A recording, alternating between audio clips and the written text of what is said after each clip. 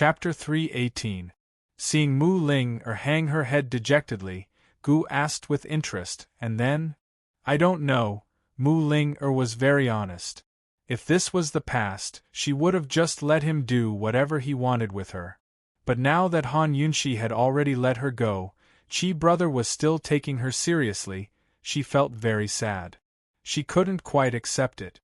Gu beckoned her over with a finger. Help me do something. I won't bicker with you if you do. Mu Ling's dim eyes immediately brightened. She was in high spirits as she smiled brightly. She scooted over and asked happily, "What is it? Just tell me." Gu tossed the prescription for broomcorn millet poison to her. "Help me find Bear Chuan and Panoptic Red Lotus." Mu Linger's skills in the field of medicine were unparalleled. She was used to seeing all sorts of strange prescriptions in the world, but she couldn't understand this one. "This is for the antidote, right?" Mu Ling asked in bewilderment. Of course she recognized these ingredients, but she didn't know how they worked together. "Just find the ingredient. Why do you care so much?" Gu didn't tell Mu Ling that Mute Granny had been poisoned to the point of deafness and muteness, nor did he plan to tell her that this was the antidote for broomcorn millet poison. It wasn't that he was on guard against Mu Ling but that he didn't think the girl needed to know, so he couldn't be bothered to tell her. Mu Ling asked resentfully, "Then what about serpent fruit? It's not easy to find." Gu smiled. "I have serpent fruit. Where did you get it?" Mu Ling was astonished. As a genius pharmacist in Medicine City, she knew all sorts of wondrous medicines in Cloud Realm continent. As far as she knew, only His Excellency Pill Fiend from Medicine Ghost Valley had a serpent fruit. It was unknown whether it was ripe or not. "I stole it," Gu replied offhandedly. You went to the Medicine Ghost Valley to steal things?" Mu Ling was frightened. She had met His Excellency Pill Fiend once, and even now she was still scared witless. That old thing was strange and terrifying. He was not easy to deal with. If he knew that Chi brother stole the serpent fruit, he would not let Chi brother have a good day. Gu avoided the question and threw a can of tea leaves to Mu Linger. "It's new tea. Here you go." Mu Linger hurriedly caught it, afraid that it would break. She was very curious. "I don't like to drink tea." "I like it," Gu said as he walked out. Mu Linger opened the teapot suspiciously and smelled the aroma. Why didn't she know that Chi brother had this hobby? "Chi brother, but as soon as she looked up, Gu Chishao was gone. "Chi brother, where are you going?" "Wait up." Mu Linger chased him all the way out of the inn, but Gu was long gone. "Will it kill you to chat a little longer?" Mu Linger pouted, her dissatisfaction written all over her face. Of course, she quickly returned to the inn, and packed her things in a flurry to return to the Mu estate. Bear Chuan and Panoptic Red Lotus were two very rare ingredients that she couldn't remember clearly. She had to go back and check her notes for details. As for the messenger pigeon she'd received from her father, she'd long forgotten about it. Han Yunxi returned to the Duke of Qin's estate just past noon. She was planning to hide in her study and ponder over the perplexing butterfly illusion while waiting for Long Fei Yi to return. Unexpectedly, Long Fei Yi was actually in the flower gardens. She had forgotten the last time he was in the manor in broad daylight. When Han Yunxi arrived, Chu Shifeng was reporting on Aunt Ru's visit to General Bailey's estate to see Bailey Mingxiang. When he saw her, he withdrew. Han Yunxi got straight to the point. "Your Highness, is Beauty's blood related to the perplexing butterfly illusion?" Beauty's blood was cultivated from hundreds of poisons. If Long Fei Yi wanted it, it had to have something to do with the perplexing butterfly illusion. Long Fei Yi was about to explain when Zhao Mama suddenly came to report, "Your Highness, Aunt Ru's come. She's at Sunset Cloud Pavilion and says it's urgent. She wants you there immediately." Long Fei Yi had purposely stayed at the estate today to wait for Han Yunxi. He didn't expect Aunt Ru to come here after visiting General Bailey's estate. His eyes flashed with displeasure, but he still rose to leave. He told Han Yunshi, "Wait for me, I'll find you later." Han Yunshi didn't have a good impression of Aunt Ru and felt a little uneasy. "Alright, I'll wait for you." As soon as Long Fei Yi arrived at Sunset Cloud Pavilion, Aunt Ru asked him sternly, "Are you going to tell Han Yunshi the secret of Beauty's blood? Is there a problem?" Long Fei Yi retorted, You've changed." Aunt Ru scolded. Over the past few days, she'd been looking for a chance to make a move against Han Yunshi, but hadn't found a chance. Although she knew that her stubbornness would only disgust Yer, she couldn't bear to see it. After all, even a good girl like Bailey Mingxiang didn't have the right to know the secret of Beauty's blood. How could Han Yunshi know?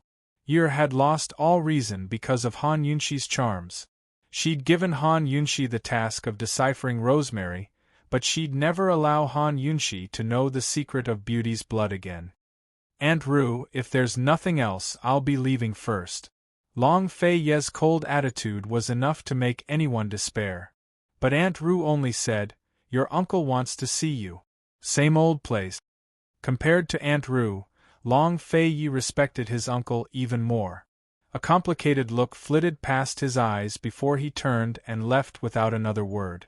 Aunt Ru had already told her older brother, the head of the Tang clan and Tang Li's father, Tang Zijin, everything, including the secret that Han Yunshi was a guardian of the Shadow Clan. She dearly wanted to go deal with Han Yunshi right now, but she held back. She trusted that her brother would have a better idea than her. As soon as Long Fei Yi left the room, she immediately followed after him.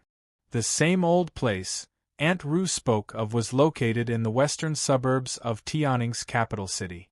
Besides the solitary enclosure, Long Fei Yi also hid in the hidden pavilion. As its name suggested, the hidden pavilion was hidden in a steep cliff face, built according to the natural conditions of the cliff face. The entire building was hidden in the recess of the cliff face, while the protruding part was a man-made balcony.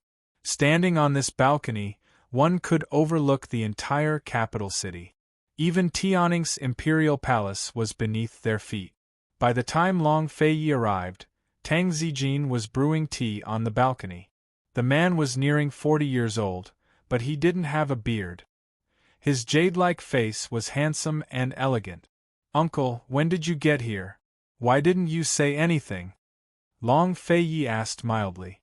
"You clearly knew that Li was engaged, but you still hid his whereabouts. How abominable!" Tang Zijin reprimanded unhappily. Long Fei Yi sat down and calmly poured tea. "Uncle, a forced melon isn't sweet." "Is that so? I think your forced melon isn't bad at all." Tang Zijin was clearly hinting at something. Long Fei Yi's eyes darkened, unaffected by Tang Zijin's words. He avoided the topic and asked, "Uncle, you didn't come here just to criticize me, did you?" Since Tang Zijin had said so, Tang Li must have been caught by now. "I heard Aunt Ru say that you gave the perplexing butterfly illusion to Han Yunshi?" Tang Zijin asked seriously. She was able to break through it," Long Fei Yi replied. "Is that girl reliable?" Aunt Ru said that her mother, Lady Tianxin, had unknown origins. Actually, Tang Zijin had long known the truth, but he knew Long Fei Yi's temper well. He wouldn't be as impulsive as Aunt Ru. "Even if she's unreliable, she can't escape my grasp." "Uncle, you can set your mind at ease," Long Fei Yi said mildly. This is a serious matter. Uncle believes in your discretion."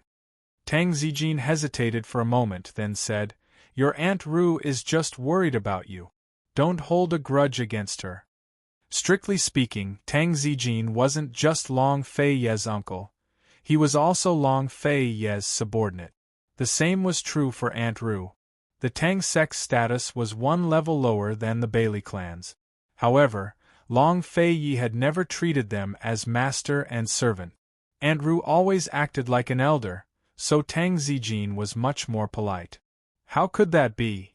Long Fei Yi didn't say a single word. Even Tang Zijin couldn't figure out his attitude. Of course, other than his own son, Tang Zijin was very patient when it came to Long Fei Yi. He took out an invitation and changed the topic. I'm here to bring Tang Li back, and to give you an invitation. The bright red invitation was undoubtedly Tang Li's wedding invitation. Long Feiyi was surprised. So soon?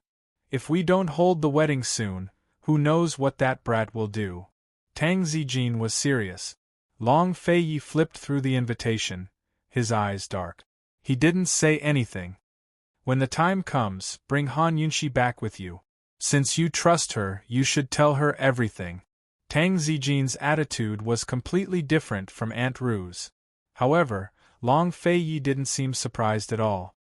He nodded silently. Okay. After drinking tea, the two chatted until night fell. Tang Zijin didn't ask about Han Yunxi again, and Long Feiyi didn't take the initiative to talk about it either. No one who overheard their conversation would believe that Tang Zijin was here to speak for Aunt Ru. At night, Tang Zijin ordered someone to deliver good wine. It's been a long time since you've spent time with Uncle. How about a few drinks?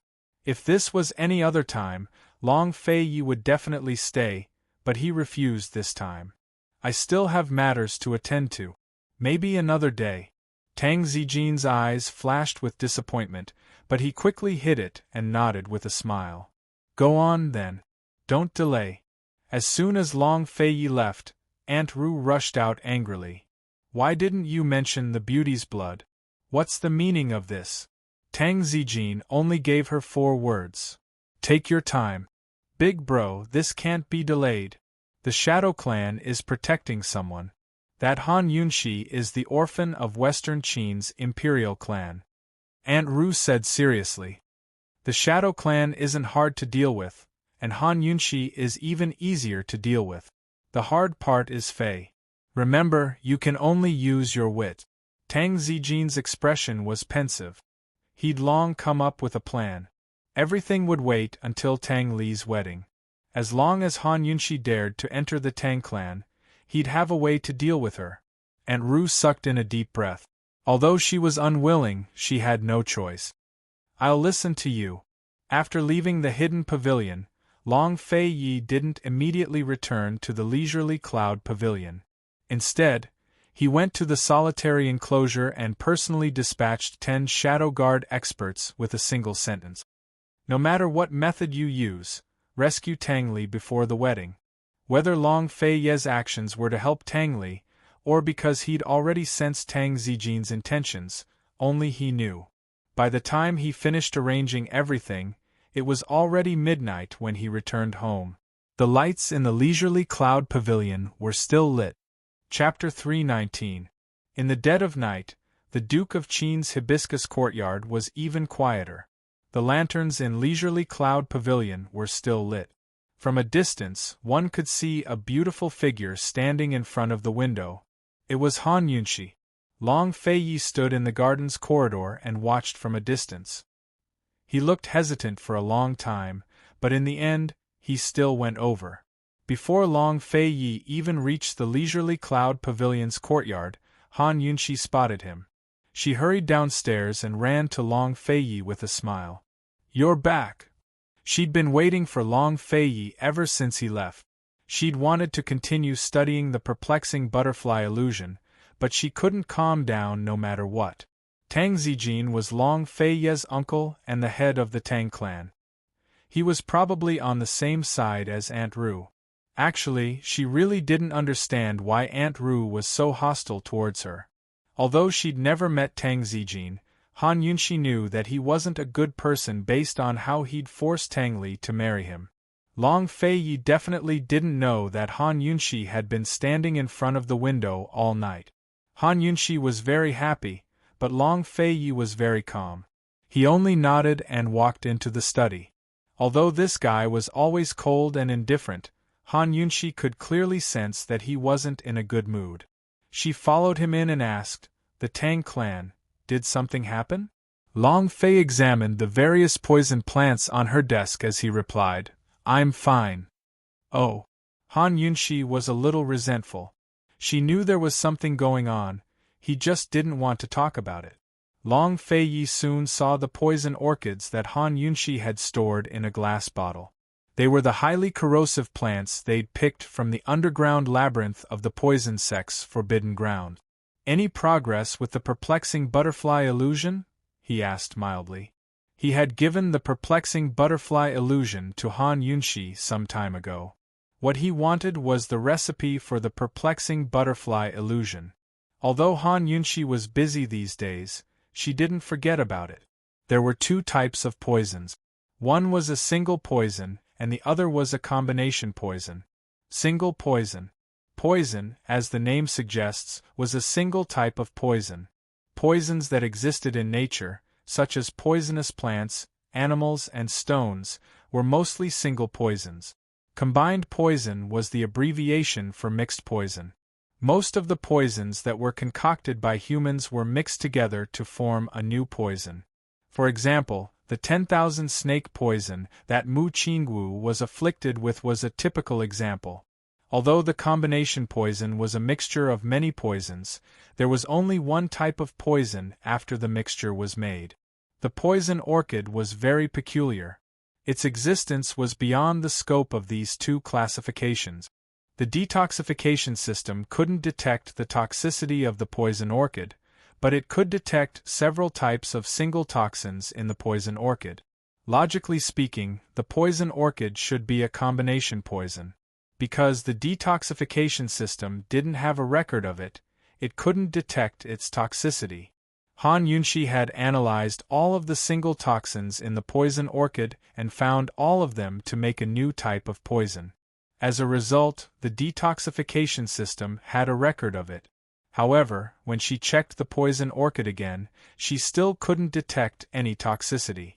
In other words, the new type of poison she made after analyzing the poison orchid wasn't the poison of the poison orchid itself. The detoxification system's analysis was the most accurate.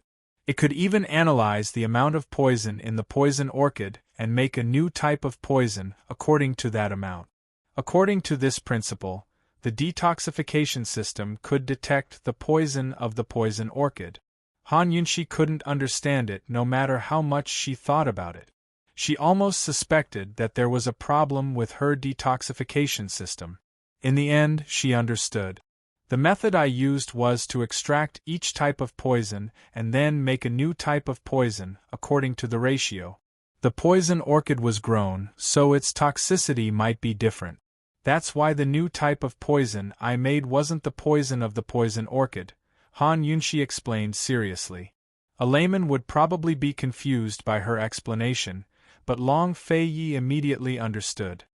He said, "So, the poison orchid is a new type of poison orchid that was created by crossing various types of single poison herbs. Right.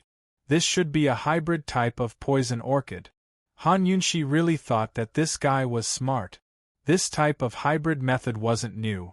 Medicine Ghost Valley's Gu Qi Sha was an expert in this field, but he cultivated medicinal herbs instead of poisons. Perhaps the perplexing butterfly illusion was also cultivated. Long Feiyi muttered to himself. Han Yunshi still hadn't been able to detect the poison of the perplexing butterfly illusion, not even the tiniest bit. She had always been very careful when it came to poisons. That's hard to say. Your Highness, the perplexing butterfly illusion is something from the poison sect, right? Amen. Long Feiyi nodded, then said, "Whoever obtains the perplexing butterfly illusion controls the world." Han Yunshi had asked this question before, but Long Feiyi had said that she didn't need to know that much. She hadn't expected that he would take the initiative to say so much today. Han Yunshi felt an indescribable sense of satisfaction. She felt like she was one step closer to this man and knew more about him. Of course, she was also very surprised. She hadn't expected the secret of the perplexing butterfly illusion to be like this. Whoever obtains the perplexing butterfly illusion controls the world. How did she understand this? One type of poison can conquer the world? Han Yunshi expressed her confusion. That's what this prince wants to know as well. How can one type of poison conquer the world? Long Feiyi had pondered this question for more than 10 years. He didn't want to believe it, but this was something his mother had exchanged with her life. These were the last words his mother had said before she committed suicide. One type of poison conquers the world. This is all your mother can give you. What about the beauty's blood? What's the deal with the beauty's blood? Han Yunshi asked seriously. She had waited so late because she was worried about him, but also because she wanted to know what the beauty's blood was used for.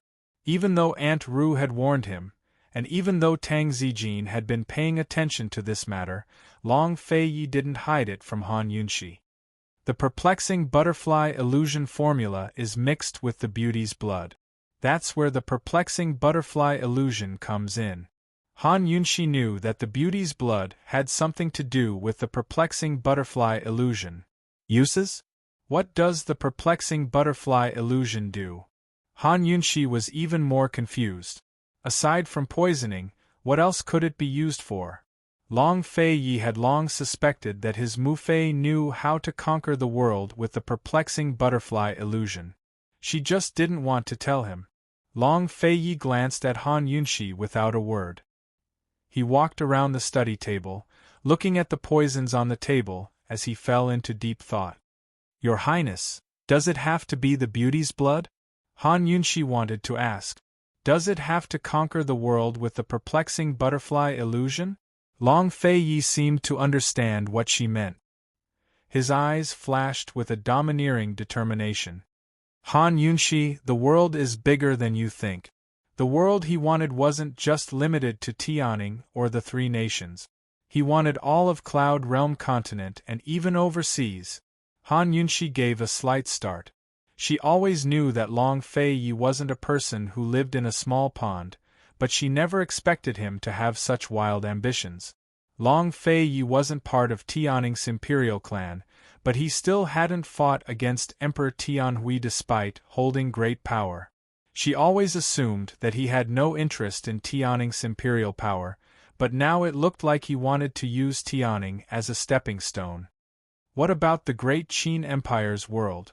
Han Yunshi suddenly recalled Cloud Realm Continent's golden age. Long Feiyi didn't answer her. He stopped walking and said, "Prepare the medicine for Bailey Mingxiang. Get the beauty's blood as soon as possible.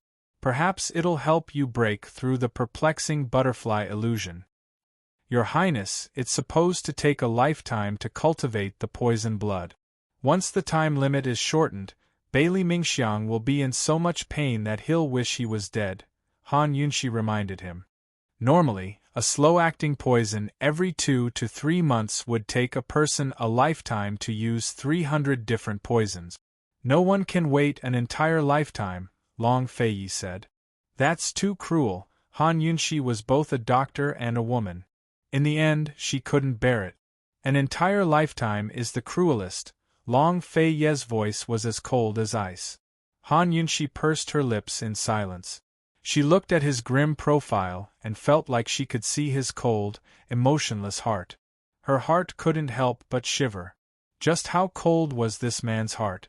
Had he ever hesitated over Bailey Mingxiang's loyal subordinates? But he was right. An entire lifetime was the cruelest.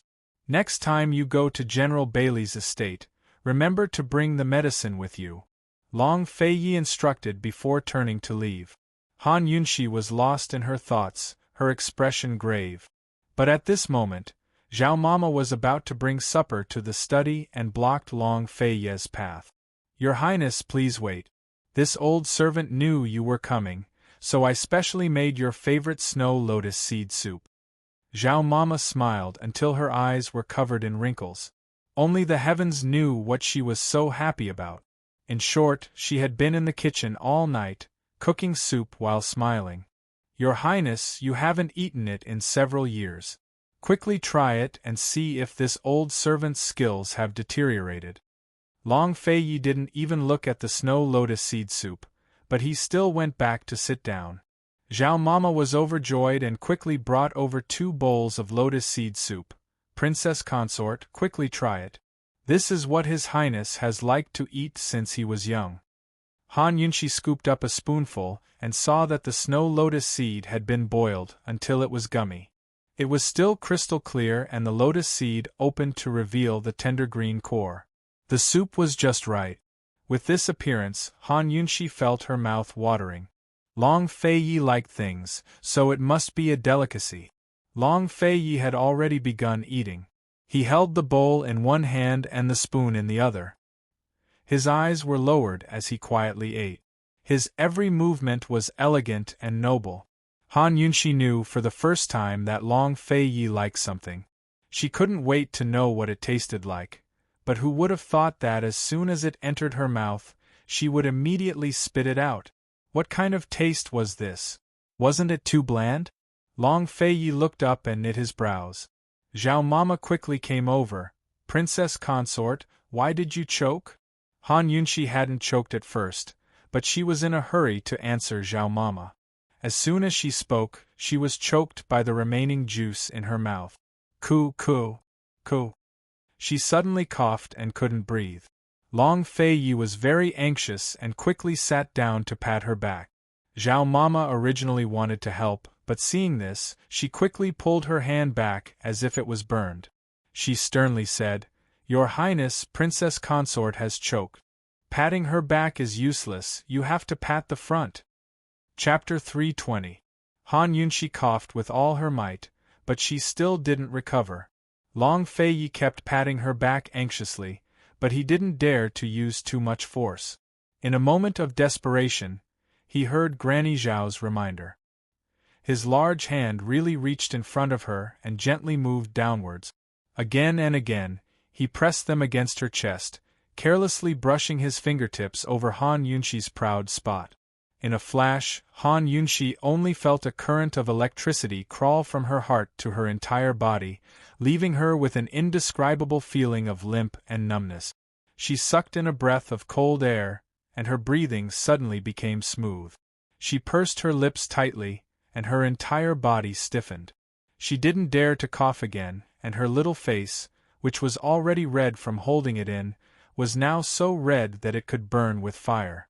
She wanted to push his hand away, but her body was so stiff that she couldn't even control her own hands. Long Fei Yi was anxious, but he didn't know what he was doing. He continued to stroke her from top to bottom, and another inadvertent thing happened. Han Yunshi's body couldn't help but tremble. This time, Long Fei Yi realized that something was wrong with her. He quickly stopped, thinking that something was wrong with her. "Han Yunshi, what's wrong?" he asked anxiously. His handsome brows were furrowed so tightly that it seemed like they would never disappear. Not to mention Han Yunshi, even Granny Zhao had never seen Long Fei Yi so anxious before. Han Yunshi's ears were burning. I'm fine." Other than saying that she was fine, what else could she say? His hand was still on her chest. She didn't know if Granny Zhao, who was old and shrewd, had seen anything just now. She stood at the side with a faint smile. Long Fei Yi was completely unaware. He sized up Han Yunshi and only let go after confirming that she was fine. "Eat slowly." He sat back down and continued to eat the lotus seed soup with his head lowered, as if he wasn't the one who was anxious just now. How could Han Yunshi still be in the mood to eat? She also lowered her head, but her heart was still thumping wildly, almost jumping out of her chest. Even being forcefully kissed by this guy didn't make her feel so alarmed. She knew that he didn't do it on purpose, but what was wrong with her? Her heart was beating so fast that she couldn't stand it. "Esteemed Wang Fei, are you still not feeling well? Why aren't you eating?" Granny Zhao asked. Long Fei Yi immediately looked up, but he didn't say anything. No, my throat feels a little uncomfortable." Han Yunshi made up an excuse. Granny Zhao immediately poured some water. "Esteemed Wang Fei, here, moisten your throat." The room was quiet again. Han Yunshi found that Long Fei Yi was very quiet when he was eating. It didn't take long for him to finish eating. At this moment, Granny Zhao discreetly nudged her. "Your Highness, it's already so late. Why don't you stay?" Han Yunshi was not stupid. She immediately understood what Granny Zhao meant. She secretly pinched Granny Zhao, but didn't manage to stop her. "Your Highness, it'll be dawn in 2 hours. You and esteemed Wang Fei should go upstairs to rest. This old servant will prepare breakfast for you. Your Highness hasn't eaten this old servant's tofu pudding in a long time, right? Granny Zhao asked while nudging Han Yunxi, asking her to stay. Han Yunxi didn't say a word and immediately pushed her back. Long Fei Yi was a smart person, so he understood Granny Zhao's meaning. He inadvertently glanced at Han Yunxi. It was just a glance, but Han Yunxi was so embarrassed that she didn't dare to look at him. He wouldn't think that it was her idea to ask him to stay, right? She only knew that once he left, her heart would always feel empty, but she never thought of it as Granny Zhao thought. There were some things that were unimaginable. Han Yunxi was clearly tricked by Granny Zhao, but facing this kind of situation, she was actually a little nervous. She didn't know how he would answer. The room was silent. The perpetrator, Granny Zhao, deliberately didn't say anything. In fact, she was also nervous in her heart. Long Fei Yi acted as if nothing had happened. He poured himself a cup of tea to rinse his mouth, then stood up. Seeing him stand up, the breath that Han Yunxi had been holding in her heart was all released. She felt very relaxed, but at the same time she also felt empty. There was a sense of loss that she didn't even notice. Granny Zhao's disappointment was written all over her face. She was a little sad. Your Highness, it's really been a long time since you've eaten this old servant's breakfast. Who knew that Long Fei Yi would walk to the chaise lounge at the side and lazily lie down? This prince still has important matters to attend to, so I'll leave after resting for 2 hours. Granny Zhao was overjoyed. She actually ordered Han Yunxi, esteemed Wang Fei, quickly, bring His Highness a bedsheet. Han Yunxi didn't react for a moment and foolishly went upstairs. When Han Yunxi came back with the brocade bedsheet, Granny Zhao had already disappeared. All she saw was Long Fei Yi lazily lying on the chaise lounge with one hand supporting his head. His eyes were slightly closed. His handsome face that angered both men and gods lost some of its coldness and softness. Han Yunxi stood at the door in a daze. She only felt that this was a picture of a beautiful man, so beautiful that it seemed unreal. She stood there foolishly, forgetting what she came here to do. Not long after, Long Fei Yi opened his eyes and looked over. Han Yunxi, what are you standing there for? Actually, he knew when she arrived at the door and had been waiting for her the entire time. Han Yunxi finally returned to her senses and hurriedly took the brocade bedsheet. Just as she was about to drape it over him, Long Fei Yi sat up and took off his spacious white robe that was trimmed with gold. Han Yunxi immediately looked away.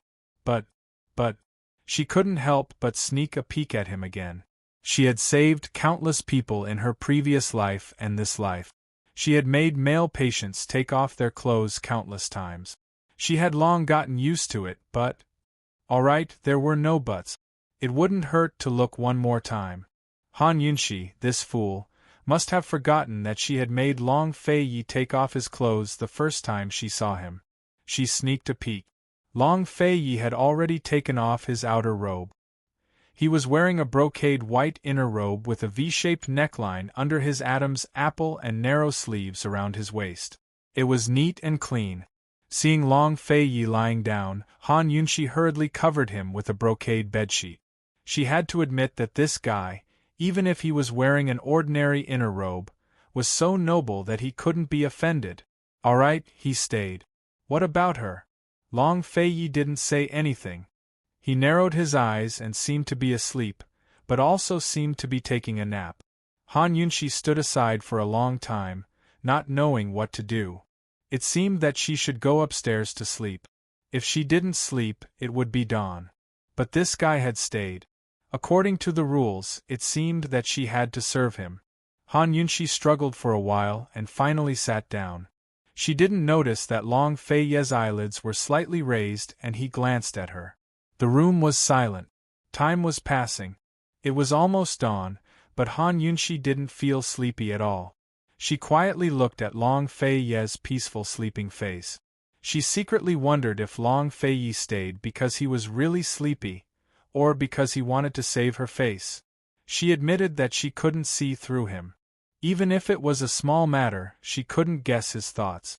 The more she looked, the more she felt that this man was a stranger. Just how many things were there about him that she didn't know? After a long period of silence, Lil Thing carefully poked its little head out from under the desk. It had been hiding here since Long Fei Ye's arrival. Its bones were aching from all the nesting. As soon as it saw that Long Fei Yi had fallen asleep, it immediately slipped out and crawled onto Han Yunxi's body, rubbing against her pitifully. "Mama Yunxi, don't you want me any more? Why did you leave this cold, fiendish god sleeping here? It's too scary." At this moment, Long Fei Yi looked up again. Lil Thing immediately sensed danger and its fur stood on end. It jumped off Han Yunxi's hand and disappeared like a wisp of smoke. "What's he so excited about?" Han Yunxi was doubtful. She didn't realize that Long Fei Yi wasn't sleeping at all. Tu Shurchen was only 2 hours. As Han Yunxi sat and sat, she didn't even know when she fell asleep. By the time she woke up, she found herself lying on the chaise lounge. Long Fei Yi had long disappeared without a trace. Could it be that he was still eating? She quickly got off the bed, only to discover that she was barefoot. Her shoes and socks were neatly placed to one side. Was it him? Warmth flowed through her heart. She didn't even bother to put on her shoes as she ran out barefoot, only to bump into Zhao Mama, who was about to enter the room. As soon as Zhao Mama saw her bare feet, she muttered, "Esteemed Wang Fei, if His Highness saw you, he'd definitely be unhappy." "Where is he?" Han Yunxi asked. Zhao Mama's interest waned. If esteemed Wang Fei didn't keep him, how could this old servant's bowl of tofu pudding keep him? Didn't keep him? How was Zhao Mama going to keep Long Fei Yi? Han Yunxi sat back on the bed and raised her eyebrows as she looked at Zhao Mama. She didn't speak. Zhao Mama felt guilty and took the initiative to curry favor. "Esteemed Wang Fei, His Highness left at dawn.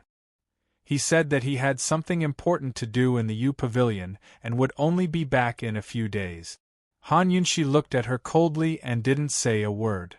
"Esteemed Wang Fei, this is the first time His Highness told this old servant." No, he told esteemed Wang Fei about his whereabouts," Zhao Mama said with a chuckle. Han Yunxi couldn't hold it in any longer. "What's the matter?" "His Highness didn't say." "Esteemed Wang Fei, His Highness has many things to do," Zhao Mama replied. Han Yunxi became interested. "Where is the U Pavilion?"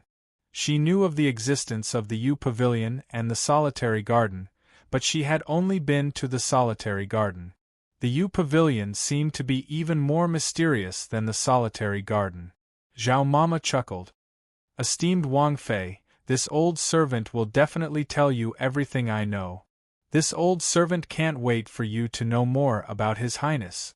Han Yunxi suddenly didn't know how to answer her. She put on a fake smile and pretended not to hear. However, Zhao Mama became serious. "Esteemed Wang Fei, don't waste time with His Highness like this. This old servant can see that His Highness dotes on you." Seeing that Han Yunxi didn't speak, Zhao Mama said earnestly, "Esteemed Wang Fei, if there are 100 steps between you and His Highness, as long as you take 1 step, His Highness will definitely take the remaining 99 steps." Han Yunxi felt a little bitter. She didn't know how many steps she had taken in the 100 steps, nor did she know how many Long Fei Yi had taken. She only knew that the distance between them seemed to be a little long. "Esteemed Wang Fei, what's wrong?" Even Zhao Mama could sense Han Yunxi's heaviness. However, Han Yunxi smiled. Her clear eyes were especially bright as she joked, "Zhao Mama, can I take 99 steps? Esteemed Wang Fei, this old servant is serious. I'm not joking with you." Zhao Mama grew anxious. Han Yunxi was still smiling.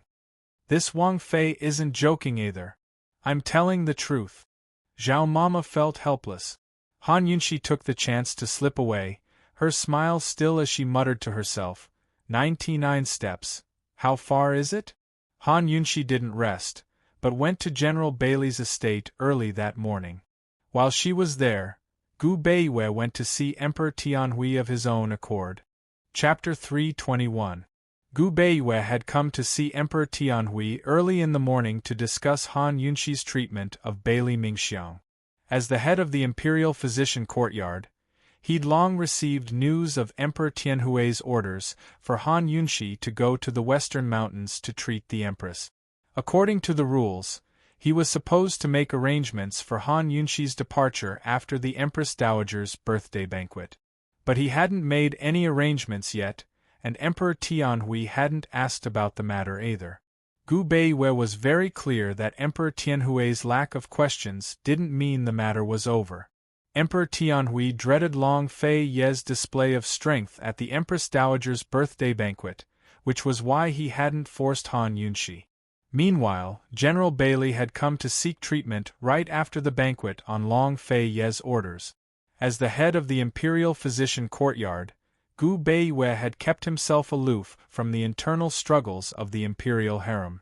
Naturally, he had his own wisdom. He could see through everything. Now that Han Yunxi was going to the Western Mountains, Emperor Tianhui wouldn't ask her about it of his own accord, nor would Long Fei bring it up.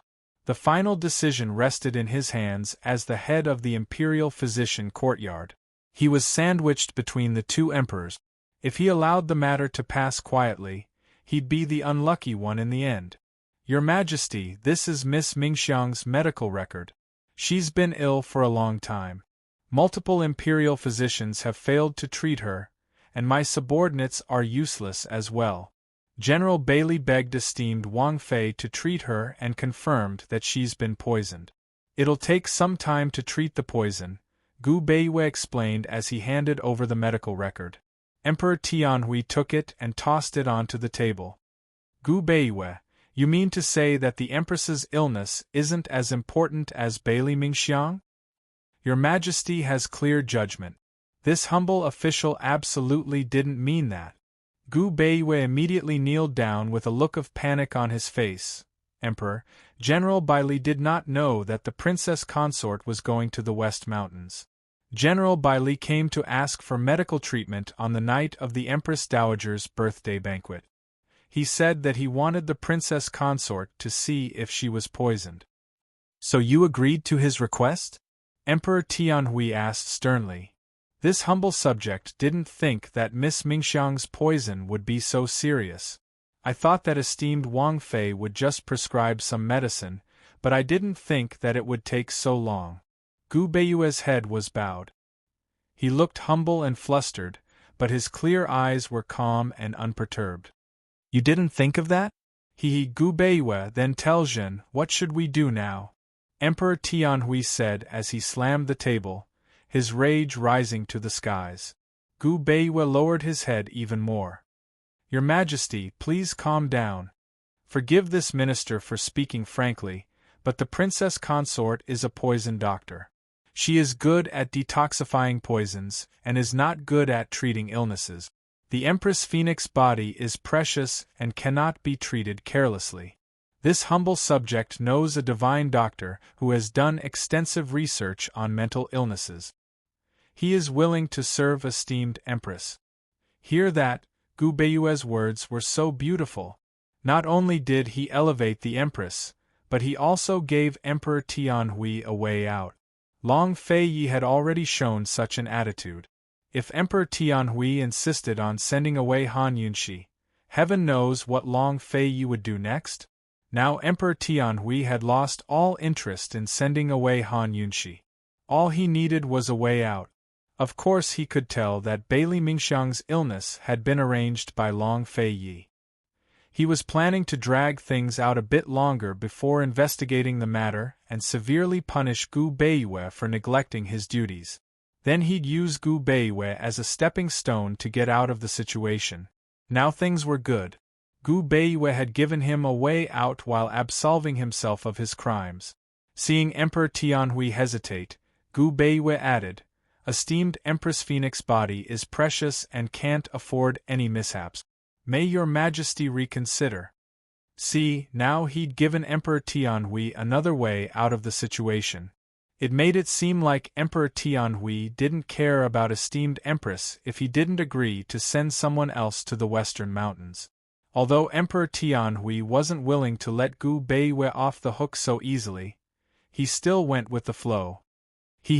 Looks like Zhen overestimated Han Yunxi. Since that's the case, Zhen won't count on her anymore. We'll do as you say. Emperor Tianhui's serious expression only made him look hypocritical. Gu Beiwei had long gotten used to it. He raised his head and smiled faintly. Your Majesty is wise and brilliant. Very soon, news of this reached Long Feiye's ears. Gu Beiwei's quite smart. Long Feiye rarely praised anyone. Actually, neither he nor Bailey Yuanlong had given Gu Beiwei any instructions. Of course, if Gu Beiwei didn't take care of things properly this time, Long Feiye would push all the blame onto Gu Beiwei if Emperor Tianhui investigated and kicked him out as a scapegoat. Your Highness, last time you went to the Gu estate, Chu Shifeng probed. Last time, His Highness had taken advantage of Gu Beiwei's absence to pay a visit to the Gu estate. He hadn't said a word when he came back. Long Feiye remembered clearly that he'd seen Gu Beiwei's skills when he was tailing Han Yunxi in Medical City. He was certain he hadn't seen wrong.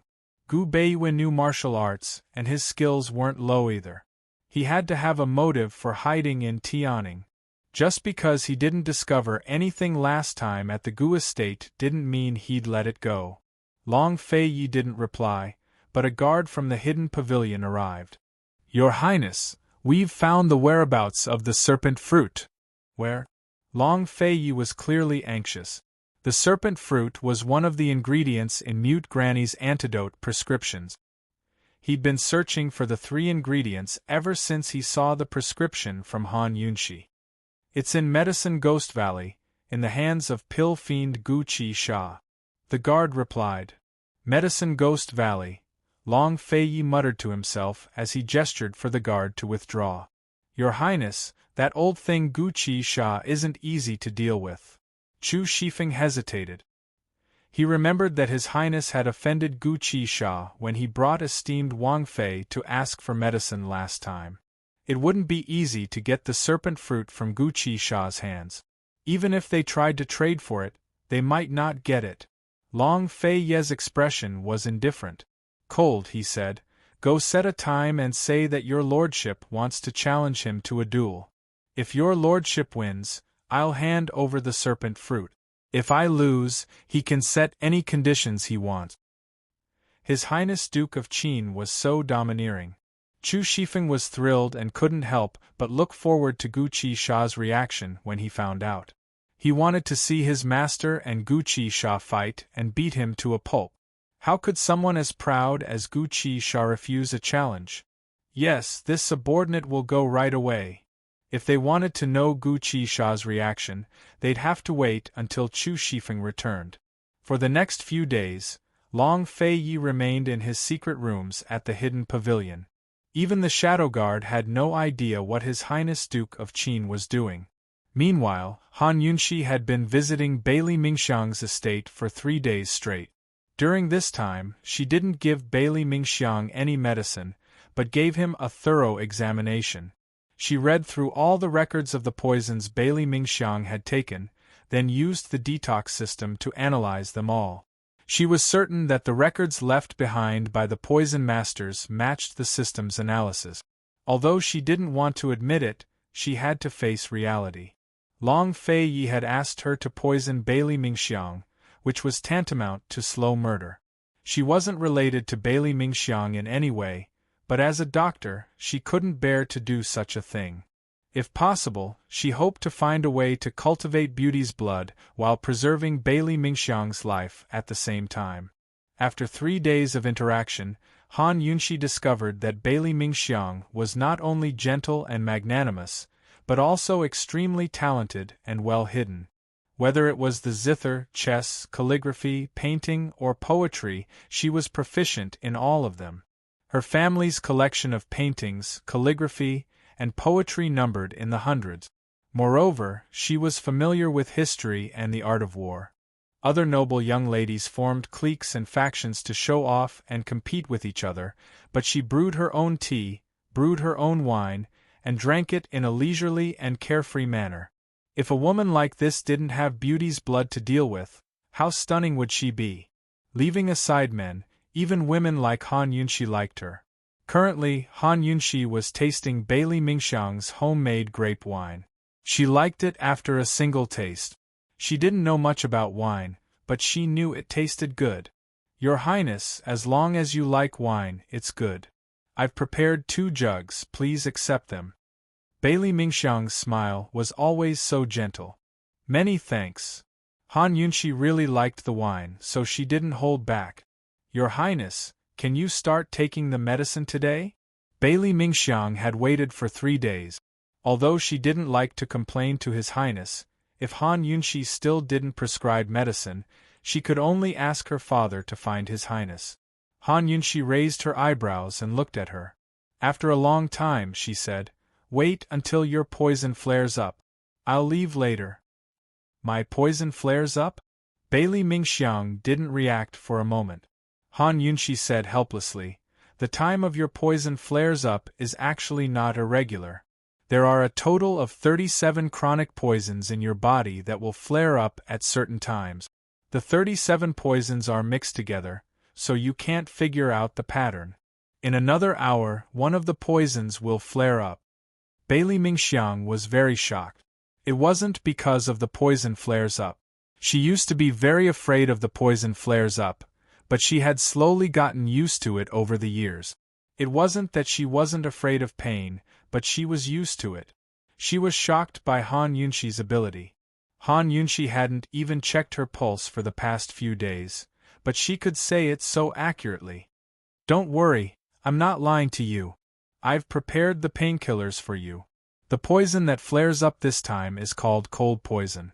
You'll be so cold that your entire body will hurt," Han Yunxi said as she wrote. She had to write down all 37 poisons that would flare up and indicate the time of their flares.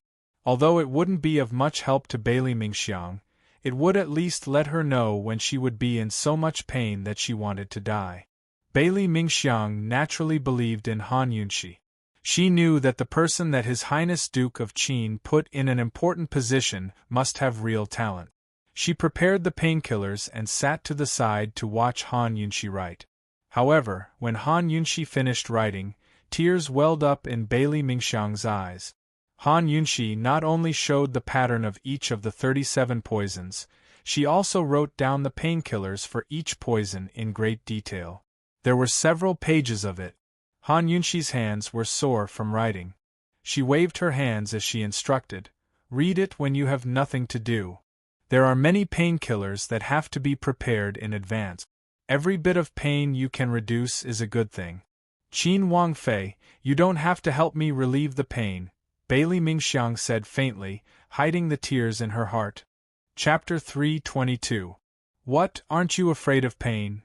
Han Yunxi asked with interest. "I'm afraid." Bailey Mingxiang was very honest. How could she not be afraid of pain? She had been in pain for more than 10 years. It wasn't that she wasn't afraid of pain, she was just used to it. She had lost her mother when she was young and was sent to the Tang sect to ingest poison to nourish her blood. No one had ever asked her if she was afraid or if it hurt. The most common sentence her father had told her was, "Mingxiang, soldiers have to be soldiers." None of her older sisters knew about the beauty's blood. They were all jealous that her father had placed her in an important position and sent her to the Tang sect. She didn't need to marry and could stay in General Bailey's estate to serve His Highness Duke of Qin. After so many years, she never thought that the first person to show concern for her would be His Highness Duke of Qin's official consort, Han Yunxi. "If you're afraid, then why are you still showing off?" Han Yunxi smiled. Bailey Mingxiang suddenly didn't know how to respond. Showing off? She admitted that Han Yunxi's words had struck a chord in her heart.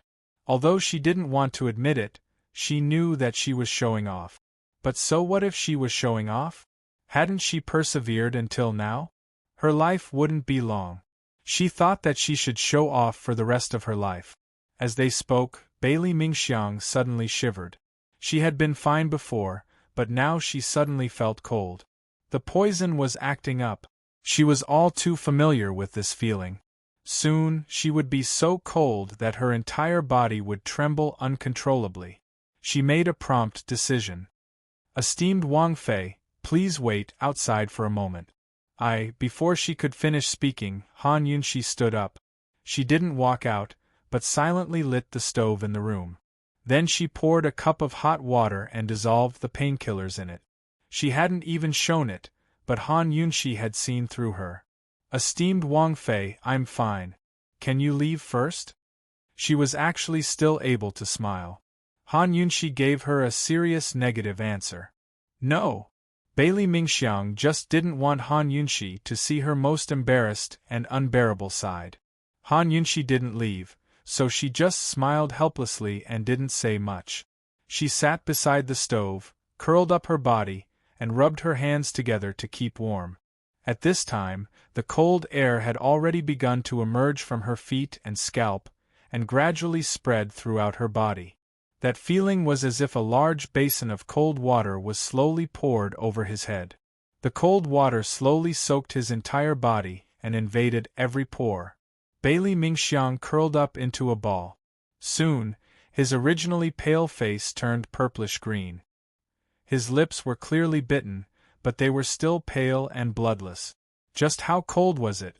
However, under such circumstances, she was still able to maintain her last bit of rationality.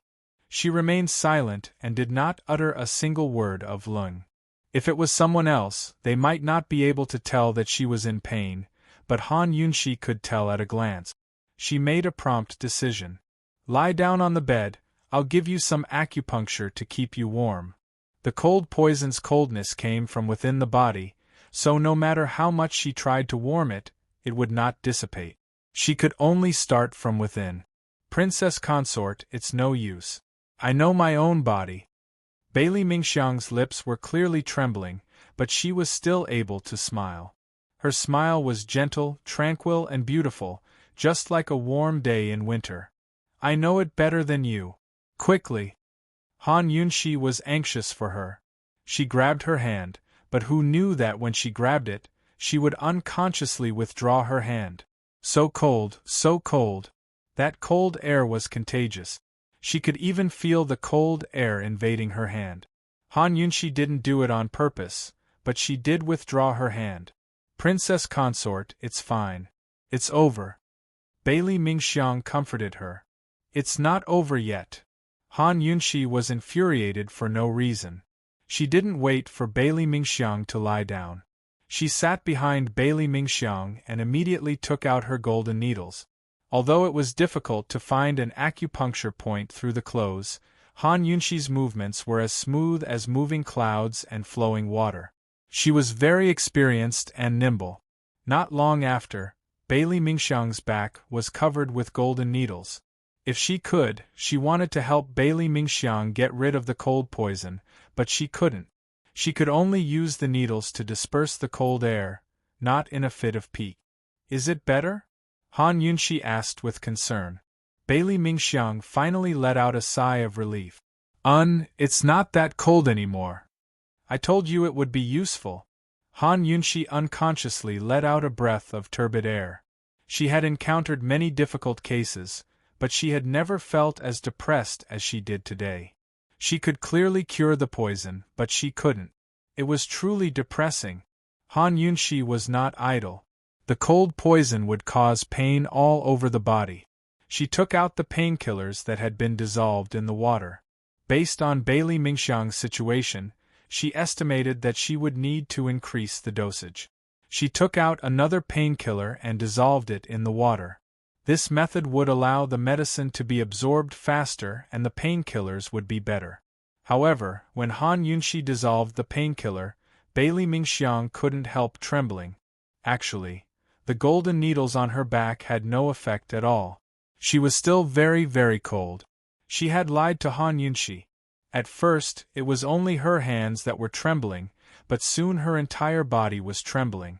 She tightly pursed her lips, afraid that her teeth would chatter. Drink a bowl first. Only then will the medicine be effective. Han Yunshi raised her head. She had just brought the bowl of medicine over when her hand froze. She had seen the truth. You lied to me, Princess. Princess Consort, it's fine. You can leave first.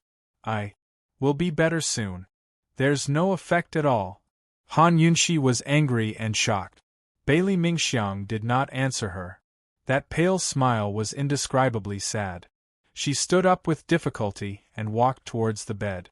Han Yunshi quickly stood up to help her. This time when she touched her hand, Han Yunshi did not let go, but it was so cold that her hand was trembling. Bailey Mingxiang's situation was several times worse than she imagined. Was it because of her special constitution? At this time, Han Yunshi did not have time to think about it. She helped Bailey Mingxiang to the bed and took out the golden needles before letting her lie down. Using the needles was more direct than any other method of warming up. If the needles were useless, then other methods would be even more useless. This was the first time in Han Yunshi's life that she did not know what to do with a patient. Bailey Mingxiang curled up in the blankets and began to tremble even more. It was as if she could not stop trembling. Princess Consort, I've been rude. She said this and turned around with her back facing Han Yunshi. After half an hour, Bailey Mingxiang continued to tremble. The powerless Han Yunshi sat on the side. Looking at the trembling back, she felt a kind of sad and desolate feeling. After the cold retreated, the pain came again. Han Yunshi carefully fed Bailey Mingxiang 2 bowls of painkillers, but it was the same as before. The painkillers had no effect at all. Bailey Mingxiang did not say a single word of pain. Her back was still facing Han Yunshi as she lay there for another half an hour. It was so painful that she was covered in sweat. It was so painful that she bit her lip until it bled. It was so painful that she could not help thinking of her childhood. She thought of the lotus pond with the door open, and she thought of that cold as ice youth. No one would ever know that the best painkiller was him. Your Highness Duke of Qin, Mingxiang does not dare to hope for anything.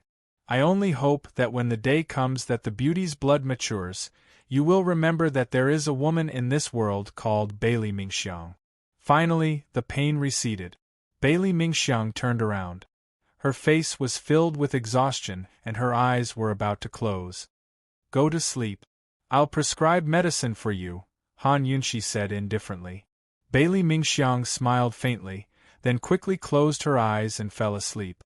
Han Yunshi sat to the side, watching over her as she prescribed medicine. She prescribed a lot of medicine, so much that Bailey Mingxiang had to take a poison every day. Long Fei said that a lifetime was crueler, but a cruel lifetime was the cruelest. Bailey Mingxiang, you can either hurry up and die or come back to life. Han Yunshi muttered to herself. She had decided that she would help Bailey Mingxiang cultivate the beauty's blood in the shortest time possible. At the same time, she would try her best to find a way to save her life in the next 6 months. After going through so much, she could not die like this. She had to be stronger and live on.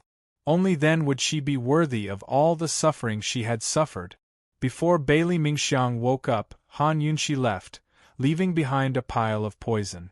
As soon as Han Yunshi returned to the Duke of Qin's estate, she immediately shut herself in the study and meditated. Her soul wandered into the large space of the detoxification system. The detoxification system had several poison manuals, and a few of them had records of the beauty's blood. She had to understand this thing thoroughly before coming up with a countermeasure. However, just as Han Yunshi's soul was wandering, Zhao Mama knocked on the door. Esteemed Wang Fei, Steward Luo has brought Su Xiaoyu. Zhao Mama knocked a few times, but Han Yunshi did not hear her. She was too engrossed. Granny Zhao, is the Princess Consort asleep? Su Xiaoyu asked in a low voice. When she entered the estate, she was dressed in rags and her hair was unkempt. After being trained by Steward Luo for a few days, she seemed to have become a completely different person. At the age of 7 or 8, her facial features were exquisite and her temperament was clean. If she wasn't wearing the clothes of a servant girl, she would definitely be mistaken for a rich young miss. She just came back not long ago. Zhao Mama was about to knock again, but Su Xiaoyu immediately stopped her. Zhao Mama, if she really is asleep, wouldn't we be disturbing her? Absolutely not. Esteemed Wang Fei's sleep is more important than anything else.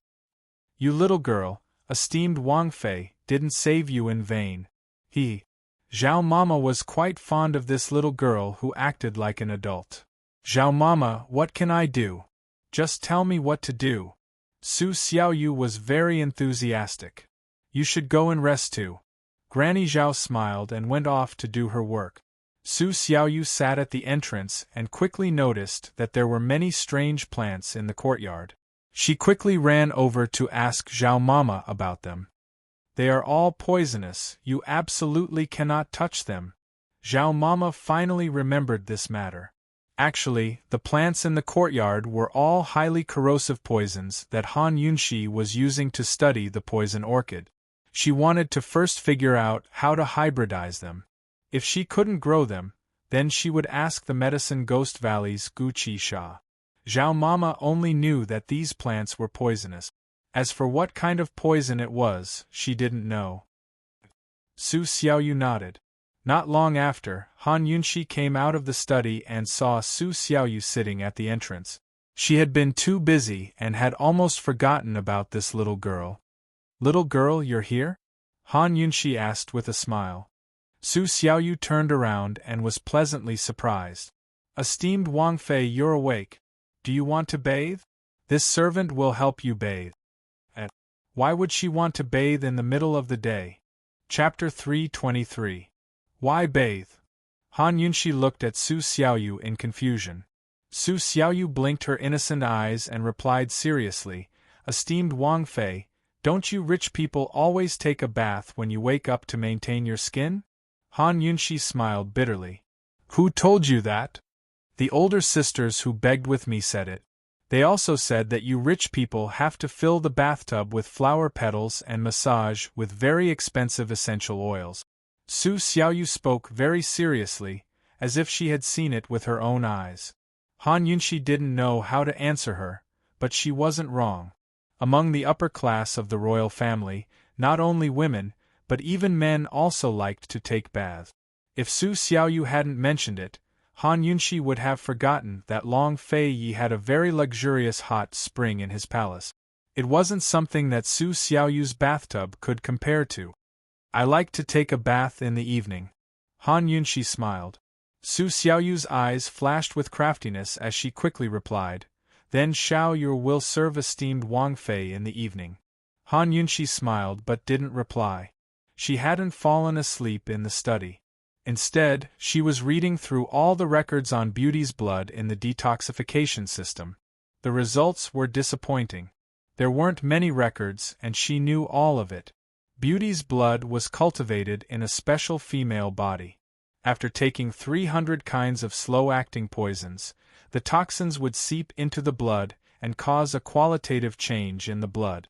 According to normal medical theory, the person whose blood had undergone a qualitative change was basically incurable. However, this matter clearly couldn't be explained by normal medical theory. Han Yunxi sat down on the swing in the courtyard.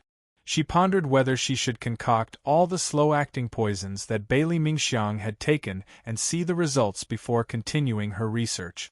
She didn't know when Long Fei Yi would return. He should know more about Beauty's blood than she did. Su Xiaoyu followed beside Han Yunxi. Esteemed Wang Fei, Zhao Mama said that the grass in the courtyard is poisonous. Is that true? You don't believe me? Why don't you try it?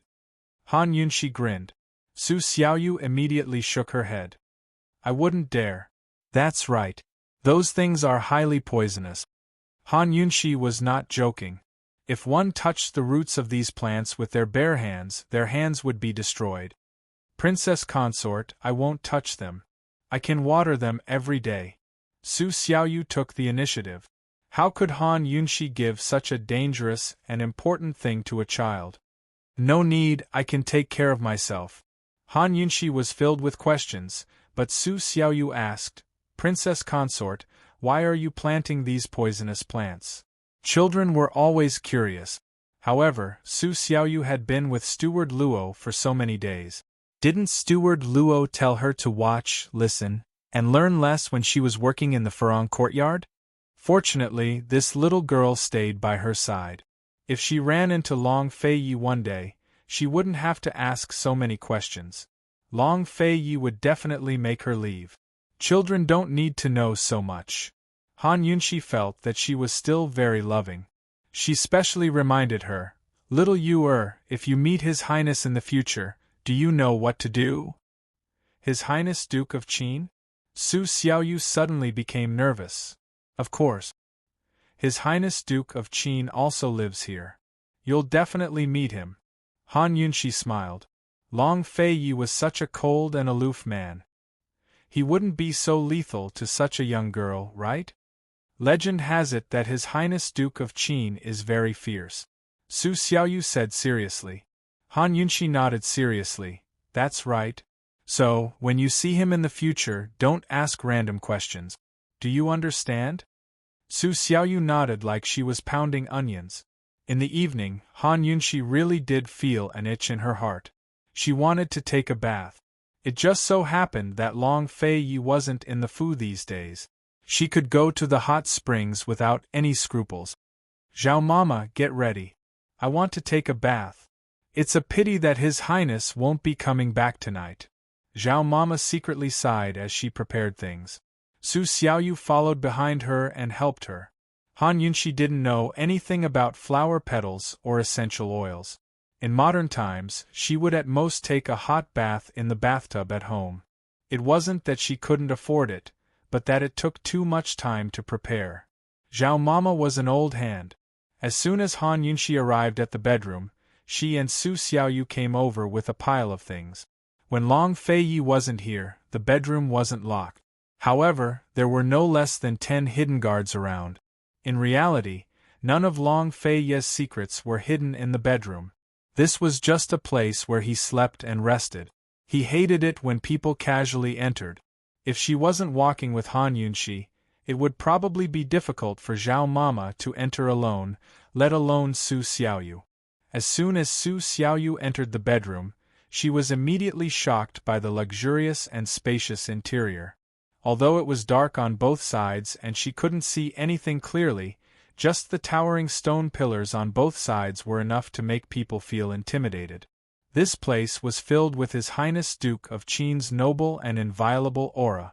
This time, Su Xiaoyu learned her lesson. She walked all the way to the hot spring without saying anything. Zhao Mama handed a large basket of rose petals to Su Xiaoyu to sprinkle in the hot spring. She prepared the essential oils and placed them to the side. There was also a large bath towel and clean clothes. As Su Xiaoyu sprinkled the petals, she stole glances at Han Yunshi, as if waiting for something. However, Han Yunshi sat by the side of the hot spring without moving for a long time. Soon, Zhao Mama finished preparing everything. Esteemed Wang Fei, this old servant will wait behind the curtain. Han Yunshi never needed to be served the entire time when she was bathing. Although she was also a woman, she wasn't used to being honest with others. Seeing that Su Xiaoyu was still standing to the side, Zhao Mama said with displeasure, Little girl, what are you spacing out for? I want to serve esteemed Wang Fei, Su Xiaoyu said with a serious face. No matter how one looked at her, she looked simple and honest. No need, Zhao Mama's here is enough. Han Yunshi waved her hand and prepared to take off her clothes, but Su Xiaoyu stood in place and refused to budge. That's not how a servant should act. You'll have plenty to serve in the future, so go on out. Han Yunshi felt helpless. It was obvious that this girl wanted to repay her kindness. Zhao Mama didn't think so much and simply dragged Su Xiaoyu out. Let's go, let's go. Don't delay any longer. Su Xiaoyu had no choice but to sulkily follow Zhao Mama out. As soon as the curtains were closed, Zhao Mama said in a low voice, Little Yu, go tell Chu Shifeng to tell His Highness that esteemed Wang Fei's tired from bathing in her chambers. She wants to sleep here tonight. Su Xiaoyu widened her eyes. Zhao Mama, you're lying. Don't speak nonsense. Zhao Mama grew fierce. Esteemed Wang Fei, clearly just. I've served esteemed Wang Fei for so long, do you think I don't understand her? Are you going or not? Zhao Mama asked. But I don't know who Chu Shifeng is. How am I supposed to find him? Su Xiaoyu was at a loss. Zhao Mama had been so excited that she'd forgotten that this girl had no way of finding Chu Shifeng. Without a choice, she could only go by herself. Stay on guard and don't wander off, understand? Zhao Mama said sternly. Su Xiaoyu nodded her head. Zhao Mama was still worried and lowered her voice. Little girl, I'm not trying to scare you, but if you dare to wander around here, you won't even know how you'll die. Su Xiaoyu was stunned. I don't want to stay here, I'll go find Chu Shifeng. As long as you don't wander off, esteemed Wang Fei's here. What are you afraid of? Zhao Mama was amused. She found it quite interesting to have a little girl as a companion. Su Xiaoyu's face was full of fear as she sat cross-legged beneath the curtains. Zhao Mama, hurry and come back. Seeing this, Zhao Mama set her mind at ease and left cheerfully.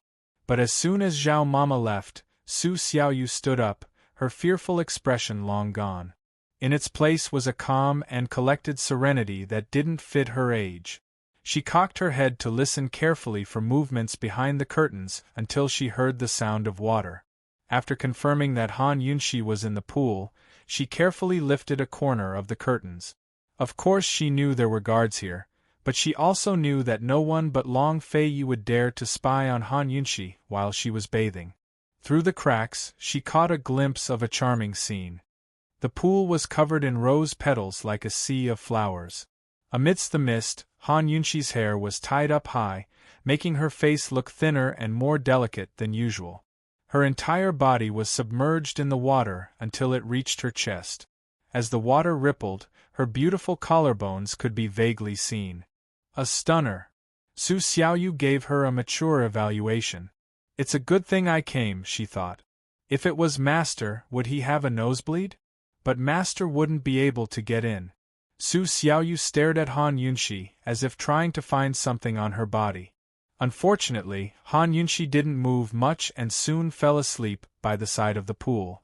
When Zhao Mama returned, Su Xiaoyu was still sitting cross-legged on the ground with a serious expression like a gatekeeper. Zhao Mama returned disappointed. She hadn't found Chu Shifeng, so her lies couldn't reach His Highness Duke of Qin's ears. You didn't run off, right? Zhao Mama had only asked casually. Anyone who could enter the hibiscus courtyard as a servant usually didn't need to be suspicious. This girl had been frightened by her just then, so she wouldn't run off. I didn't. Su Xiaoyu replied seriously, then asked, Zhao Mama, why did esteemed Wang Fei soak for so long? As they spoke, the sound of water came from behind the curtains. Han Yunxi had risen. Su Xiaoyu's eyes darkened. Damn Zhao Mama, you really came at the wrong time. What a waste of such a good chance. It was easy enough to get Han Yunxi to soak in a bath, but she had no idea how easy it would be to get her to do it Long Feiyi when he wasn't around. Han Yunxi dressed herself neatly and came out of the room. She felt refreshed after a bath. It had been ages since she'd gone to the Han estate, so she had to go back. Her little ear must be missing her. Zhao Mama cleaned up the rose petals in the pool as she complained. Where did that damned brat Chu Shifeng run off to at such a crucial time? Chu Shifeng had just returned from Medicine Ghost Valley with a message from His Excellency Pill Fiend. Go back and tell Long Feiyi to bring his horse over at any time. Chu Shifeng relayed the message to Long Feiyi, who smiled and said, We'll set out immediately. Chapter 324. At the Medicine Ghost Valley. The air was still filled with the fresh scent of medicinal herbs. A large group of men and women of all ages knelt in front of the courtyard in the middle of the valley. Inside the spacious courtyard, Long Fei was all alone. He was dressed in black robes, and had a sword hanging from his waist as he stood with his hands behind his back. His Excellency Pill Fiend, Gu Qi Sha, was sitting on the threshold of the door. His Excellency Pill Fiend, Gu Chi Sha, was dressed in loose black robes that covered him from head to toe. Only his narrow eyes could be seen. The two men faced each other, one sitting and one standing. Long Fei Ye's expression was as cold as ice. His entire body exuded the aura of a powerful ruler. His aura was so strong that no one dared to approach him. Gu Chi Sha, on the other hand, was indolent and carefree, as if he was sunbathing by the door. If it weren't for his strange black robes, no one would have spared him a second glance. 10 moves. If this prince loses, you can name any conditions you want. If this prince wins, you have to hand over the serpent fruit, said Long Fei Yi. Gu Chi Sha cackled. He stretched out a bony finger from his robes and shook it lightly. I don't want to play. Long Fei Yi looked at him coldly. Gu Chi Sha, this prince is already here. What do you mean by this? Gu Chi Sha had said, bring it on. Was he going to back down at the last minute? Your Highness Duke of Qin, I'm old. I can't fight anymore. Gu Chi Sha deliberately made his sigh sound strange and unpleasant. The serpent fruit was in Gu Chi Sha's hands, so Long Fei Yi could only wait patiently. He knew things weren't that simple. Then what do you want? Gu Chi Sha suddenly chuckled as if he was very happy. I don't want anything. As long as you let me kick you, the serpent fruit is yours. As he spoke, he stood up and stretched out a leg from under his robes. His movements were even more flirtatious than a woman's. His leg was long and well-proportioned, and he wore an extremely expensive pair of gold-threaded boots. It was impossible to see whether the skin on his leg was as wrinkled as his hands, but based on his bones, Pill Fiend didn't seem like an old man at all. Long Fei Ye's cold gaze shot over. Murderous intent filled the air. What if this prince isn't willing? Gu Chi Sha chuckled. Scram! The coldness in Long Fei Ye's eyes suddenly turned into killing intent. He drew his sword and slashed at Gu Chi Sha without another word. Gu Chi Sha immediately soared into the sky. Below him, more than half of his house had already been destroyed by Long Fei Ye's powerful sword energy. Gu Chi Sha glanced at him and roared, Long Fei Yi, don't you dare! You have to pay the price for messing with me. Long Fei Ye's awe-inspiring aura was enough to intimidate everything. He then soared into the sky and closed in on Gu Chi Sha. Gu Chi Sha dodged again. He took out the serpent fruit from his sleeve and raised it high in the air. Long Fei Yi, if you take another step forward, I guarantee that I'll destroy this serpent fruit. Long Fei Yi finally landed on the roof. Before he could say anything, Gu Chi Sha said, His Highness Duke of Qin's swordsmanship is truly exceptional. His swordsmanship is indeed exceptional. You still want to waste your breath? Long Fei Ye's patience was limited. No, old man, I'm saying something very important. Gu Chi Sha was very serious. Your Highness Duke of Qin, as the closed-door disciple of the Kenzo sect head, isn't it a little too shameless to challenge an old man like me, who only knows a little bit of martial arts? At his words, the temperature in the courtyard seemed to drop by a few degrees.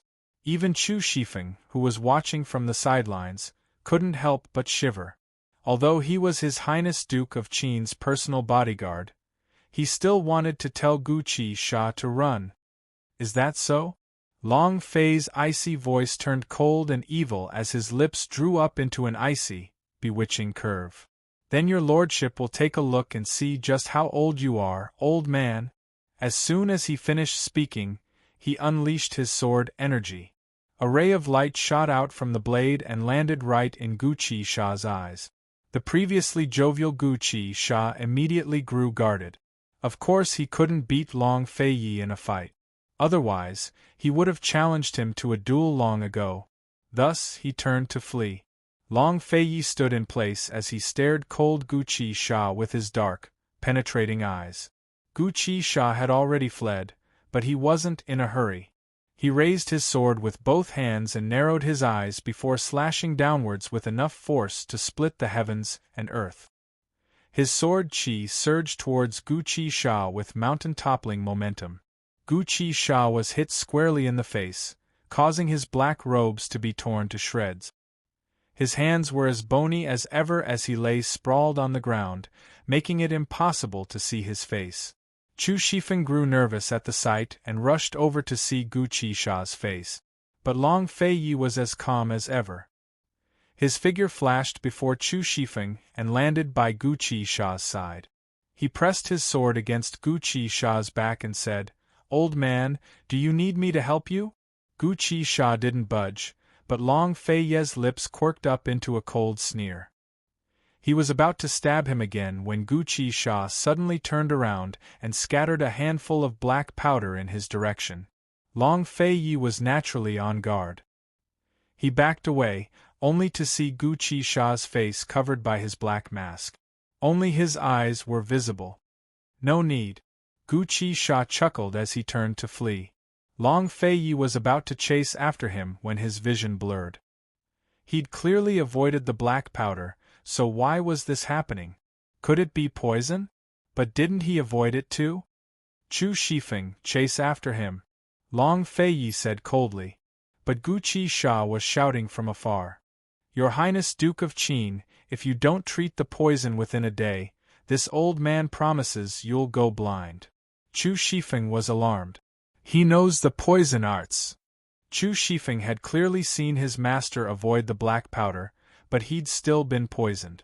It was obvious that Gu Chi Sha's poison skills were extraordinary. This fellow from the medical academy actually knew the poison art. If the medical academy found out, they'd probably never acknowledge him again. Long Fei Ye's eyes were already starting to hurt. He'd been too slow to react just then. He should have stabbed Gu Chi Sha as soon as he arrived. "Master, we have to go back and find esteemed Wang Fei right now." Chu Shifeng grew anxious. With master and servant's speed, it was very, very unlikely that they'd make it back to Tianning's capital city in a day's time to treat Han Yunxi's poison. Long Fei stared at Gu Chi Sha's retreating form and clenched his fists so tightly that they cracked. "Your lordship will remember this debt." Without further ado, master and servant mounted their horses and galloped towards Tianning's capital city. Gu Chi Sha secretly followed them all the way to the mouth of the valley, where he stood on a hillside and watched Long Fei Ye's retreating forms with a strange chuckle. "Long Fei Yi," he muttered to himself, "unless you bring Han Yunxi here, you'll never be able to take the serpent fruit away." Late at night the next day, Long Fei Yi hurried back to the Duke of Qin's estate. In the dead of night, even the lights in Han Yunxi's room were extinguished. Time was of the essence, so Long Fei Yi jumped in through the window. The impatient Chu Shifeng almost followed him in, but realized he couldn't and quickly stopped. "Who's there?" Han Yunxi woke up with a start and sat up. "It's me," Long Fei Yi replied as he lit the lanterns. He was about to tell her about the poison when he saw Han Yunxi and gave a start. Although his eyesight was much weaker due to the poison, he could still see her clearly at this close distance. Han Yunxi's long, straight hair hung loosely over her shoulders. Her bare face was pure and innocent, her eyes drowsy. She was dressed in pure white undergarments, the V-shaped collar of her robes hanging loosely half open, revealing a hint of spring in her eyes. Purity and sexiness were perfectly combined on this sleepy woman. Long Fei Ye's gaze grew heated as his throat tightened. For the first time, his self-control began to crumble. Han Yunxi never expected Long Fei Yi to barge in. She was stunned, but soon received a notification from the detox system. "This guy's been poisoned?" She panicked so much that she didn't even notice the heat in Long Fei Ye's eyes. She called out his name again. "Long Fei Yi, your eyes have been poisoned." At this time, Long Fei Yi finally recovered from his obsession. A touch of irritation flashed through his heart. He didn't like the feeling of losing control. "Yes, black powder. I avoided it, but I still couldn't escape," he explained concisely. He didn't intend to let Han Yunxi know that he went to the Medicine Ghost Valley. "It's Ghost Eye black powder," Han Yunshi didn't need to activate the detox system to know what kind of poison Long Fei Yi was poisoned with. The poison of ghost eye black powder was hidden in very fine powder particles. Although it seemed to have been avoided, in fact, it would still be poisoned. However, to be poisoned, one had to be close. Han Yunshi was suspicious. How did Long Fei Yi get poisoned? Who poisoned him? Of course, she didn't have time to ask. If the poison wasn't completely removed in a while, Long Fei Yi would go blind. She hurriedly got off the bed and forgot that she was only wearing a nightgown. She didn't have her usual calmness, authority, and professionalism. Lie down quickly. I'll start the acupuncture immediately. She was anxious. She was afraid that something would happen to Long Fei Yi. Long Fei Yi lay on the bed and slowly closed his eyes. In the whole world, only this woman could make him completely relax his guard. He would leave his most vulnerable eyes to her. Although Han Yunshi was anxious, she was even more careful. As she inserted the needles into the acupoints around the eyes, a black liquid similar to tears slowly flowed out from the corners of Long Fei Yi's eyes. Seeing this, Han Yunshi secretly sighed in relief. She was finally relieved. It's okay. Hearing this, Long Fei Yi wanted to open his eyes. Han Yunshi hurriedly covered his eyes. Don't, her hand was very soft. It was still warm because she just woke up. His handsome face was as cold as his temperament. Her hand gently covered his eyebrows. One was hot and the other was cold. It gave them a touch that they couldn't ignore even if they wanted to. For a moment, both of them were silent. Neither of them moved. The warmth of Han Yunshi's palm warmed Long Fei Yi's cold eyes. Blood circulated, and the originally tense feeling gradually relaxed.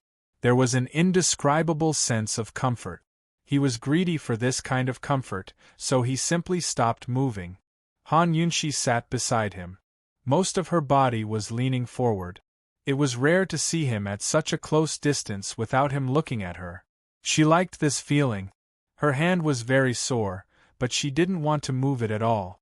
As she looked at him, her other hand unconsciously reached over and gently stroked his slightly furrowed brows. She wanted to soothe his worries. The room was quiet and warm. Long Fei Yi noticed the small movement between his eyebrows, but he didn't stop it. He only felt that his whole head was relaxed. At this moment, all the responsibilities, scruples, and forbearance that he had endured for more than 10 years were temporarily put down. Note to the readers: the Genius Poison Concubine has a public WeChat account. She will update the story at the same time. Quickly add her and see what surprises there are. Account: Tienkexia Dufii. Chapter 325.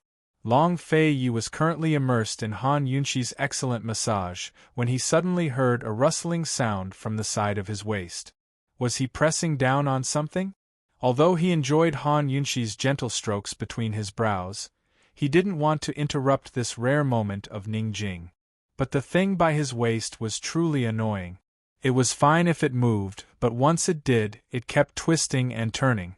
Long Fei Yi really couldn't lie down. As someone who was obsessed with cleanliness, he had very high standards for his bed. "There's something on your bed?" Long Fei Yi's unhappy voice broke the warmth of the room. His hand reached out and immediately grabbed a furry thing. What else could it be but Lil Thing? Lil Thing hadn't slept much these past few days. It had snuck into the palace in the middle of the night to steal things and was currently sleeping soundly. Even though Long Fei Yi had arrived and was being pressed down by Long Fei Yi, it was still in a daze. When Long Fei lifted it up high, it lazily opened one of its sleepy eyes to see a handsome face before it. Why did Mama Yunshi's face change? Lil Thing opened its other eye to take a closer look and immediately saw Long Fei Yi's cold face. Cheap! A shrill shriek echoed throughout the Duke of Qin's estate. Lil Thing's drooping fur stood on end. Too frightening! Long Fei Yi's icy face was very frightening to begin with, but now his eyes were closed and bleeding black blood. You scared this rat baby to death. Before Lil Thing's shrieks had even ended, Long Fei Yi casually flung it towards the window. Unfortunately, Han Yunxi's window was too small and Long Fei Ye's eyes were closed, so he missed. Lil Thing hit the windowsill and landed with a thump. But as soon as it hit the ground, it scrambled to its feet and climbed onto the windowsill to jump down. Han Yunxi was dumbfounded. Why was this little thing so useless? Why was it afraid of Long Fei Yi? Couldn't it transform into a super big squirrel? Let's see how Long Fei Yi is going to throw it out. Sigh, having such a pet was really embarrassing for the owner. Han Yunxi was still complaining when Long Fei Yi questioned, "Why do you put everything on the bed? Don't you find it dirty? How can you put everything up here? Only you and the little thing have slept on this bed before." Fortunately, Han Yunxi's voice was very low. Otherwise, if Long Fei found out that his woman had compared him to a rat, Lil Thing would probably suffer a calamity. Long Fei Yi was not used to not hearing Han Yunxi's reply or seeing her expression. He subconsciously wanted to open his eyes, but Han Yunxi quickly stopped him. "Don't, you have to close your eyes until dawn. There will be more toxins coming out later." This time, she did not cover his eyes. Instead, she took her own handkerchief and carefully wiped the black poison off his face. Long Fei Yi obediently did not open his eyes. He asked, "How long until dawn?" "There are still 4 hours left." All right, Han Yunxi secretly hoped that the sun would rise a little later. Actually, there was only 2 more hours until the sun rose. She did not know why she kept this guy for 2 more hours, but she was a little reluctant to let him go. Long Fei Yi did not speak again and allowed Han Yunxi to gently wipe his face. "Your Highness, let me wipe your face for you." She had just called him Long Fei Yi by his full name, but now she unconsciously called him Your Highness. Han Yunxi did not notice it, but Long Fei Yi did. He responded with a soft sound and did not say anything else. With Long Fei Ye's permission, Han Yunxi eagerly went to fetch water and wrung a towel.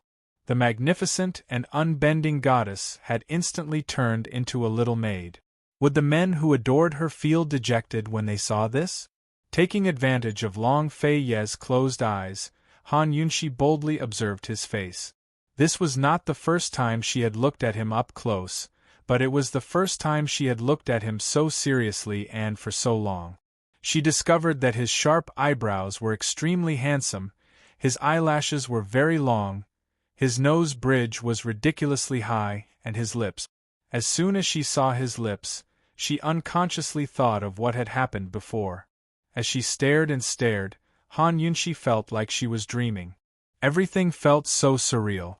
She gently wiped his face, from his handsome eyebrows to his sexy lips. She did not notice that Long Fei Ye's eyes were not completely closed. While she was carefully wiping his face, he was also carefully looking at her up close.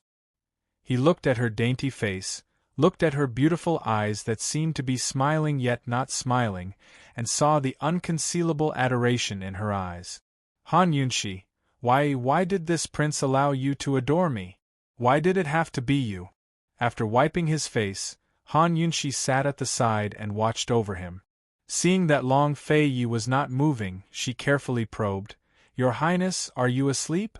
Long Fei Yi did not reply, so Han Yunxi asked again, "Your Highness." Long Fei Yi still did not move. Earlier, she could see that he was travel-worn and seemed very tired.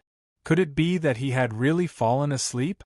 Han Yunxi carefully covered Long Fei Yi with the quilt, then sat cross-legged at the side to watch over him. However, not long after, she could no longer sit still. She leaned over and laid down beside him, propping up her chin with both hands as she looked at him. Towards this guy, she didn't know which one she admired, worshipped, admired, or liked more. If she could clearly explain why she liked him, then perhaps it wouldn't be called love, but rather a motive. Ever since she received an explanation about Duanmu Yao's matter, Han Yunxi had already stepped onto the path of no return. Liking someone was not a shameful thing, so of course she had to openly like him. "Long Fei Yi, I don't care how many steps you take in 100 steps. In any case, I will keep walking forward, until I stand in front of you," she softly muttered. Unexpectedly, Long Fei-yi suddenly spoke up. What did you say? Han Yunshi was frightened. This guy actually didn't sleep. What did you say? Long Fei-yi asked again. No, nothing. Alright, the current Han Yunshi was just a coward who had the guts to make a decision, but didn't have the guts to express her feelings. She was so glad that she didn't do anything out of line just now. Otherwise, it would have been so embarrassing. Whether or not Long Fei-yi heard her just now, only he knew. Even heaven and earth didn't know. He didn't continue to harp on it, but only asked mildly, Aren't you sleepy? I'm not sleepy. Go ahead and sleep. How could Han Yunshi be sleepy? Unexpectedly, Long Fei-yi moved closer to the bed and patted the empty space beside him. Lie down. Han Yunshi's heartbeat suddenly sped up, thumping uncontrollably. What was he trying to do? Lie down for a while. I want to talk to you, Long Fei-yi said mildly. Cough, cough. At this moment, a certain woman who was blushing finally realized that she was overthinking. However, she was still very nervous when she was asked to lie down beside him.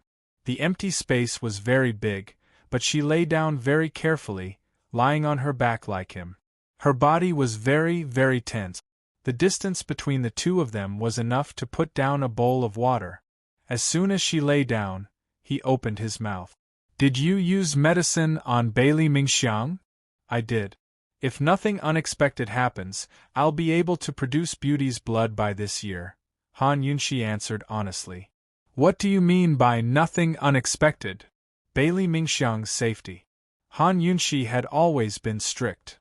Don't worry. General Bailey's residence is even more strictly guarded than here.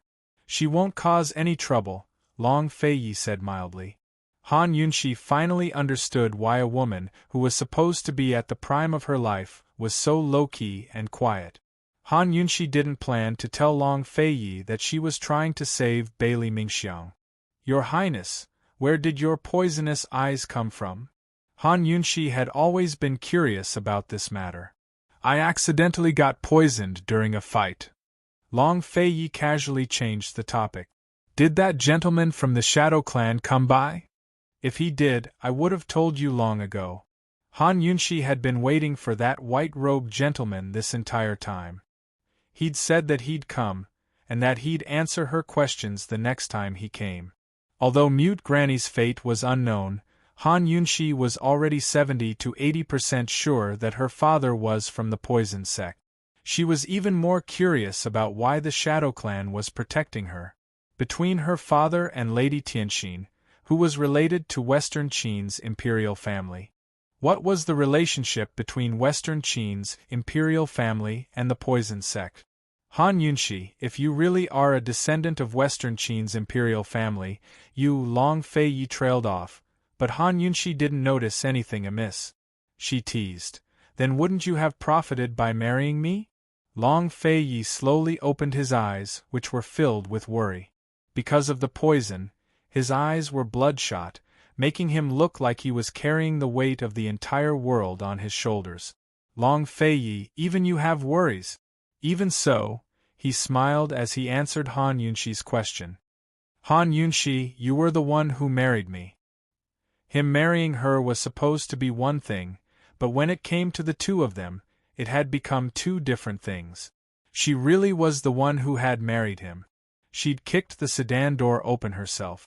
If Long Fei-yi hadn't been smiling as he said this, Han Yunshi might have sensed that there was more to his words. However, Long Fei-yi's teasing tone made Han Yunshi treat it as a joke. Then you've profited even more, she said cheerfully. Her nervousness from before had gradually relaxed. Perhaps. As Long Fei-yi spoke, he wrapped one arm around her neck and the other around her, pulling her into his embrace and tucking her in. Sleep, this prince is tired. His domineering masculine aura immediately enveloped her, leaving Han Yunshi with nowhere to run.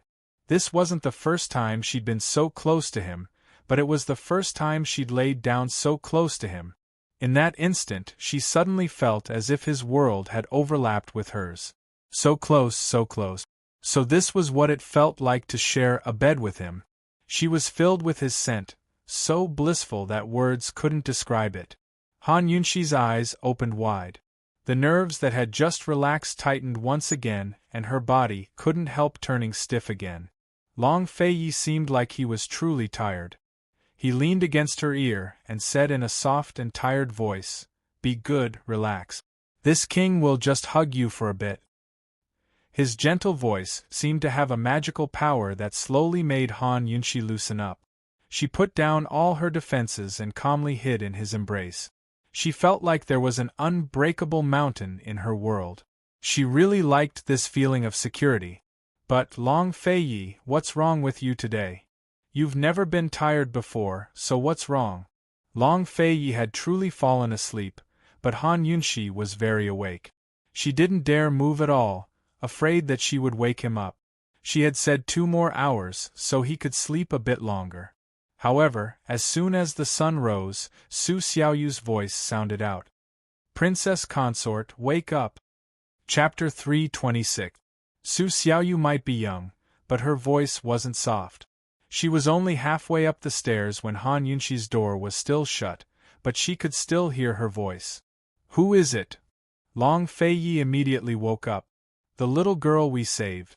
She's called Su Xiaoyu," Han Yunxi replied honestly.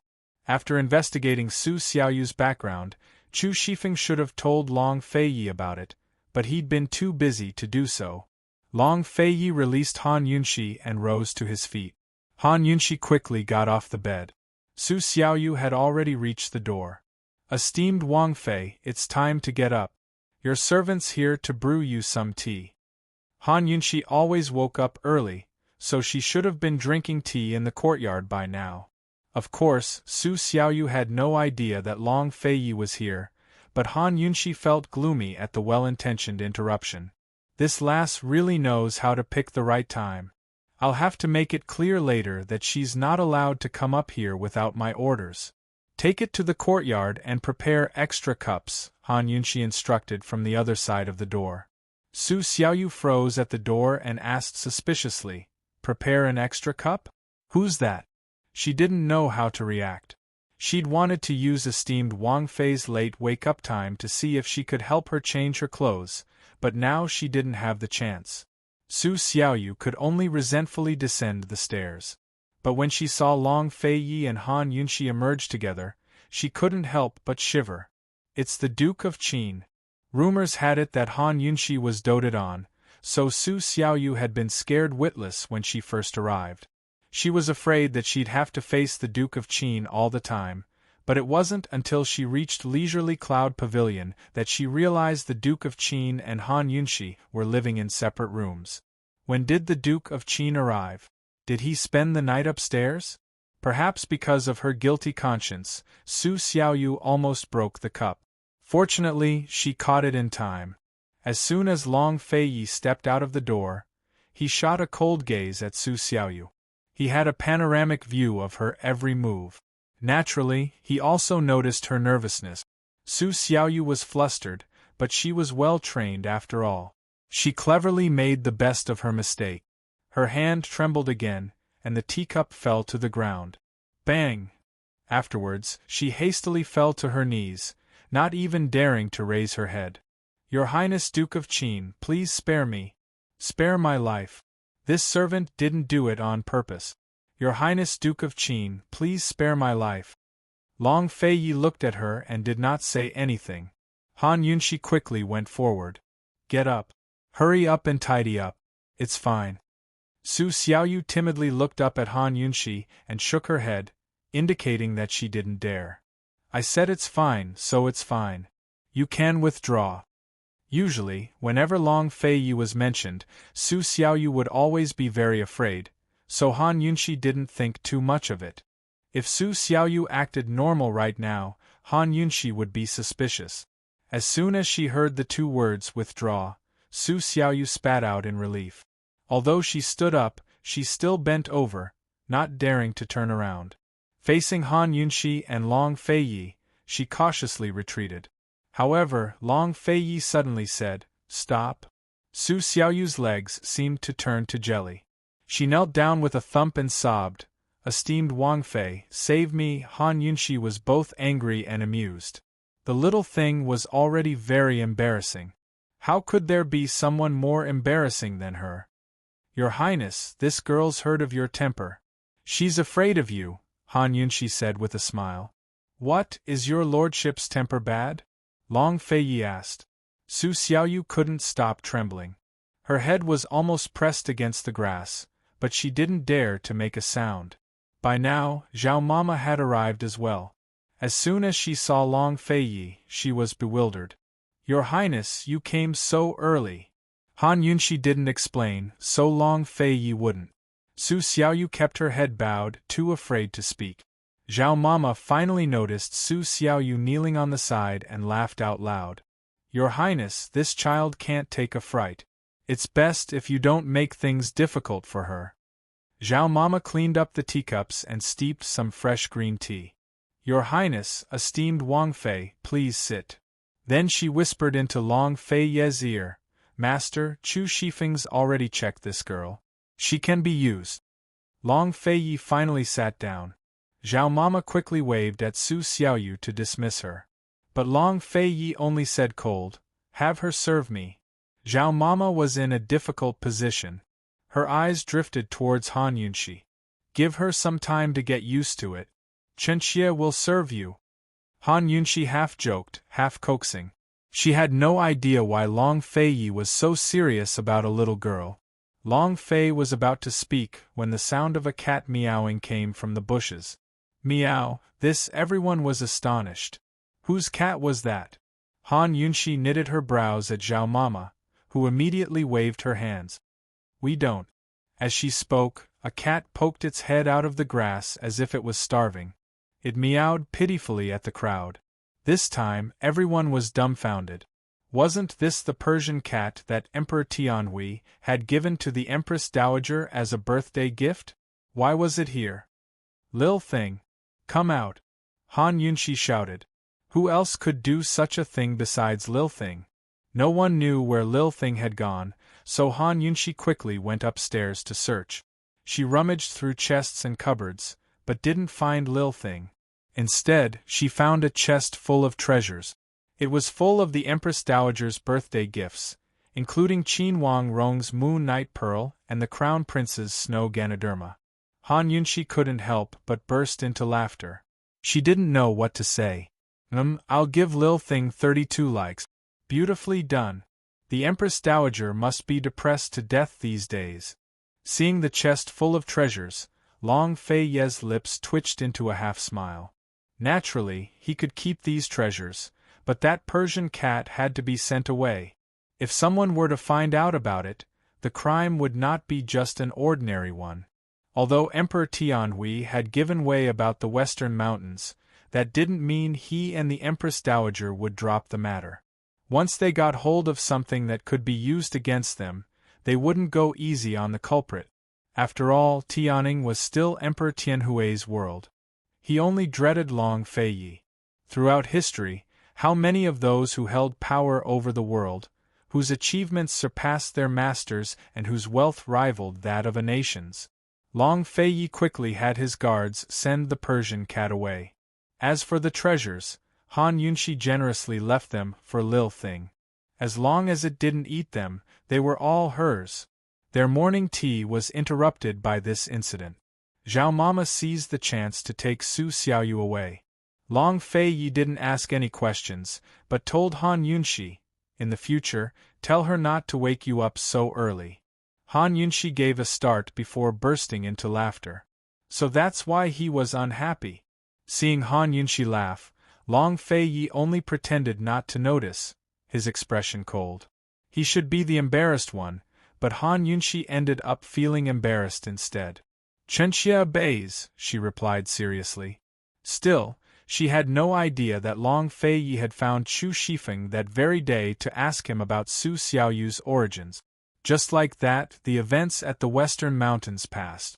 Han Yunshi would occasionally visit the Imperial Physician Courtyard when she needed medicinal ingredient. With her status and Gu Beiyue's presence, no one dared to object no matter how many ingredients she took. Besides cultivating the highly corrosive poisonous plants in the courtyard, Han Yunshi spent all her time researching Beauty's blood. She went to General Bailey's estate a few times, but Bailey Mingxiang was the same as ever. Once, Bailey Mingxiang's poison flared up again. There was nothing she could do to help, so she simply returned home. Today, she was about to go to General Bailey's estate again, when someone from the Imperial Physician courtyard arrived. They said someone had died in the palace from poison and wanted her to take a look. Han Yunshi knew that she couldn't refuse an invitation from the Imperial Physician courtyard, rather than a direct summons from the palace. But she was puzzled. What kind of poison victim needed her to take a look? On the way, she asked around and was shocked to find out that the bold noble consort Yun had died from poison. The Empress Dowager wanted her to help find the culprit. Emperor Tianhui had 4 noble consorts: Noble Consort Xiao, Noble Consort Shui, Noble Consort Ning, and Noble Consort Yun. Noble Consort Xiao was the second imperial son's Mufei and the daughter of the Prime Minister of the Left. Noble Consort Shui was a concubine's daughter from the imperial uncle's estate and counted as the Empress's sister. Noble Consort Ning was the younger sister of one of the 3 cavalry generals. Only Noble Consort Yun had the lowest birth and was only the daughter of a provincial official. However, Noble Consort Yun had always been more favored than Noble Consort Shui and Noble Consort Ning. That was because she was bold enough to say and do things that others didn't dare. Her uniqueness had attracted Emperor Tianhui's attention, causing her to jump multiple ranks from Chiron to Noble Consort Yun. At the Empress Dowager's birthday banquet, Xiao Jingxin publicly supported the Long Fei Yi, causing the most favored noble consort Xiao to lose all favor overnight. Meanwhile, noble consort Yun was in full swing. As soon as Han Yunshi heard that noble consort Yun had died from poison, the first person she thought of was noble consort Xiao. She was the biggest suspect. Of course, she knew things weren't that simple. If things were that simple, this wouldn't be a harem affair. She should rejoice that Long Fei Yi hadn't taken any concubines. Otherwise, she'd have to face a terrifying struggle for favor as well. Han Yunshi entered the palace and was about to change into a sedan chair when the second imperial son and the prime minister of the left, Xiao Jingxin, walked towards her.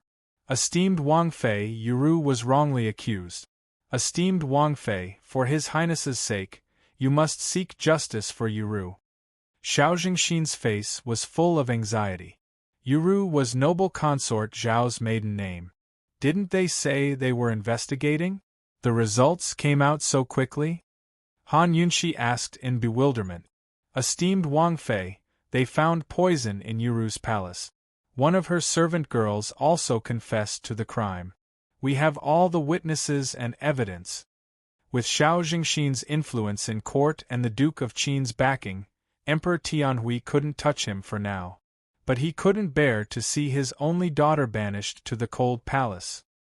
He'd already given orders over and over, but Yuru had still been careless enough to be ambushed by a spy. The evidence had been planted, and the witness was none other than the spy. After the Empress lost her mind, the Empress Dowager regained control of the harem. With evidence and witnesses, how could the Empress Dowager let Yuru off so easily? The Empress Dowager had long wanted to deal with the Xiao clan while the second imperial son and the crown prince vied for favor. Add that to the birthday banquet incident, and the Empress Dowager was fretting over the lack of a chance to take revenge. Moreover, noble consort Yun was dead and noble consort Xiao was banished to the cold palace, leaving only noble consort Shui and noble consort Ning. Noble consort Ning was indifferent by nature and worshipped Buddha all year round. She didn't fight for favor, so noble consort Shui was the only one left with any real power. Now that the Empress had gone mad, plenty of people were eyeing the throne. Naturally, the Empress Dowager would find a way to help her own daughter onto the throne. Naturally, Han Yunshi was well aware of these complicated relationships as well. Just as Han Yunshi was about to speak, the second imperial prince hastily added, Esteemed Wang Fei, Nothing can happen to my Mufei. If anything happens to my Mufei, His Highness will definitely punish you. Chapter 327. Seeing the second imperial prince's impudence, Xiao Jingxin immediately reprimanded him. Tianqing, don't be rude to esteemed Wang Fei. Xiao Jingxin was the second imperial prince's maternal grandfather, but in terms of seniority, he should be calling Long Tianqing second imperial prince. That's how he usually addressed him, but the situation was completely different now. Without Xiao Jingxin and the Duke of Qin's backing, both noble consort Xiao and the second imperial prince would suffer calamity. Grandfather, we're all on the Duke of Qin's side. Of course she has to save Mufei. The second imperial prince said unhappily. He used to be the most favored imperial prince, even more so than the crown prince. Now that his status had plummeted, he couldn't get used to it. Like his imperial father, he'd always been dissatisfied with His Highness Duke of Qin. Crown Prince Long Feiyi, on the other hand, had always respected the man.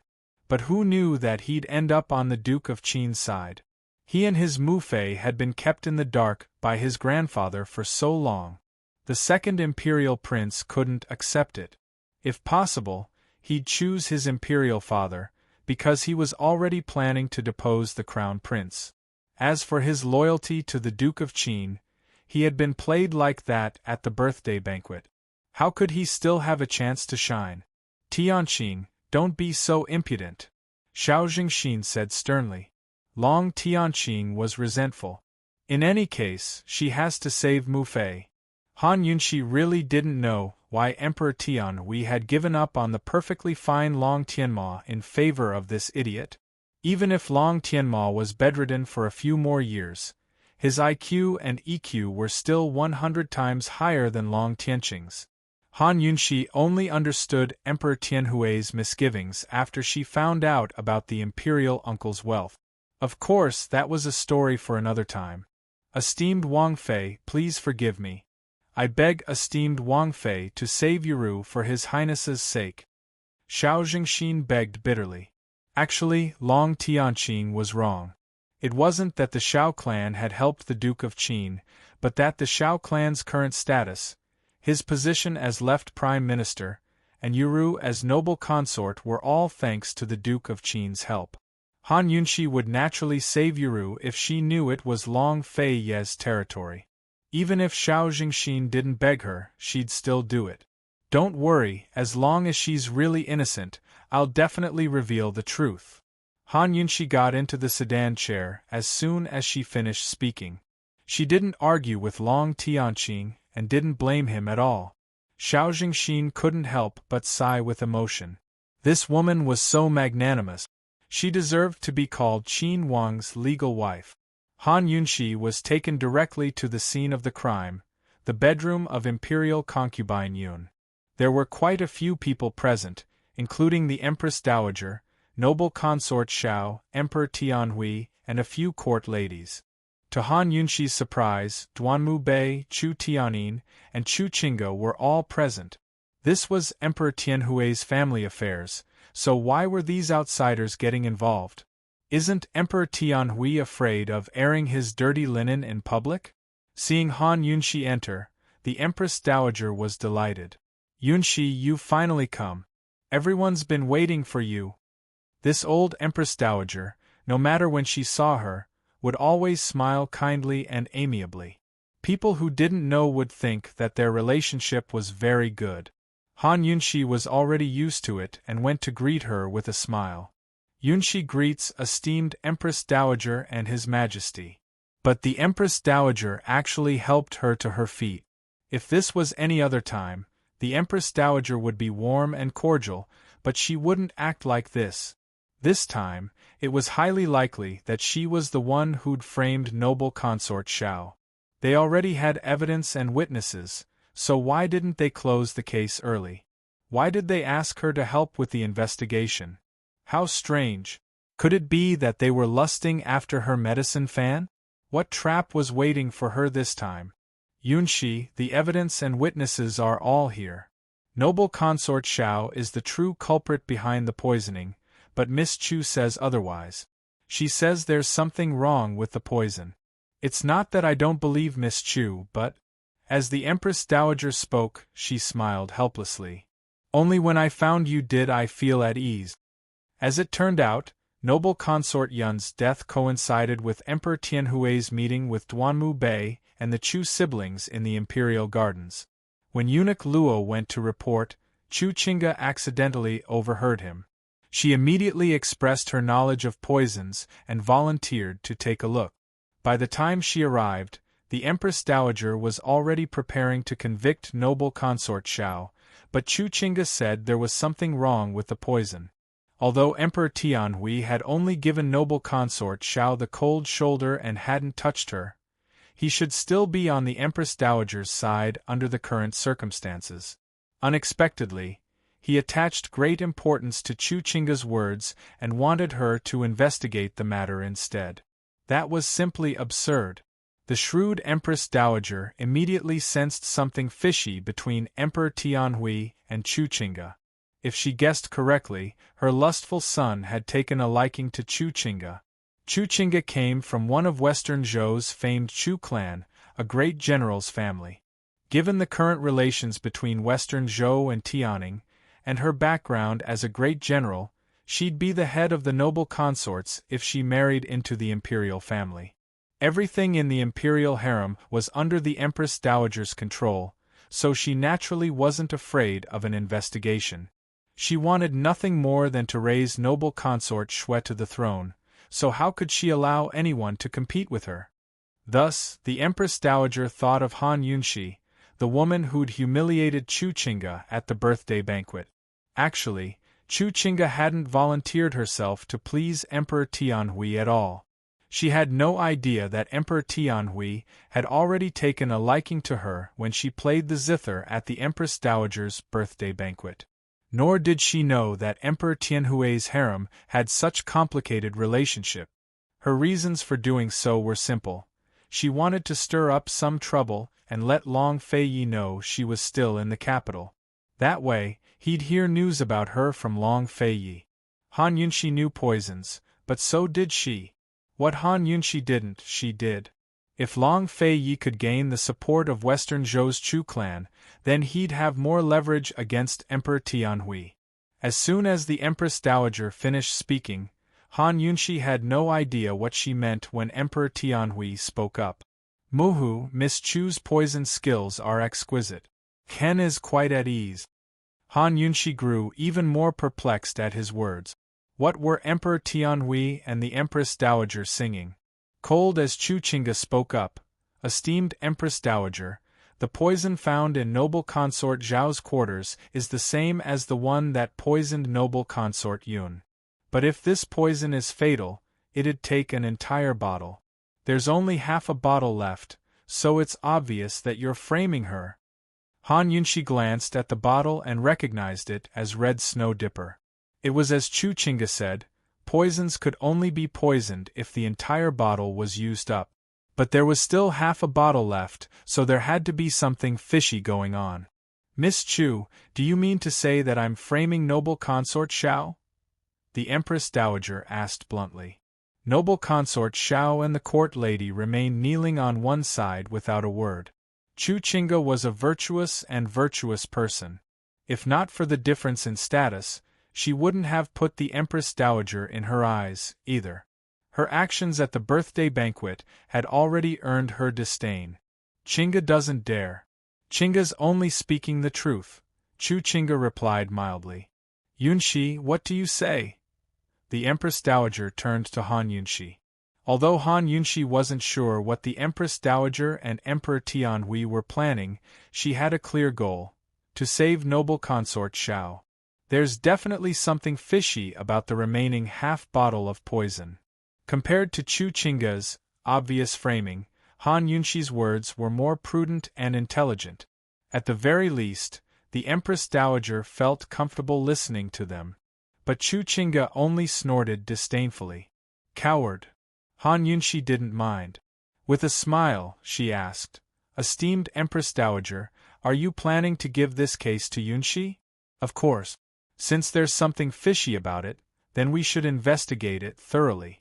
We can't let the true culprit get away scot-free. That's why we shouldn't frame a good person," the Empress Dowager declared justly.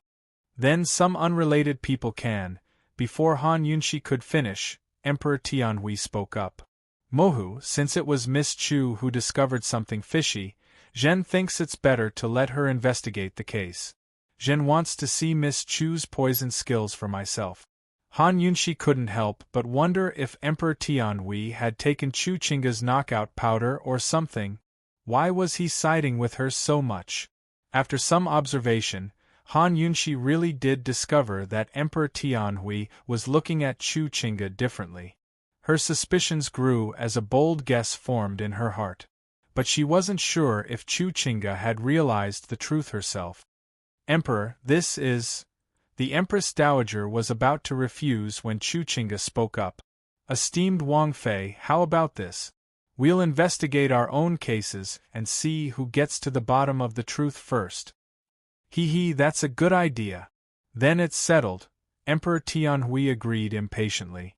A cold smile flickered past the Empress Dowager's eyes before she said, "Since the Emperor has said so, you too can investigate on your own." Han Yunshi was in a bad mood. Chu Qingga had already fallen into her hands twice, so why wasn't she giving up? Did she think investigating a case was a game? What was there to compete about? If it wasn't noble consort Xiao who'd been framed today, Han Yunshi would never play with her. Seeing that Han Yunshi had no objections, Chu Qingga hastened to add, "Esteemed Wang Fei, what do you plan to do if I find out the truth first? Noble consort Zhao's innocence and noble consort Yun's death all depend on the truth. If you find out the truth, the Empress Dowager and His Majesty will naturally reward you handsomely. What else do you want?" Han Yunshi countered seriously. Chu Qingga was at a loss for words. Still, she quickly adjusted herself. Even if this was a gamble with no chips or rewards, as long as she found out the truth first, she could trample Han Yunshi beneath her feet. Han Yunshi's poison skills were already famous in Tianing and Cloud Realm continent. As long as she beat Han Yunshi, her name would spread throughout Tianing as well. "Qin Wangfei, how about we set a time limit of 3 days?" Chu Qingga asked. "Up to you," Han Yunshi didn't care. On one side, Duanmu Bei had been paying attention to Emperor Tianhui's eyes the entire time. If Emperor Tianhui had taken a fancy to Chu Qingga, then his apology for Yao Yao would go smoothly. Chu Tianyin was paying attention to Emperor Tianhui as well. Although he disliked his little sister's foolish actions, he thought that it might be a good thing if she could stay in Tianing. With a time limit of 3 days, Han Yunshi and Chu Qingga both settled down in the palace for the sake of investigating the case. When Long Fei Yi found out, he immediately sent Zhao Mama into the palace to wait on them and told her not to leave their side at all. It was only the first day, but Chu Qingga and Han Yunshi were both staying in noble consort Yun's palace to investigate the case. Emperor Tianhui actually came straight after court ended. Chapter 328. In history, there were plenty of instances where the spring night was short and the sun rose high, so the monarch never held court in the morning. It was understandable that Emperor Tianhui had come to noble consort Yun's palace right after morning court. Han Yunshi took it as a sign that Emperor Tianhui wouldn't let go of Chu Qingga so easily. "Zhen has come to see how you're going to investigate. You too should investigate and ask questions, there's no need to have any misgivings." Emperor Tianhui was still very serious. "Yes," Han Yunshi replied offhandedly. But Chu Qingga only said, "Since your Majesty is so open-minded, Qingga will definitely do her best to uncover the truth." On one side, Han Yunshi couldn't help but roll her eyes. "Does that mean I won't do my best if Emperor Tianhui doesn't come?" "Zhen believes you." Emperor Tianhui's eyes were filled with meaning. Chu Qingga nodded. She was about to continue questioning the court lady when Emperor Tianhui added, "Miss Chu, if there's anything you need help with, you can ask Zhen directly. Zhen will definitely help you deal with it in a timely manner." By now, Emperor Tianhui had already cast Han Yunshi to the side. "Thank you, Your Majesty." If this was the past, Chu Qingge would have noticed the change in Emperor Tianhui's eyes. But now all she could think about was how to compare herself to Han Yunshi. As long as there was a way to beat Han Yunshi and show off in front of her, she'd use it without a second thought. "It's Qingge's honor to gain Your Majesty's trust." Chu Qingge purposely raised her voice. Although the Empress Dowager had pushed Han Yunshi forward, Chu Qingge didn't believe the woman was sincere. She guessed that the Empress Dowager had some sort of scheme waiting for Han Yunshi. Emperor Tianhui would never help Han Yunshi either. Perhaps he had prepared a trap for Han Yunshi to jump into as well. Even if she couldn't win the Empress Dowager's support, Emperor Tianhui's trust was enough to beat Han Yunshi. So what if Han Yunshi was Long Fei Ye's official consort? So what if rumors said she was favored by the Long Fei Ye? Long Fei Yi was such a cold and busy person. How could he be by her side all the time and help her with everything? Chu Qingge was speaking so loudly that Han Yunshi would be embarrassed if she didn't look over. Her face was filled with confusion. What was Chu Qingge being so smug about? Hadn't she realized that winning Emperor Tianhui's trust wasn't an honor, but a misfortune? Sigh, Han Yunshi sighed softly in her heart. Esteemed Wang Fei, His Majesty must have taken a fancy to this girl. Zhao Mama couldn't help but whisper. Granny Zhao was an old woman who had been in the palace for a long time. Actually, when Chu Qingge had been playing the zither at the Empress Dowager's birthday banquet, Zhao Mama had already noticed something amiss. But she hadn't taken it to heart. Now that she saw Emperor Tianhui's gaze, she was 100% certain. Han Yunshi signaled Zhao Mama to keep quiet and walked into the inner room. Emperor Tianhui already hates me enough. It's better if I don't stay here and be a third wheel. It's not a good thing to ruin a marriage's fate. As soon as Han Yunshi left, Chu Qingge couldn't stay any longer. Why did that woman leave? Couldn't she stay any longer? Your Majesty, Qingge will take a look inside. Please excuse me, she said respectfully. Go on, Emperor Tianhui smiled slightly, looking very approachable. Even after Chu Qingge had turned around, Emperor Tianhui's gaze was still on her. He stared with interest at her exquisite figure and her graceful gait. As he stared and stared, his lips drew up into a satisfied smile. The more he looked, the more satisfied he felt. When Chu Qingge entered the inner rooms, she saw that Han Yunshi wasn't investigating anything, but sitting on one side and whispering to Zhao Mama. It was unclear what they were talking about, but both master and servant were wearing smiles on their faces. When Chu Qingge entered, Han Yunshi only glanced at her before ignoring her. Chu Qingge sat down across from her, but Han Yunshi ignored her to chat with Zhao Mama. Chu Qingge listened for a bit and realized that she didn't understand a single thing they were talking about. It had nothing to do with the case. Chu Qingge assumed that Han Yunshi would say something now that she was inside. After sitting for a while, Chu Qingge felt a little awkward. She dropped her lofty airs and asked coldly, Han Yunshi, judging from your expression, you must have found something, right? No, Han Yunshi was a woman of few words and didn't say much. Emperor Tianhui trusts me so much. Aren't you afraid? Chu Qingge asked next. No. Han Yunshi only replied without explaining. It was obvious that she didn't want to talk with Chu Qingge anymore, but Chu Qingge really wanted to talk with her. She wanted to know if this woman really didn't mind Emperor Tianhui's favoritism. More than that, she wanted to know what other charms this woman had to keep Long Fei Yi by her side. Han Yunshi, you don't really think the Empress Dowager is on your side, do you? But even if she wants to help you, she probably... As Chu Qingge spoke, she feigned kindness and lowered her voice. When I came over this morning, I heard that the Empress Dowager's palace lost a bunch of good things. She's so worried that she's busy searching everywhere that she doesn't have time to worry about anything else. Hearing this, Han Yunshi and Zhao Mama couldn't help but laugh out loud. Lil Thing is awesome. Chu Qingge was completely lost. Han Yunshi, what are you two laughing about? But Han Yunshi only replied with a few words. Nothing. As she spoke, she went back to talking and joking with Zhao Mama. She rambled on and on about a bunch of things while ignoring Chuchinga. Chuchinga was clearly here to show off, but her proud heart suddenly felt a sense of inferiority at being ignored. She gritted her teeth and left in a huff. Han Yunshi, just you wait and see. As soon as Chuchinga arrived outside, she saw Emperor Tianhui drinking tea. Miss Chu, do you want to rest? Emperor Tianhui asked with concern. Only then did Chuchinga realize that something was off. She felt strange, but she didn't have time to dwell on it.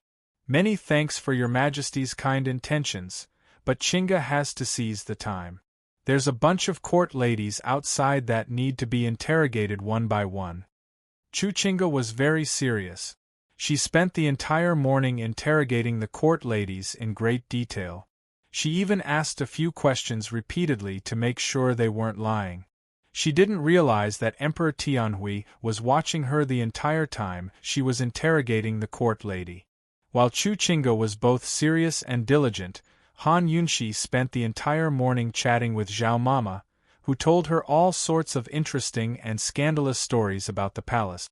It wasn't that Han Yunshi was lazy, but that she'd already done most of her investigations. She'd examined noble Consort Yun's corpse and asked the court ladies a few questions, so she had an idea of what was going on. Emperor Tianhui didn't leave until noon, but soon had someone deliver a sumptuous lunch to Chuchinga.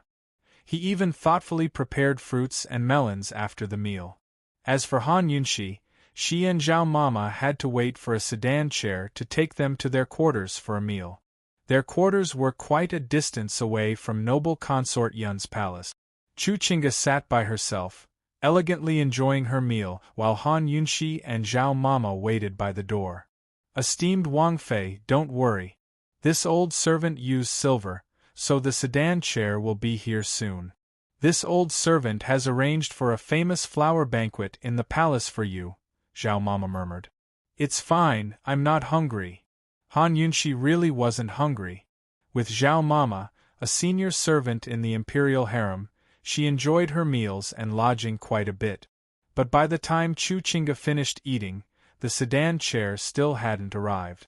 Zhao Mama immediately understood what was going on. She raged, those cheap bastards who take the money but don't do the work. Don't think they can disregard this old servant just because I'm no longer in the palace. When I was serving in the palace, the Empress Dowager wasn't the Empress Dowager yet. The Emperor wasn't the Emperor yet either. Han Yunshi looked at Zhao Mama, her mouth twitching. She never expected the woman to have such a valiant side.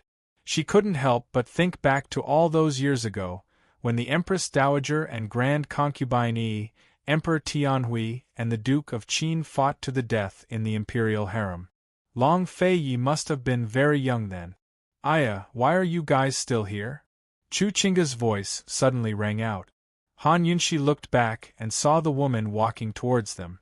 Behind her, court ladies were cleaning up the table of leftover food. Han Yunshi ignored her and murmured, Zhao Mama, let's walk over. We've got nothing better to do, anyways. Seeing that they were about to leave, Chuchinga laughed out loud. Han Yunshi, if you're hungry, I'll tell them to stop cleaning up. You guys can go eat. Zhao Mama grew angry. This Miss Chu wasn't cute at all. Esteemed Wang Fei hadn't provoked her all morning, so why was she provoking her all the time? Miss Chu, the mistress of this palace, just died. Aren't you afraid that she'll come begging you for food tonight by eating and drinking to your heart's content in her side hall?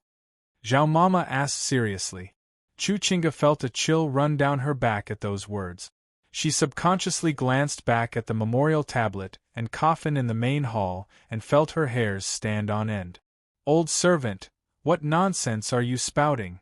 That's a gift from His Majesty. Are you saying that His Majesty was wrong? Chuchinga retorted. Miss Chu, esteemed concubine Yun won't be happy if you keep talking about His Majesty this and that.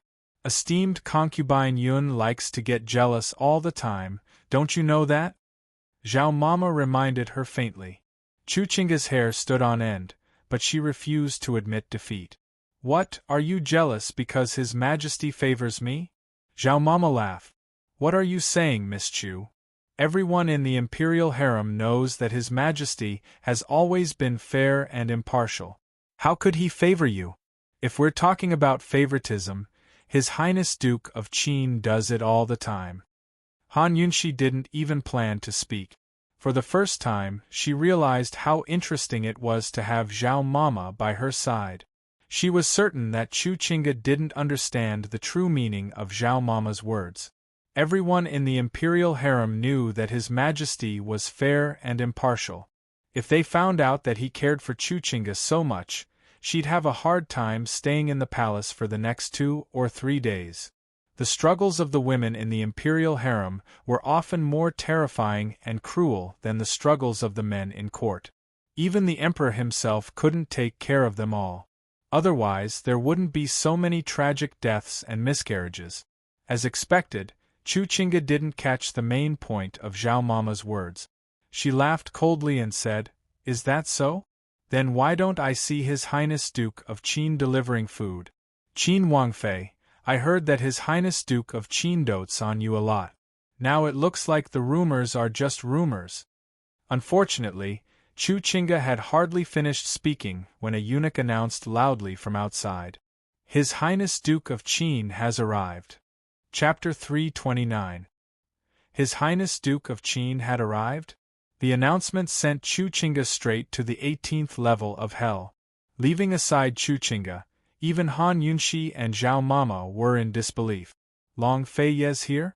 For real? Fake? While the three of them were still trying to figure out what to do, Long Fei Yi walked through the gates by himself.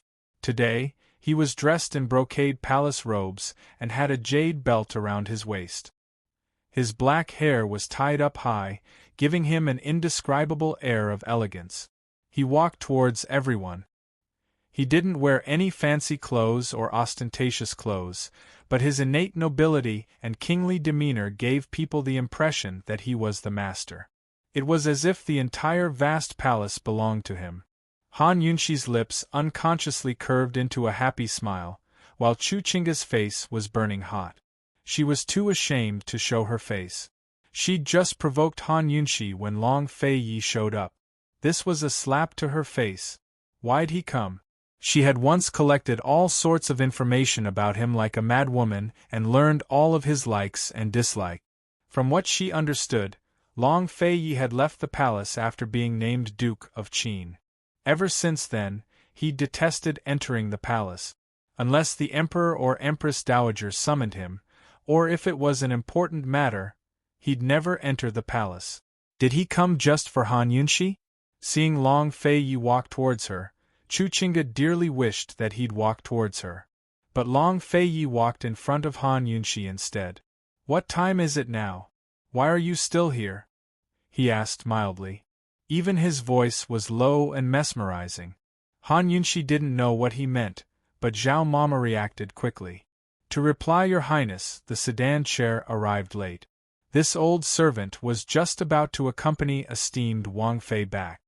By now, they should have finished their lunch and taken a nap." Actually, Long Fei Yi had gone to Han Yunxi's quarters to look for her, but found no one there. "Zhao Mama, go ask which servants carried the palanquin," Long Fei said coldly. Yes, this old servant understands. In fact, without Long Fei Ye's instructions, Zhao Mama would definitely pursue this matter. In the depths of the palace, even the Emperor and Empress Dowager couldn't manage the affairs of the concubines, let alone the servants. Granny Zhao had been working in the palace for most of her life. She had her own connections and power. As long as the masters didn't interfere, it would be easy for her to investigate this matter. Han Yunxi, accompany this prince to the palace for a meal. Long Fei Yi gave an order, not a discussion. After he finished speaking, he took Han Yunxi's hand and left. This guy was just that simple and crude.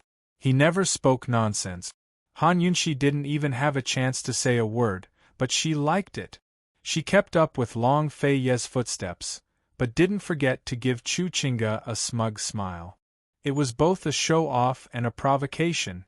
Han Yunshi didn't say anything. Her silent smile was even more sarcastic. Chu Qingge found the sight an eyesore.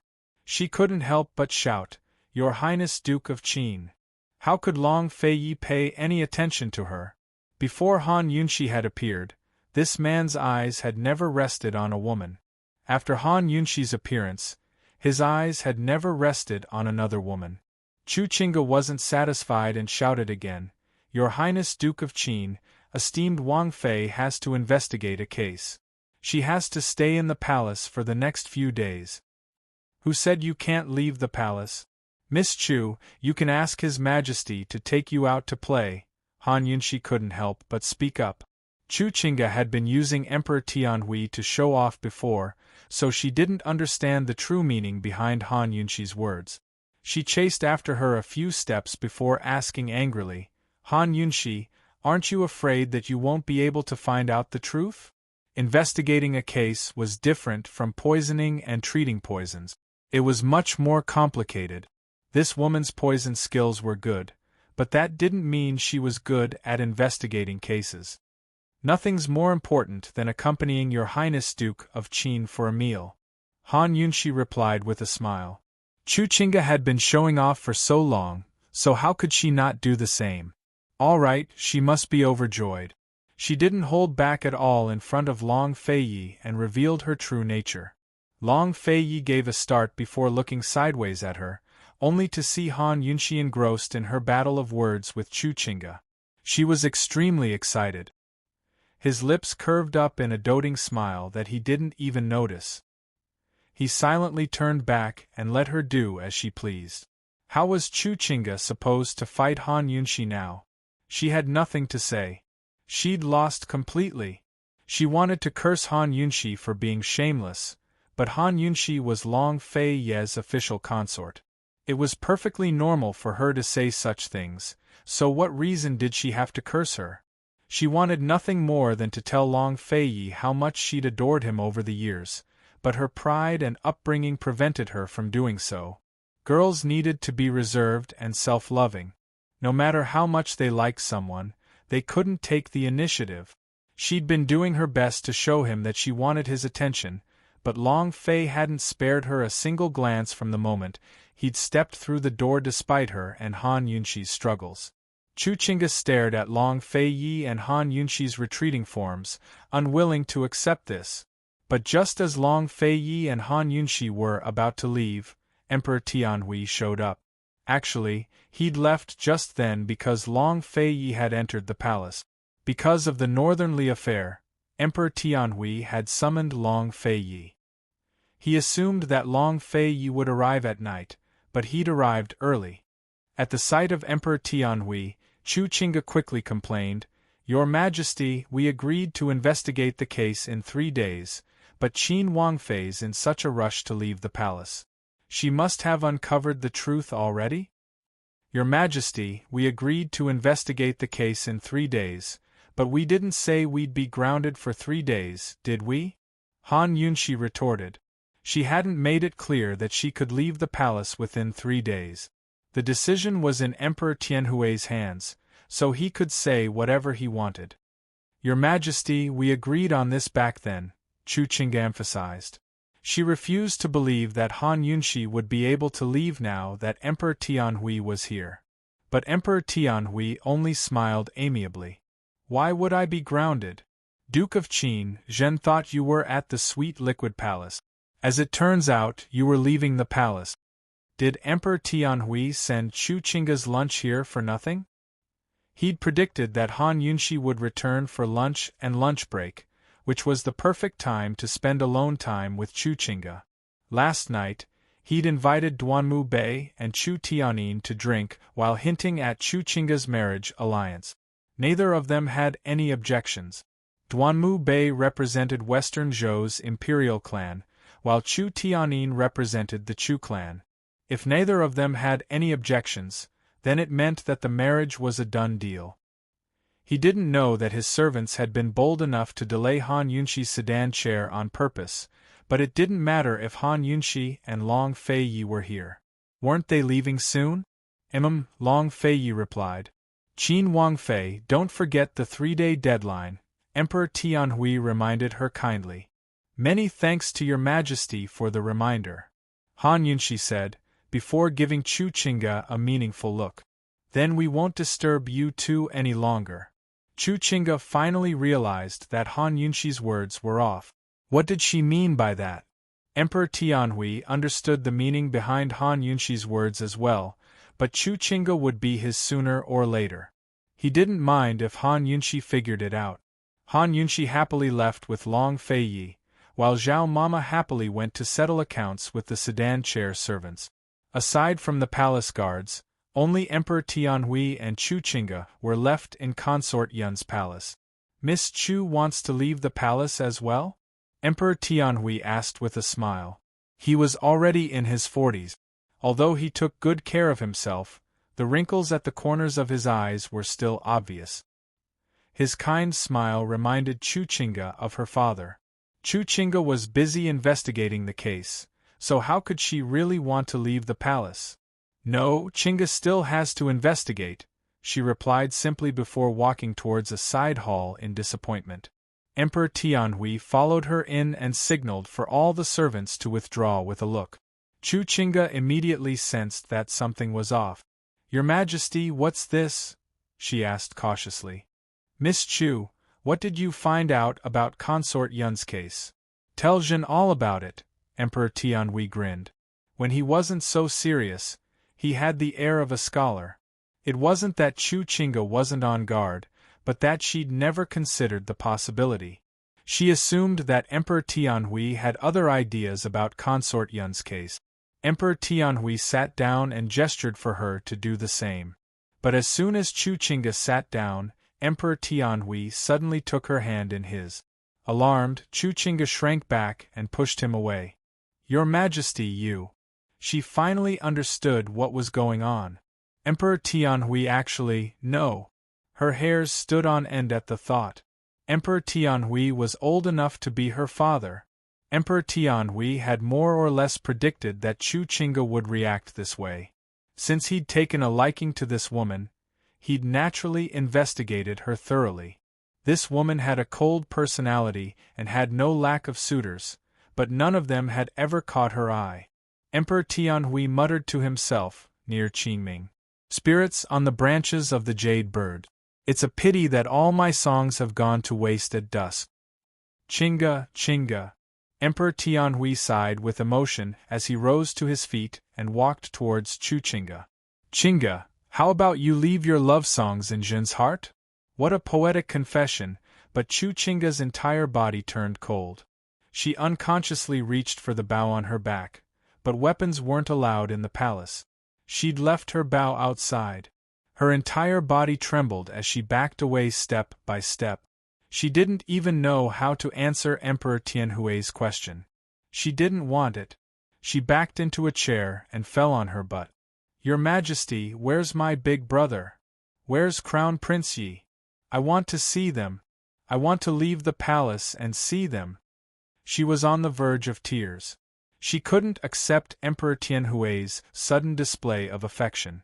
Fortunately, Emperor Tianhui didn't press any closer. Faced with Chu Qingge's pale face and speechless face, he only took 2 steps forward before stopping. It looks like Miss Chu needs time to think things over. Zhen will give you 2 days to finish investigating Consort Yun's case before Zhen comes looking for you. Emperor Tianhui might be lustful, but he wouldn't force things. After all, Chu Qingge's birth was obvious. Still, he was confident that Chu Qingge wouldn't be able to escape from his grasp. As soon as he left Consort Yun's palace, he murmured to eunuch Luo, summon Qin Wang Rong to the palace. Zhen has important matters to attend to. Despite his lust, Emperor Tianhui hadn't forgotten about Long Feiyi's threats. He'd just finished discussing northernly with the Long Feiyi when he summoned Qin Wang Rong. They were still investigating Long Feiyi's origins. Over the past few days, Emperor Tianhui had been pressuring General Mu's estate to take full control of the infantry forces. It was a long time after Emperor Tianhui left that Chu Qingge recovered from her shock and fear. She recalled Han Yunxi's parting words and was so angry that she could smell blood. If she knew this would happen, she wouldn't have investigated Consort Yun's case at all. She wouldn't have come to Tianing at all. What was she supposed to do? She couldn't help but wonder what Long Fei Yi and Han Yunxi were doing right now. Finally, tears streamed down her face. Chapter 330. What were Long Fei Yi and Han Yunxi doing now? Long Fei Yi didn't bring Han Yunxi back to the Duke of Qin's estate for dinner, but to a famous tea-house in the capital for refreshments. The second floor of the tea-house was a place for storytelling. Long Fei Yi and Han Yunxi sat in a booth by the window, separated from the main hall by a beaded curtain. They could hear the storytelling while maintaining privacy. Long Fei Yi liked to drink tea. That was the only thing Han Yunxi knew about his preferences. He ordered a pot of black tea and handed the menu to Han Yunxi. Was this guy very free today? He actually had time to ask her out for tea? Regardless of whether he was free or not, Han Yunxi was very happy. She skimmed through the menu and asked, "What would your highness like to eat? You decide." Long Fei Yi only had requirements for tea. Han Yunxi chose a few things she liked, then asked, "What would your highness like to eat? You decide." "You don't need to ask in the future," Long Fei Yi said mildly. In the future? Was he going to ask her out for tea often in the future? Oh! Han Yunxi was in a very good mood. Han Yunxi was hungry, so she ordered a table full of pastries. Most of them were sweets because she liked sweet. "Your Highness was looking for me for something?" All right, Han Yunxi knew her limits. This busy man wasn't Gu, so why would he ask her out for tea for no reason? "I just happened to go to the palace to talk about the coup in Northernly with Tianhui, so I came to see you while I was at it," Long Fei Yi said honestly.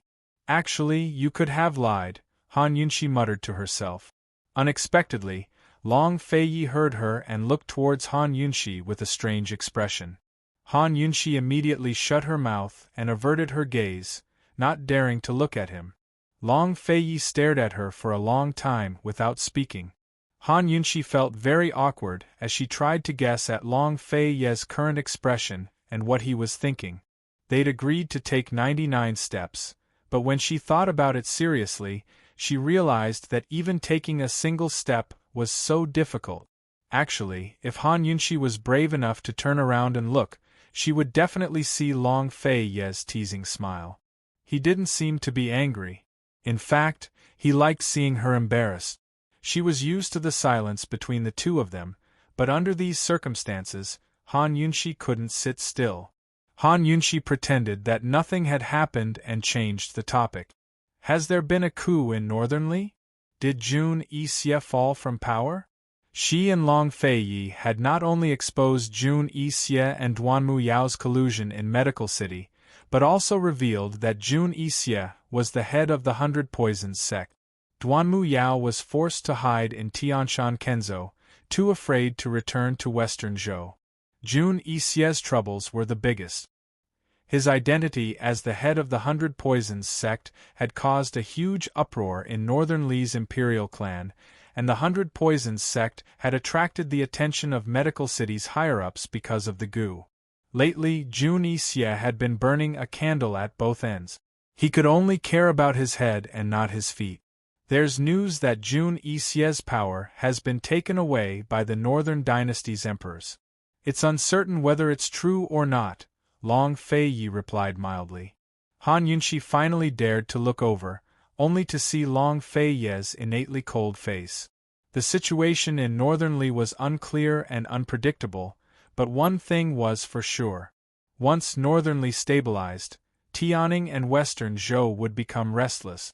On the other hand, internal strife in Northernly would give Tianing and Western Zhou a chance to strengthen themselves. The three-way battlefield, where the three countries intersected, had small skirmishes that kept Tianing and Western Zhou on edge. "It doesn't matter if it's true or not, he's in big trouble," Han Yunxi said hatefully. When she recalled Jun Yixie's humiliation, she felt a lingering fear in her heart. Fortunately, the white-robed man had arrived in time. Of course, lingering fear was only lingering fear. She wasn't that weak and could still face it. She swore to herself that she wouldn't let Jun Isya off. Of course, aside from the two major problems, Jun Isya also had to deal with the poison in his shoulder. This was a new poison that Han Yunshi had created. It was a chronic rheumatic poison that wasn't fatal, but could torment Jun Isya for the rest of his life. Every time it rained or cloudy, Jun Isya's shoulder would be in incomparable pain. No matter what he did, he couldn't relieve the pain. He could only endure it or cut off his arm. Han Yunshi had only created a single antidote, and she had long thrown it away. From then on, she would never create another antidote or use this poison again. She wanted the entire world to never have an antidote again. Although Han Yunshi hated him in her heart, Long Feiyi could still sense her expression. "What's wrong?" he asked. "Nothing, I just really hate that person." Han Yunshi didn't want Long Feiyi to know about that unpleasant memory. When she told Long Feiyi about the white-clothed gentleman saving her, she directly skipped over this matter. Jun Isya was placed in an important position by the Northern Dynasty's emperors, so he won't fall so easily. Long Feiyi said indifferently. Jun Isya wasn't a member of the imperial family. He was only the adopted son of the Northern Dynasty's emperors, but he was so powerful that there must be a reason behind it. Han Yunshi didn't understand the current situation in Northernly, so she didn't think too deeply about it. She just let out a disappointed "oh." She didn't know that the first thing Long Feiyi did after returning from Medicine City was to send people to Northernly. Long before Jun Isya kidnapped Han Yunshi in the sky pit, he had already warned Jun Isya. "Jun Isya, your lordship will make you regret this." There were many things that Han Yunshi would never know if Long Feiyi didn't tell her. Han Yunshi didn't want to talk about Jun Isya, so she smiled and said, "Your Highness, aren't you afraid that I won't be able to find out the truth and lose to Chuchinga?" Long Feiyi was a little lost. He hadn't cared about the case at all. If noble consort Xiao didn't have the ability to solve this problem herself, then there was no point in keeping her in the palace. As Aunt Ru had said, he never raised useless people. Why should I be afraid? Long Feiyi didn't understand. Han Yunshi was amused, her face full of gossip. "Your Highness, can't you tell that His Majesty has taken a fancy to Chuchinga?" Long Feiyi was very intelligent, no, wise and farsighted, but sometimes he really couldn't understand this woman's logic. "What does that have to do with whether you win or lose?" Long Feiyi asked seriously. If Aunt Ru and the rest were here, they'd be surprised that Long Feiyi seemed to be talking too much today. "Your Highness, if I make Chuchinga lose miserably, then maybe Emperor Tianhui won't be so infatuated with her." Actually, Han Yunshi was more than happy to see Chuchinga marry Emperor Tianhui, even if she set aside all the complicated conflicts between them. Still, she was still rational. Once Chuchinga married into Tianning's imperial clan, she'd be a noble consort at the very least. Wouldn't she come looking for trouble every day then? Moreover, Chuchinga has the backing of a great general from Western Zhou behind her. Chuchinga was different from Duanmu Yao. Although Duanmu Yao's status was higher than Chuchinga's, it was only an empty title. Otherwise, Emperor Tianhui wouldn't have tried so hard to match her with Long Feiyi. Chuchinga's own archery skills were excellent, but she had the backing of an entire army from Western Zhou behind her. In a struggle for power, nothing could compare to actual military strength. Once Chuchinga married Emperor Tianhui, he'd have another bargaining chip to suppress Long Feiyi. In any case, Chuchinga's marriage would only bring them more harm than good. Han Yunshi's analysis was very serious. Long Feiyi listened while drinking tea. When Han Yunshi finally finished, he said, "It doesn't matter if you lose, but your lordship likes it when you win." Han Yunshi was stunned.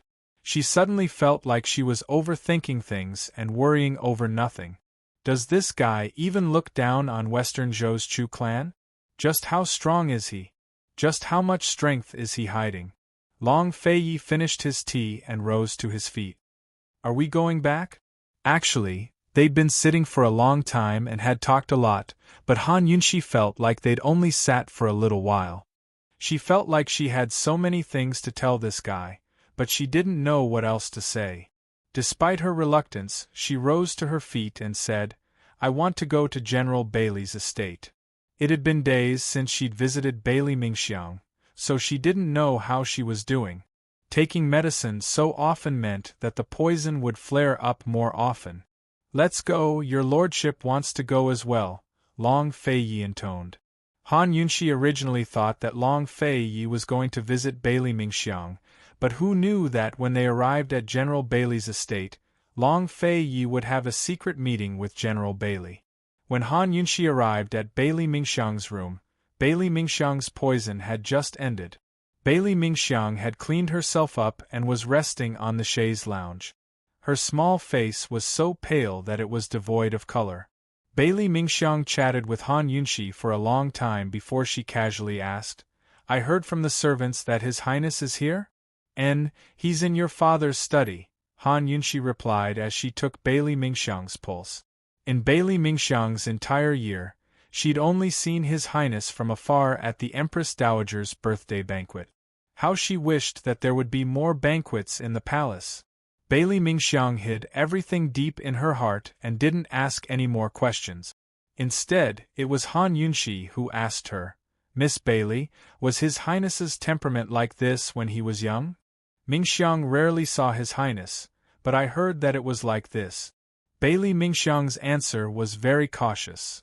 I feel that he's a bit depressed. Han Yunxi would only say something like this to Bailey Mingxiang. Bailey Mingxiang didn't even say anything to Zhao Mama. Who knew if Zhao Mama would spread the news to Long Fei's ears if she found out? In her impression, Bailey Mingxiang was just one of Long Fei's subordinate. She was just like his guards, respectful and obedient to his orders. In reality, Bailey Mingxiang was indeed like this. Depressed, Bailey Mingxiang muttered to herself. She didn't expect that Han Yunxi would be able to see Long Fei's depressed side. Bailey Mingxiang really wanted to say that she didn't understand, but she couldn't help but think of the scene by the lotus pond many years ago. That youth with cold eyes and heavy brows. She sighed softly. Esteemed Wang Fei, how can someone who has the world in his heart be carefree and unrestrained? That's right, Long Fei had the world in his heart. It was a world that was even bigger than what she could imagine. Han Yunxi smiled. Miss Bailey, you really do understand him. Han Yunxi was just casually saying this, but Bailey Mingxiang's heart skipped a beat. She hurriedly said, Esteemed Wang Fei, Mingxiang can't bear your words. His Highness's thoughts aren't something that can be casually guessed. Bailey Mingxiang, Bailey Mingxiang, you love Long Fei to the point that it's in your blood. You love Long Fei so much that even Han Yunxi can't see it. Bailey Mingxiang was panicking when a maidservant's voice came from outside the door. Esteemed Wang Fei, His Highness is waiting for you in the guest hall. He wants you to go over when you're done. Chapter 331. Long Fei still had matters to attend to, so Han Yunxi didn't dare delay. She left a few words with Bailey Mingxiang before leaving. However, she didn't know that Bailey Mingxiang had followed her as soon as she arrived at the guest hall and was waiting by the wall outside. Not long after, she saw His Highness and Han Yunxi come out one after the other. As soon as they reached the door, His Highness took Han Yunxi's hand. She knew that His Highness treated Han Yunxi special, but she never expected it to be like this.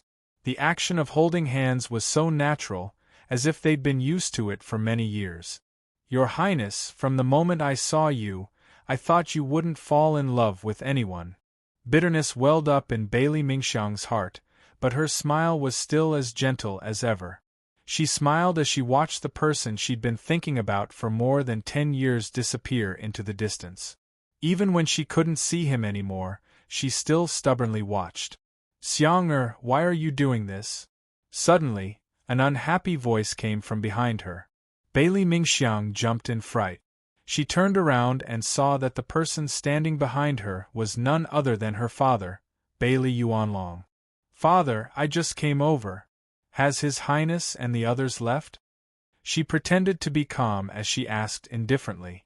You're still pretending in front of your father? Bailey Yuanlong reprimanded unhappily. Father, Mingxiang doesn't know what you're talking about. Bailey Mingxiang was at a loss. You and His Highness, you. Girl, you should understand your status. Bailey Yuanlong's tone softened. Father, don't worry. Mingxiang has always understood my status and mission. Mingxiang definitely won't disappoint you and His Highness. Bailey Mingxiang's tone was so resolute that Bailey Yuanlong wondered if he'd seen wrong. Bailey Yuanlong couldn't say anything else and could only leave. As soon as he left, Bailey Mingxiang recovered from her grief. She almost ran to the door, hoping to take one more look. She really wasn't sure if she'd be able to see His Highness again before the beauty's blood matured. Unfortunately, when she arrived, Long Fei Ye's carriage had already left. In the carriage, Han Yunxi was conflicted for a moment before she asked pitifully, Your Highness, I want to go home. Can you send me home? Although Emperor Tianhui and the Empress Dowager didn't forbid them from leaving the palace, the Empress Dowager had arranged living quarters for her and Chu Qingge. It was obvious that she wanted them to stay in the palace for the next 3 days. If she did not want to live in the palace, she could only ask Long Fei Yi to help her settle it. Long Fei Yi looked at her expressionlessly and didn't say anything. Han Yunxi waited for a while. Seeing that Long Fei Yi didn't respond, she could only lower her eyes resentfully. Before long, Han Yunxi raised her head again. Your Highness, I don't want to return to the palace. However, Long Fei Yi still ignored her. This time, Han Yunxi was thoroughly listless. At a time like this, it'd be better if she didn't cause him any more trouble. But when the carriage stopped and Han Yunxi got off, she didn't see the palace gates, but the familiar Duke of Qin's estate. Han Yunxi was both surprised and delighted. She didn't know what to say, but could only smile foolishly. Long Fei Ye's face was as cold as ice. Icily, he said, Is it that funny?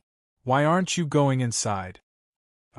Han Yunxi might not be smiling anymore, but her happiness was written all over her face. After making sure Han Yunxi was inside, Long Fei turned around and couldn't help but break into a soundless laugh. Han Yunxi didn't enter the palace until the morning of the 3rd day. Neither the Empress Dowager nor Emperor Tianhui pursued the matter. Heaven knows how Chu Qingge had spent the past 3 days. As soon as she saw Han Yunxi, her gaze was enough to kill someone. Miss Chu, have you found the murderer? Han Yunxi asked with a grin. Although there was still a day left, Han Yunxi didn't want to waste it. If Long Fei Yi hadn't shown up the day before yesterday, she would have told the truth long ago. She could see through a small case like noble consort Yun at a glance. Chu Qingge hadn't overestimated herself, but underestimated her. Chu Qingge had already found out everything about noble consort Yun's palace. She already had proof that noble consort Xiao had been framed, so she needed to find out who did it. Although Emperor Tianhui had scared her out of her wits, Chu Qingge still maintained her haughty, lofty, and cold demeanor before Han Yunxi. Esteemed Wang Fei, took you so long to come back. You must have found out the truth long ago, right? Why don't we find the Empress Dowager and Emperor so they can hear you tell them how noble consort Yun died? Chu Qingge smiled mockingly. But Han Yunxi simply replied, All right. Go invite them. You. Chu Qingge was frightened. Han Yunxi, don't joke with me. Who's joking with you? Someone come, invite the Empress Dowager and Emperor over. Just say that this Wang Fei's already found the true culprit behind the poisoning. Han Yunxi said loudly. Chu Qingge shook her head in disbelief. It wasn't until the Empress Dowager and Emperor Tianhui arrived that she realized it was all true. Yunxi, I knew you had the skills. The Empress Dowager was as kind as ever, but only towards Han Yunxi, not Chu Qingge. Chu Qingge was so nauseous that she couldn't think straight. Tianning's Empress Dowager clearly disliked Han Yunxi, so she should be on her side. Emperor Tianhui was on her side, but she didn't even dare to look at him right now, much less show off in front of him. All she could do was remain silent. She only wanted to see what kind of truth Han Yunshi could give them. Could she really find out in a single day? Han Yunshi truly didn't like any of the people in front of her. She was in a hurry to get things done so she could leave the palace for business. She took out the poison she'd found in noble consort Zhao's palace. This is a red snow pole. Only the entire bottle is lethal. Noble consort Zhao only has half a bottle. First, noble consort Zhao wouldn't be stupid enough to keep the poison on her body after poisoning her. Second, noble consort Yun wouldn't have died if only half a bottle was used. This was a court lady framing her. She didn't know anything about poisons, so she wasn't the one who poisoned her. Nonsense. Chu Qingge laughed coldly. She'd said the same thing on the first day. Noble consort Zhao's court lady Baozhu had taken out the poison. Baozhu had confessed that noble consort Zhao had ordered her to poison her. Judging from the half bottle, Baozhu was lying. Han Yunshi ignored Chu Qingge and continued to speak. Judging from noble consort Yun's corpse, she was poisoned with the entire bottle's worth of poison. That's not much. In other words, there's still half a bottle of poison missing. Chu Qingge laughed coldly again at her words. She'd found that out long ago as well. She'd been searching for the other half of the bottle for the past 2 days. Han Yunshi still ignored her and continued. Why is there only half a bottle in noble consort Zhao's place? Where did the other half go? I expect you've already found it, Chu Qingge asked. She refused to believe that Han Yunshi could find the other half of the bottle in a single day. Leaving aside the fact that the other half might have been destroyed, even if it was still there, it'd take a long time to find it. I found it. It's in Li Changzai's palace. Of course, I'll have to go take a look to find out where it is, Han Yunshi replied seriously. Everyone was stunned by the sudden mention of someone they didn't want to do. Only the Empress Dowager remained calm. Coldly, she ordered, "Someone come, search Li Changzai's flying cloud courtyard." Soon enough, they really did find half a bottle of red snow pole in Li Changzai's soaring cloud courtyard. Chu Qingge couldn't believe it and almost asked Han Yunshi how she knew. But for the sake of saving face, she held back.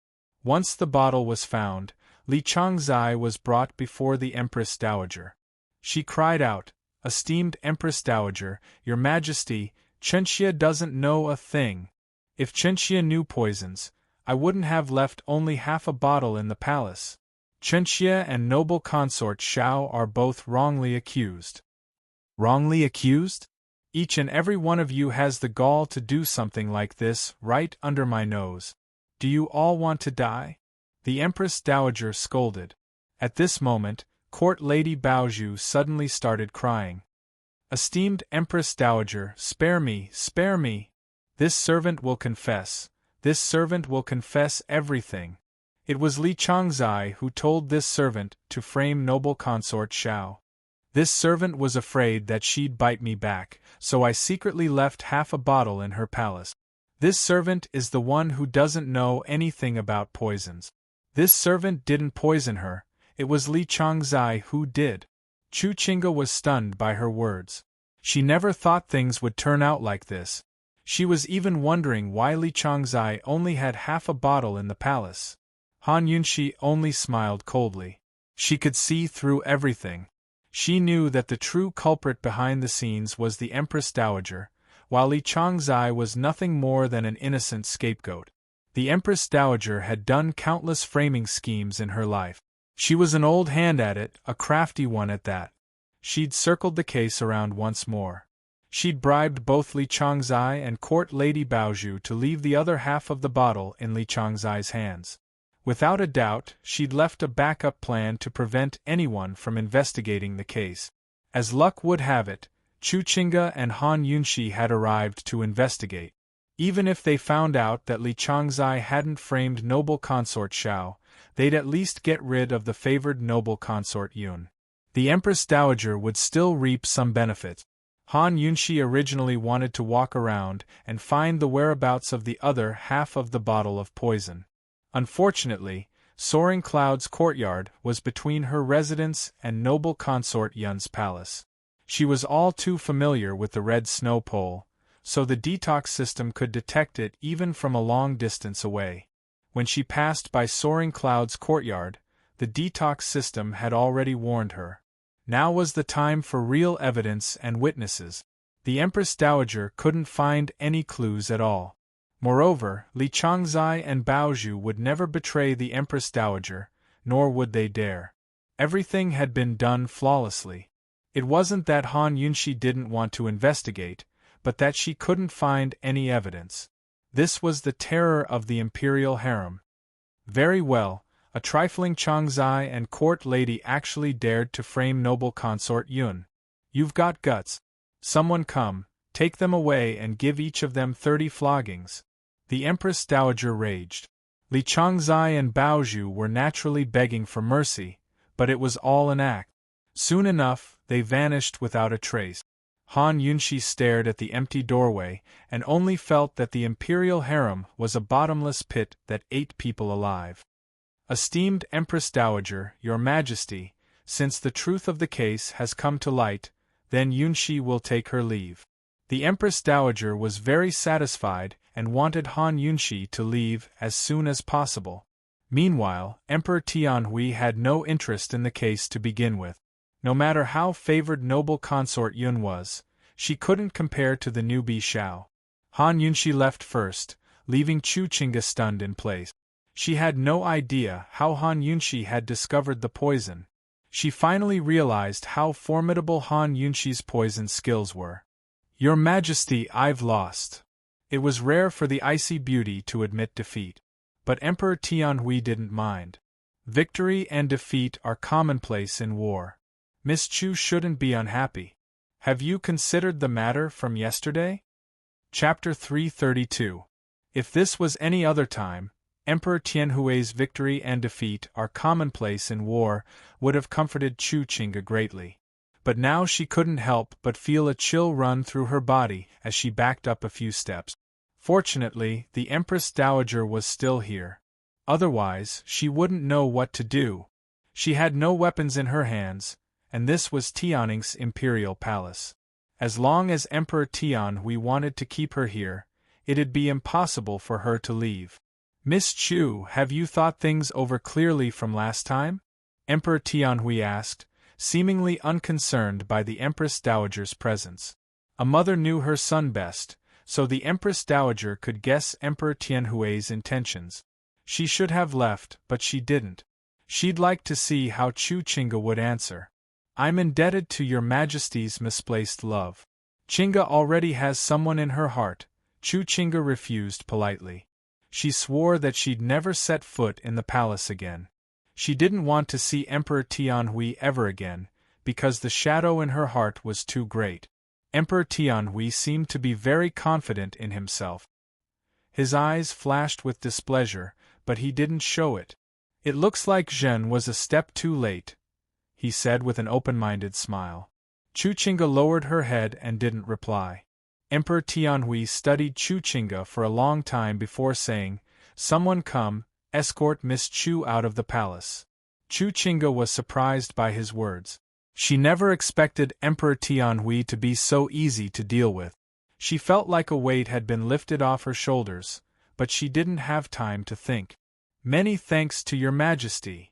After bidding farewell to the Empress Dowager and Emperor Tianhui, Chu Qingge left, wishing she could fly out of this terrifying place. The Empress Dowager stared at her retreating figure from a distance, a cold smile rising to her lips. No wonder this Miss Chu lost to Han Yunshi. So she was such a brainless woman. How could Emperor Tianhui let her off so easily? Duanmu Bei and Chu Tianyin had long sold her out. How could such a stupid woman fight against her? But not long after Chu Qingge entered the palace as an imperial concubine, the Empress Dowager realized she was the stupid one. Emperor, since the truth of the case has come to light, it's time to bury noble consort Yun, the Empress Dowager said carelessly. No one knew the truth behind noble consort Yun's death better than Emperor Tianhui. He knew why the Empress Dowager wanted to promote noble consort Shui, too. Mu Fei can handle it. Emperor Tianhui seemed indifferent as well. Then he left. As soon as Chu Qingge left the palace, she went back to her quarters and started pounding on Chu Tianin's door. At this time, Chu Tianin and Duanmu Bei were discussing something in the room. As soon as the door opened, Chu Qingge whimpered and hugged Chu Tianin. Sob sob, big brother, sob sob. Chu Tianin pushed her away. Although they were siblings, he was not used to such intimate contact. What's wrong with you? Did you lose? Chu Qingge sniffled and prepared to speak, but stopped when she saw Duanmu Bei's presence. Duanmu Bei's eyes flashed with coldness. He smiled and said, Qingge, a loss is a loss. It's no big deal. Let me tell you some good news. Do you want to hear it?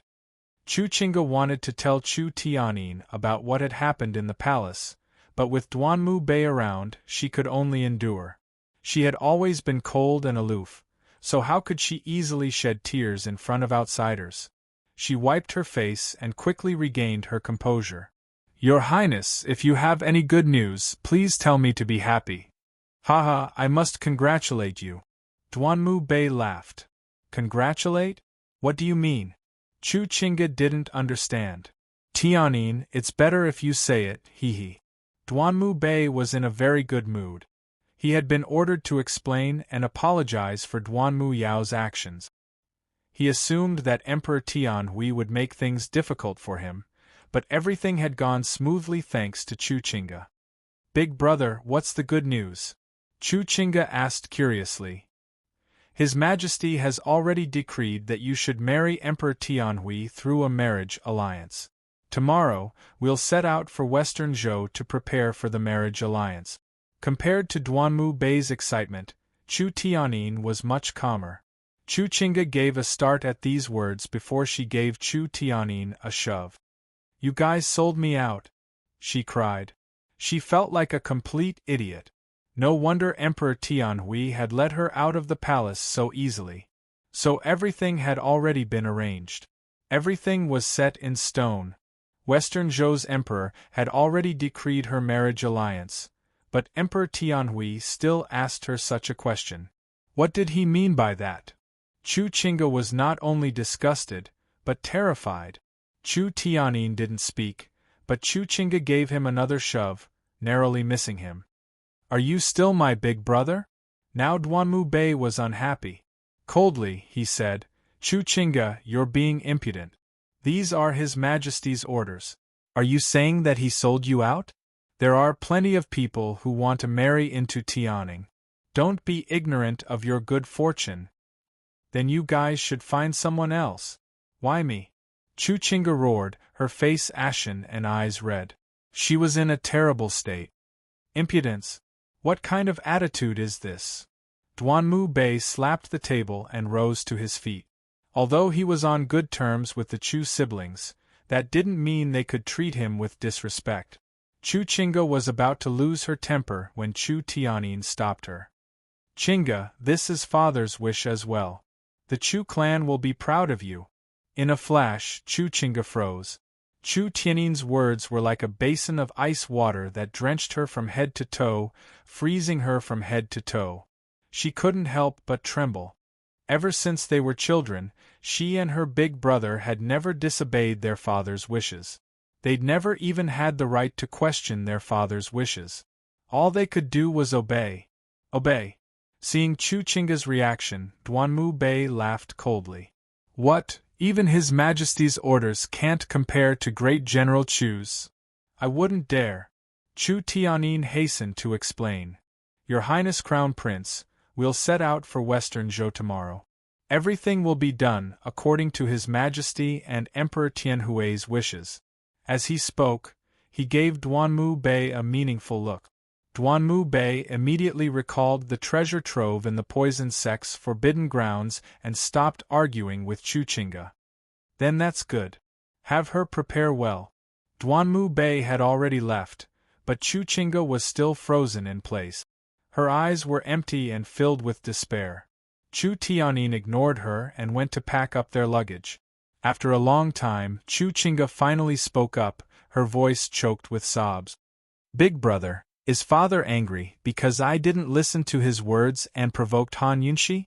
Chu Tianyin paused for a long time before he replied, I don't know. But don't worry, I'll always stay in the capital with you even after you marry over. No matter how stupid Chu Chinga was, she could still smell a conspiracy. Big brother, just what are you and father planning? If you have any questions, you can ask father yourself when you get back.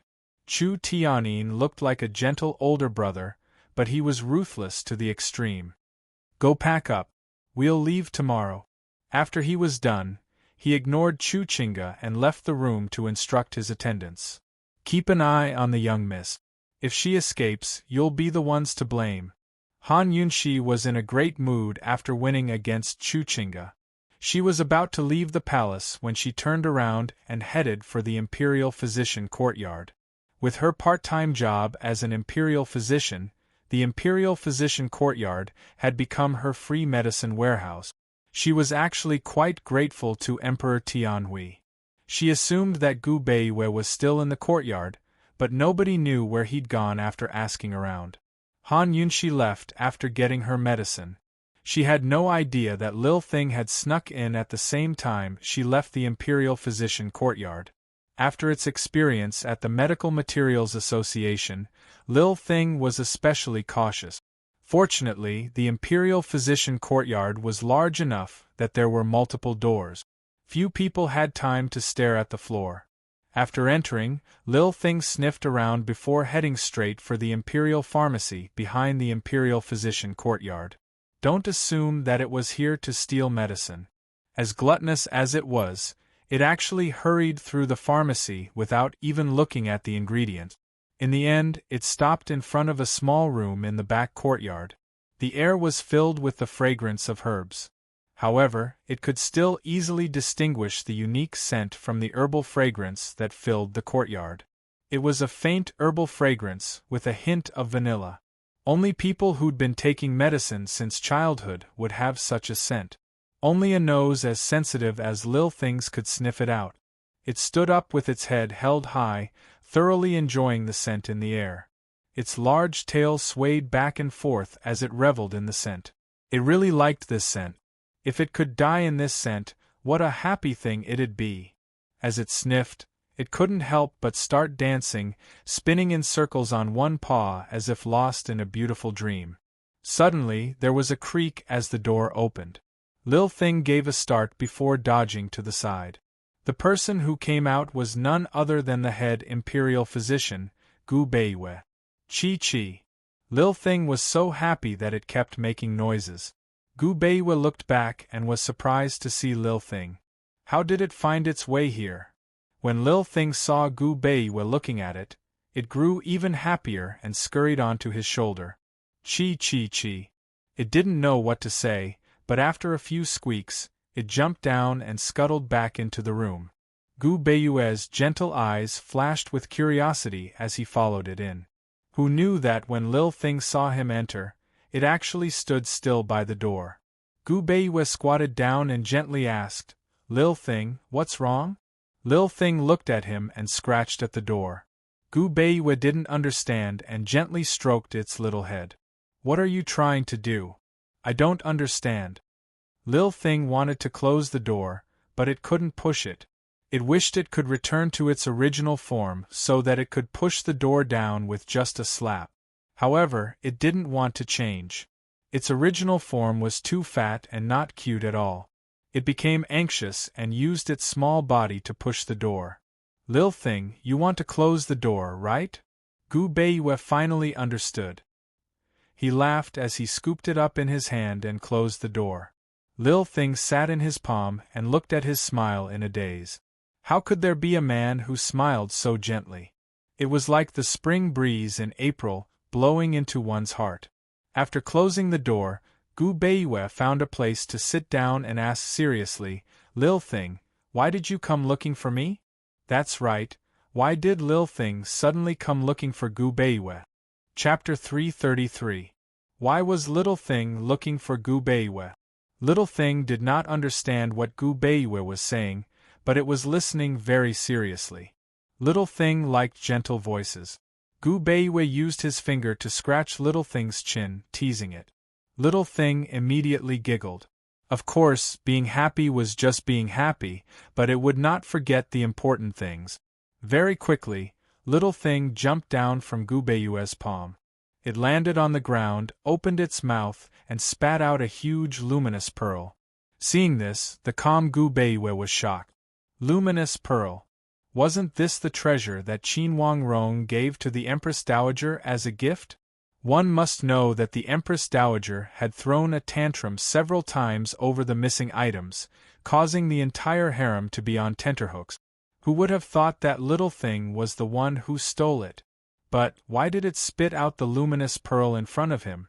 Gu Beiwe was puzzled, but who knew that Little Thing would spit out 4 more treasures? They were the blood lingji that the Crown Prince gave to the Empress Dowager, the 1,000-year-old fleece flower that the Minister of Personnel, Lord Su, gave as a tribute, the purple summer flower that Marquis Ping Nan gave, and the 100-year-old scorpion tail that General Ning asked someone to give. Apart from the luminous pearl, these 4 herbs were the most precious among the Empress Dowager's birthday gifts. Little Thing was worthy of being a poisonous beast. It really knew what was good for it. These things that the Empress Dowager had been frantically looking for suddenly appeared in the palace. If it was anyone else, they would be nervous. However, other than being curious, Gu Beiwe was still calm and collected. He picked up the treasures and carefully examined them. Although they were spat out from Little Thing's mouth, they were all very clean. Little Thing jumped up and waved its claws at Gu Beiwe, as if it was asking for credit. Gu Beiwe helplessly smiled. Little Thing, are these for me? I'm not your master. Who knew that Little Thing would suddenly spit out a purple walnut into Gu Beiwe's palm? Ji. It barked at him a few times, then quietly retreated to the side and sat down. The purple walnut was a very common medicine. Compared to a pile of treasures, it was negligible. However, it was precisely this thing that shocked Gu Beiwe. Blood lingji, 1,000-year fleece flower root, 100-year scorpion tail, purple summer flower, moon night pearl powder, and the most common purple walnut. It was the best and fastest way to treat a great injury to one's vitality. Even a 6th-grade divine doctor might not know about this prescription, but a 5th-grade divine doctor like Gu Beiwe was very clear about it. His medical skills were far beyond the 5th grade, and his familiarity with medicinal herbs was far beyond what he had shown. He looked at Lil Thing with great interest. His slightly pale face seemed to be smiling yet not smiling, and there was a hint of wickedness in his gentleness. He was especially charming, and Lil Thing was mesmerized by him. I really like this young master. What to do? The Little Thing was embarrassed by his stare and lowered its head shyly. Gu Beiwe chuckled. Hee, Lil Thing, so you really do recognize me. Lil Thing didn't understand what Gu Beiwe was saying, but it knew that Gu Beiwe understood why it had given him such a large pile of things. It quickly hopped over and landed on a pile of medicinal herbs. It stepped here and there, urging Gu Beiwe to quickly boil the medicine and drink it. Gu Beiwe kept the medicinal herbs into the cabinet at the side, but Lil Thing still wasn't willing. Before Gu Beiwe closed the cabinet door, it hurriedly scurried over and bit out all the medicinal herbs, throwing them to the side of the medicine stove. Gu Beiwe helplessly smiled. I understand. Lil Thing wanted him to immediately boil the medicine and drink it. Indeed, leaving these things anywhere in the palace wouldn't be as safe as leaving them in his stomach. This small room was where Gu Beiwe usually rested. There was everything in the room. He quickly washed the medicinal herbs clean and was about to bring the night moon pearl over. Who knew that Lil Thing had already silently crushed the night moon pearl and brought the innermost and most essential pearl powder to Gu Beiwe. The rest of the pearl powder was naturally eaten by Lil Thing. You know better than your master, hee. Gu Beiwe smiled very gently. Just like this, under Lil Thing's supervision, Gu Beiwei used several kinds of precious medicinal herbs and the night moon pearl powder to boil a small bowl of tonic medicine. He drank it all under Lil Thing's urging. Lil Thing originally wanted to stay a little longer, but it was helpless. Not long after Gu Beiwei finished drinking the medicine, someone came looking for him outside. He gently stroked Lil Thing's head with a smile. "Thanks, Lil Thing." Lil Thing rubbed against his warm fingers, reluctant to part with him, but quickly escaped through the window. If it stayed out for too long, Mama Yunshi would worry about it. Actually, Han Yunshi wasn't worried about Lil Thing at all. At this moment, a guest had arrived at the Duke of Qin's estate. Actually, there were so many people who wanted to visit the Duke of Qin's estate that they could line up from the gates all the way to the outskirts of the capital. Only a few were invited inside, and most of them were invited by Han Yunshi. His Highness Duke of Qin usually didn't receive visitors. Today, the visitor was the young General Mu Qingwu. As soon as he arrived, Han Yunshi asked him what he wanted, but he simply said he was passing by and wanted to ask for a cup of tea. Since he'd already said so, Han Yunshi couldn't ask too many questions. Thus, she steeped some good tea for him. Han Yunshi might have saved Mu Qingwu's life and considered him a friend, but they had nothing to talk about. The two of them exchanged a few words before falling into an awkward silence. If she didn't compare herself to Long Feiyi, Han Yunshi wasn't a talkative person either. She'd rather not talk than take the initiative to start a conversation. Mu Qingwu, on the other hand, was a military man who spoke to the point and didn't know how to make small talk. Thus, even if Han Yunshi, as the host, tried to find a few topics to talk about, Mu Qingwu killed them off with a few words. Han Yunshi couldn't continue. For example, Han Yunshi asked, "I heard there's been a riot at the three-way battlefield recently. What's going on?" Mu Qingwu replied, "It's just a rumor." Han Yunshi continued, "There was a riot at the three-way battlefield in the past and many people died? How did it happen?" Mu Qingwu replied, "It's all in the past. There's no need to talk about it." Han Yunshi didn't ask any more questions. However, it was fine if Mu Qingwu didn't want to talk about it, but he didn't leave either. He looked even more awkward than Han Yunshi. Finally, Han Yunshi spoke, "Young General, you must have a reason for coming here. Just say it." Mu Qingwu looked embarrassed. After hesitating for a moment, he actually stood up. "Esteemed Wang Fei, this one is here to ask for a cup of tea. It's getting late, so this one won't disturb you any longer. Farewell." Strange. Han Yunshi was puzzled, but didn't ask him to stay. "All right. Men, send the young general off." Mu Qingwu had clearly walked to the door, but he suddenly turned back. Han Yunshi knitted her brows at the sight. This man had always been straightforward, so what was wrong with him today? What was it that made him so embarrassed to speak? If it was Gu or Gu Beiwei, Han Yunshi would definitely laugh at him. However, in front of Mu Qingwu, she was more polite. She smiled and didn't say anything. Mu Qingwu took deep breaths as he walked over. He was so hesitant that he became irritated.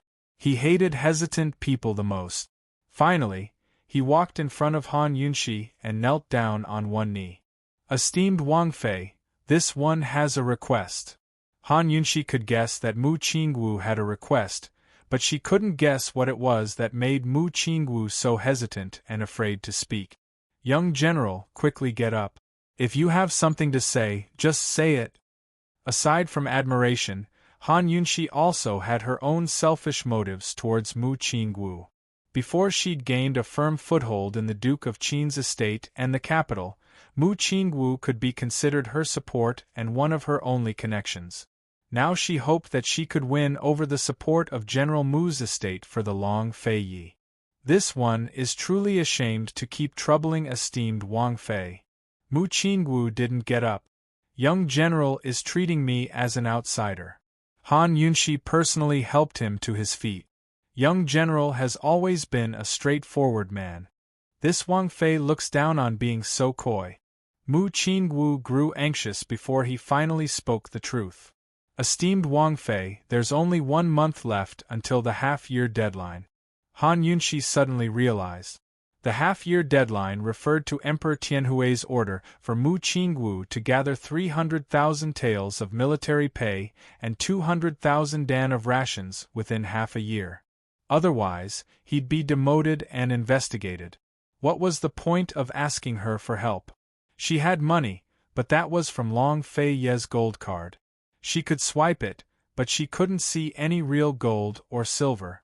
As for the 200,000 dan of rations, that was even more difficult. Even if she had the money, she couldn't buy that much in a short period of time. Han Yunshi mulled it over before she suddenly realized something. Her eyes lit up. She was about to speak when Mu Qingwu beat her to it. Esteemed Wang Fei, this one wants to ask His Highness Duke of Qin for a few pointers, but he's already refused me 3 times. Mu Qingwu's lips curved into a self-mocking smile as he spoke. This one hasn't even seen His Highness Duke of Qin's face. Han Yunshi was astonished. Mu Qingwu had asked to see Long Fei Yi 3 times already, but he'd been refused each time? She didn't know about this at all. In other words, Mu Qingwu had tried his best before, but he hadn't asked her for help from the start. That was more like his style. Did His Highness personally refuse to see you? Han Yunshi asked seriously. I'm sure that His Highness can guess why this one sought him out, Mu Qingwu said helplessly. Han Yunshi was secretly bewildered. Didn't Long Fei Yi want to gain the support of General Mu's estate? General Mu's estate wasn't something that other powers could compare to. General Mu's estate represented Tianning's greatest military strength. Just then, she'd been pleasantly surprised that she could recommend Mu Qingwu to Long Fei Yi. Who knew that he'd long rejected him? Young general, 200,000 dan of grain is indeed. Han Yunshi pretended to be in a difficult position. But Mu Qingwu only said, Esteemed Wang Fei, His Highness Duke of Qin has a large estate in Jiangnan. This year, there's been a drought everywhere. Only Jiangnan has a bountiful harvest. What? Long Fei Yi has an estate in Jiangnan? Han Yunshi couldn't help but stroke the crystal bracelet on her wrist. Just how many things did Long Fei Yi have that she didn't know about? So this guy was actually this rich. Since that was the case, why did Long Fei Yi refuse Mu Qingwu? While Han Yunshi was puzzling over this, Long Fei Yi returned. Chapter 334. Long Fei Yi rarely returned home at this time. Han Yunshi was surprised when she saw Long Fei Yi walk in. Mu Qingwu was both nervous and happy. He never thought that he would be able to see the Duke of Qin directly today. Although he felt guilty for asking Han Yunshi for help again and again, he couldn't help but feel happy. His Highness Duke of Qin had come at the right time. He hurriedly knelt on one knee. This general greets Your Highness Duke of Qin. Long Fei Yi glanced at him. You may rise. Although Long Fei Yi was usually cold, Han Yunshi could faintly sense that something was wrong with him today. He didn't seem to be in a good mood. Han Yunshi was hesitating on how to help Mu Qingwu when Long Fei Yi sat down and asked cold, Is there something else you need? Han Yunshi and Mu Qingwu both felt awkward. Long Fei Yi sat there steadily. If this wasn't an order to chase them away, then what was it? With Long Fei Yi's intelligence, he would definitely be able to guess Mu Qingwu's intentions. His attitude was undoubtedly a disguised rejection. Han Yunshi was already hesitant about what to say. Now, she was even more hesitant. Of course, Mu Qingwu wasn't an idiot. If the Duke of Qin had such an attitude in front of Qin Wangfei, then this matter was probably hopeless. Although he was disappointed, Mu Qingwu still smiled.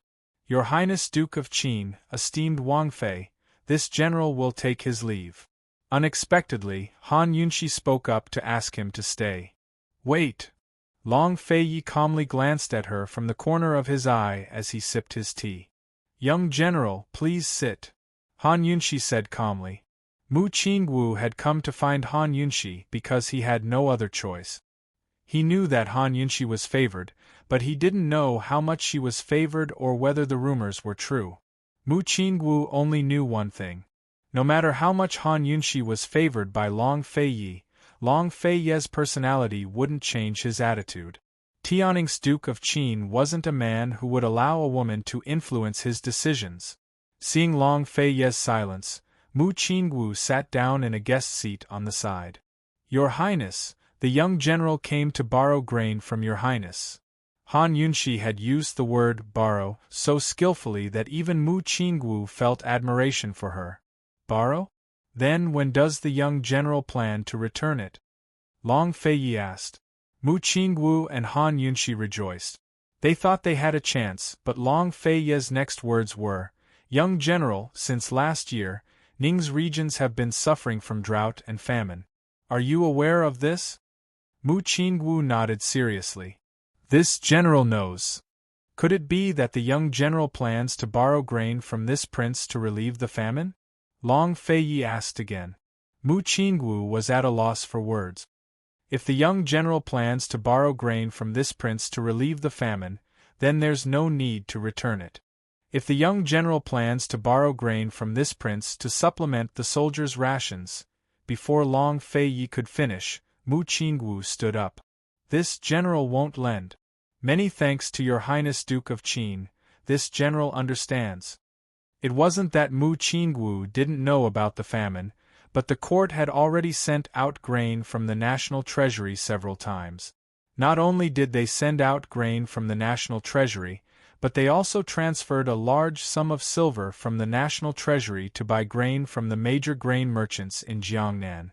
Reports from the disaster areas had been full of good news recently. It wasn't just Mu Qingwu, but everyone else believed that the famine was no longer a big problem. Emperor Tianhui had asked him to collect grain because all of the grain in the national treasury had been used to relieve the famine. Mu Qingwu's expression was solemn. He knew that His Highness Duke of Qin's words meant that the famine had yet to be resolved. Then where did the grain in the national treasury go? The imperial uncle, Li Ziyuan, had always been in charge of disaster relief. Where had all the grain and silver gone? Mu Qingwu immediately bid farewell and left. Han Yunshi looked at Long Feiyi and suddenly didn't know what to say. I acted on my own initiative, she said mildly. She never expected someone as cold as Long Feiyi to care about the famine victims. She prided herself on her intelligence, but she'd lost count of how many times she'd felt foolish in front of this man. General Mu was such a fat piece of meat, but he hadn't seized the chance to help. There had to be a reason for that. Long Feiyi actually nodded. Han Yunshi lowered her head pitifully like a child who'd done something wrong. But Long Feiyi only said, starting tomorrow, you'll be in charge of everything in the estate. Although Han Yunshi was already the true mistress of the Duke of Qin's estate, Long Feiyi still had the final say in many matters. Han Yunshi was overwhelmed by the favor. Your Highness, your lordship needs to make a trip to the Tang clan. I'll leave immediately, Long Feiyi explained. This was probably the first time he'd told Han Yunshi about his whereabouts, so Han Yunshi wasn't used to it. Oh, she mumbled again. Besides do you know how to say anything else? Long Feiyi's tone was cold. Han Yunshi immediately said something else, but she only said, Anything else? Long Feiyi asked again. Han Yunshi didn't even have an She looked doubtfully at Long Feiyi and suddenly felt that Long Feiyi was very different from usual. She couldn't put her finger on it. Was it because she'd talked too much? Han Yunshi was about to speak when Long Feiyi stood up. Be careful. If there's anything you need, find Chu Shifeng and Zhao Mama. Everything had been fine before, but Long Feiyi's words suddenly filled her heart with sadness. Han Yunshi finally realized that Long Feiyi had been by her side the entire time. Have you packed your luggage? I'll help you? She felt like she should do something. Long Feiyi hesitated before agreeing. Just bring a few sets of clothes. I'll wait for you at the door. All right. Han Yunshi immediately ran towards the hibiscus courtyard, narrowly missing bumping into Zhao Mama as soon as she entered. Esteemed Wang Fei, what's wrong with you? Zhao Mama was puzzled. Although her mistress wasn't from a noble family, she was always elegant and calm. His Highness is going on a long journey, so I'm helping him pack his luggage. He's waiting at the door, Han Yunxi explained as she ran towards the sleeping quarters. Zhao Mama was stunned. She'd served His Highness Duke of Qin for so many years, but she'd never helped him pack his luggage. He never liked other people touching his things, especially his clothes. Zhao Mama chased after them to the door and saw Su Xiaoyu preparing to go in with Han Yunxi. She immediately shouted, "Wait!" Han Yunxi and Su Xiaoyu were both frightened. Su Xiaoyu asked curiously, "Zhao Mama, what's wrong?" "Little you hurry back to Leisurely Cloud Pavilion. I forgot to turn off the fire while making millet soup. Hurry and go take a look." Zhao Mama's face was full of anxiety. Su Xiaoyu looked at Zhao Mama suspiciously, but didn't move. "Why aren't you going? My old bones can't run. Otherwise, why would I order you around?" Zhao Mama urged unhappily. Oh. Su Xiaoyu hurriedly ran off. Han Yunxi was afraid that Long Fei would wait for too long.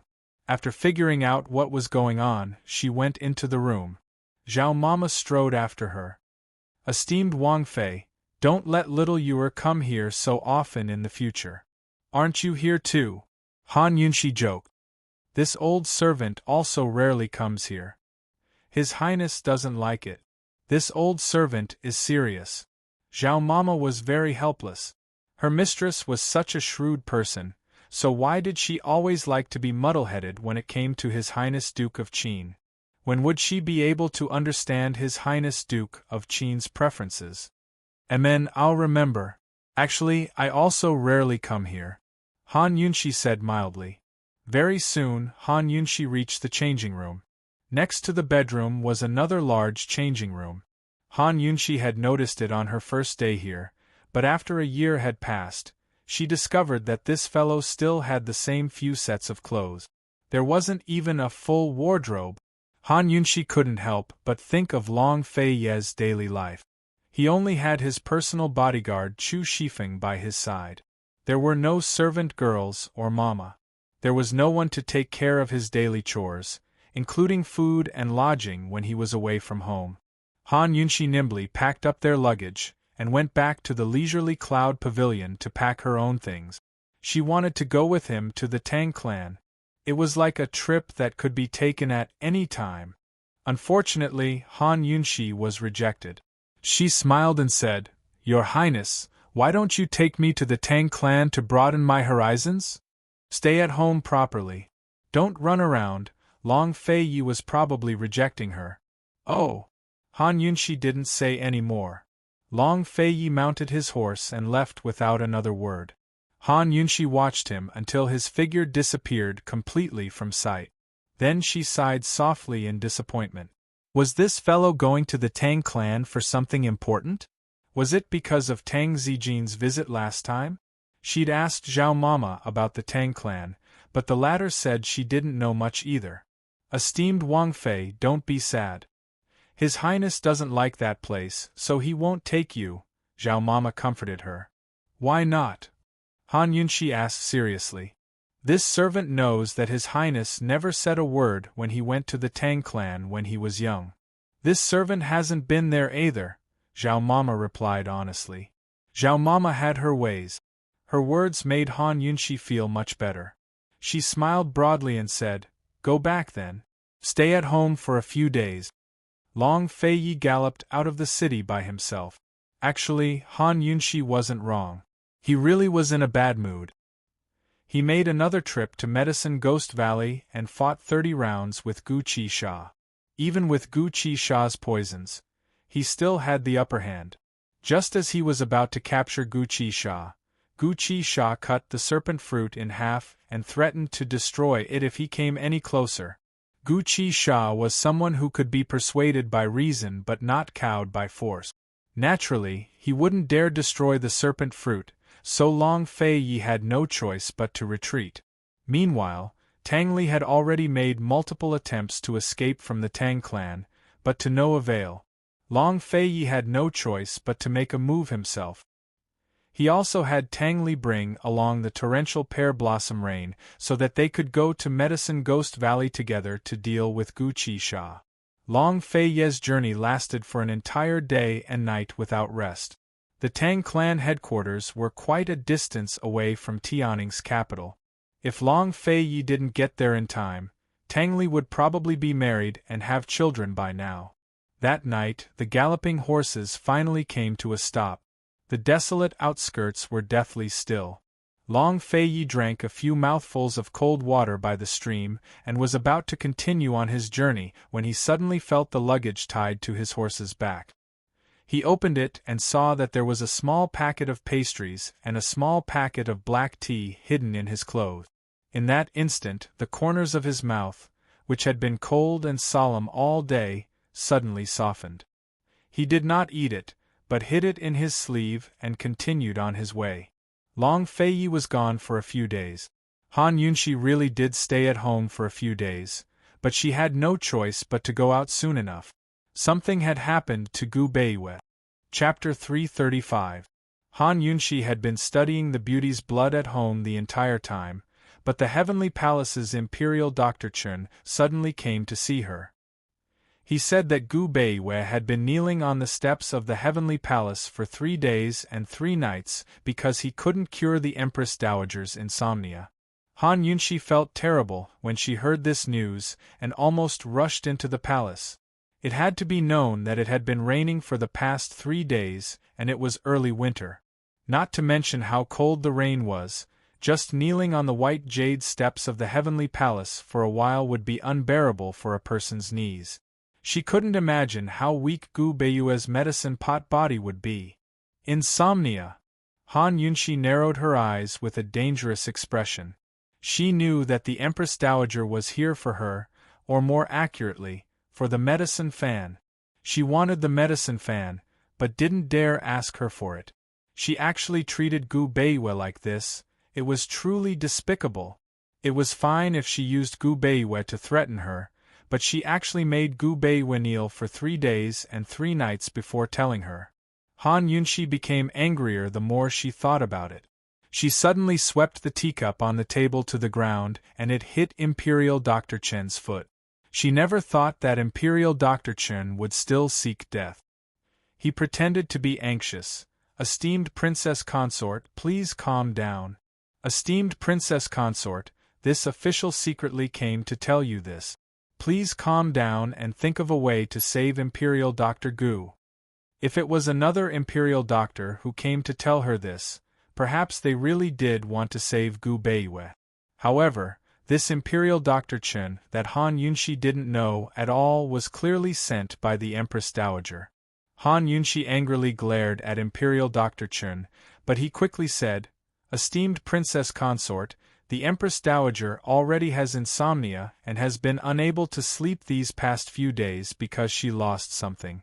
Her temper is very bad, so I don't know how she will torture Imperial Dr. Gu." "Is that so?" Han Yunxi suddenly picked up the teacup filled with tea and fiercely threw it at Imperial Dr. Chen. "Then why did you only come now? It's been 3 days and 3 nights, why did you only come now? What do you mean?" Dr. Chen was hit in the stomach and his face changed from the pain, but he still pretended. "Princess Consort, please calm your anger. This official hasn't been able to leave the palace for the past few days." "Can't leave the palace? What a coincidence!" Han Yunxi sneered. "That's right, Princess Consort, this official and imperial physician, Gu, have been together for many years." Before Imperial Dr. Chen finished speaking, Han Yunxi took action. She picked up almost everything on the table and threw it at Imperial Dr. Chen. "Years of what? You still have the nerve to say that? Empress Dowager asked you to come, right? Tell me what's going on right now. Otherwise..." Han Yunxi paused for a moment before shouting, "Men, close the door and release the dog." Steward Luo raised a wolf dog. It was said that other than the Duke of Qin and Qin Wangfei, it was the worst dog to provoke in the Duke of Qin's residence. Soon a large wolf dog was brought in. It had sharp fangs and was drooling. Dr. Chen was scared and immediately kneeled down. Princess Consort, please calm your anger. This official will speak. I will tell you everything. Han Yunxi let out a sigh of relief and calmed herself down. Before she blindly entered the palace, she had to understand the situation first. Otherwise, how could she fight the Empress Dowager? Ever since the medicine fan appeared at the Empress Dowager's birthday banquet, she had been waiting for the Empress Dowager to make a move.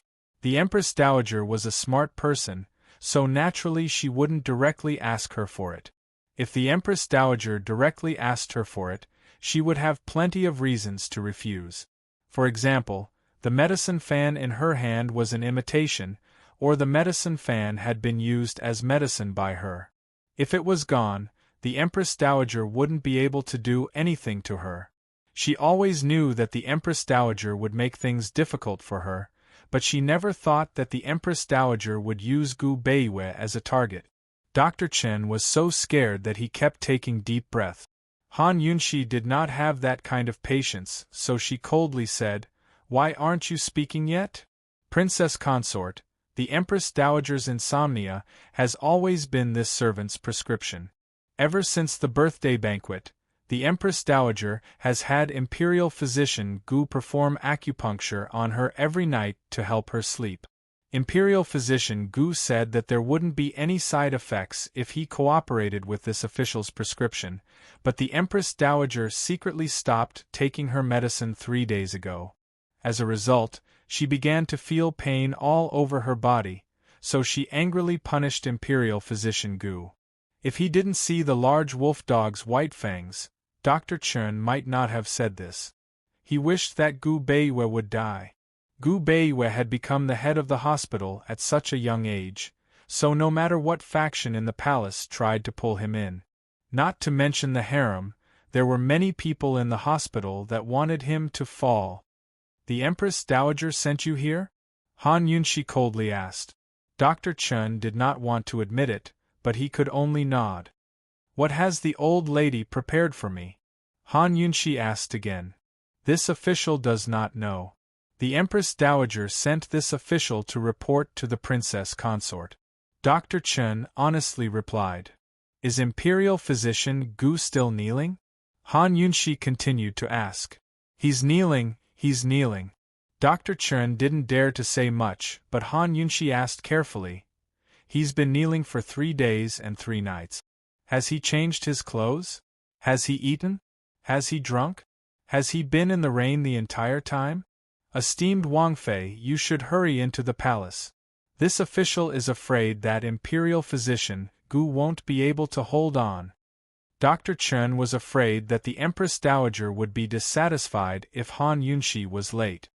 "All right, this Wang Fei will enter the palace immediately." Han Yunxi really did leave as she spoke, leaving Dr. Chen, Steward Luo, and the large wolf dog in the main hall.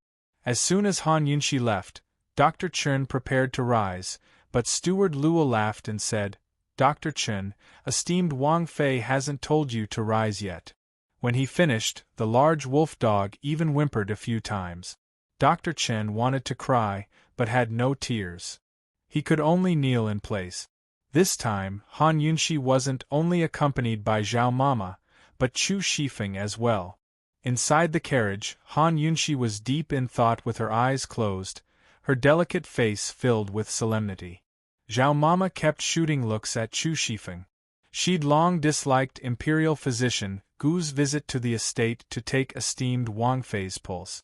Judging from Zhao Mama's shrewd eyes, Imperial Physician Gu's gaze towards esteemed Wang Fei must be filled with affection.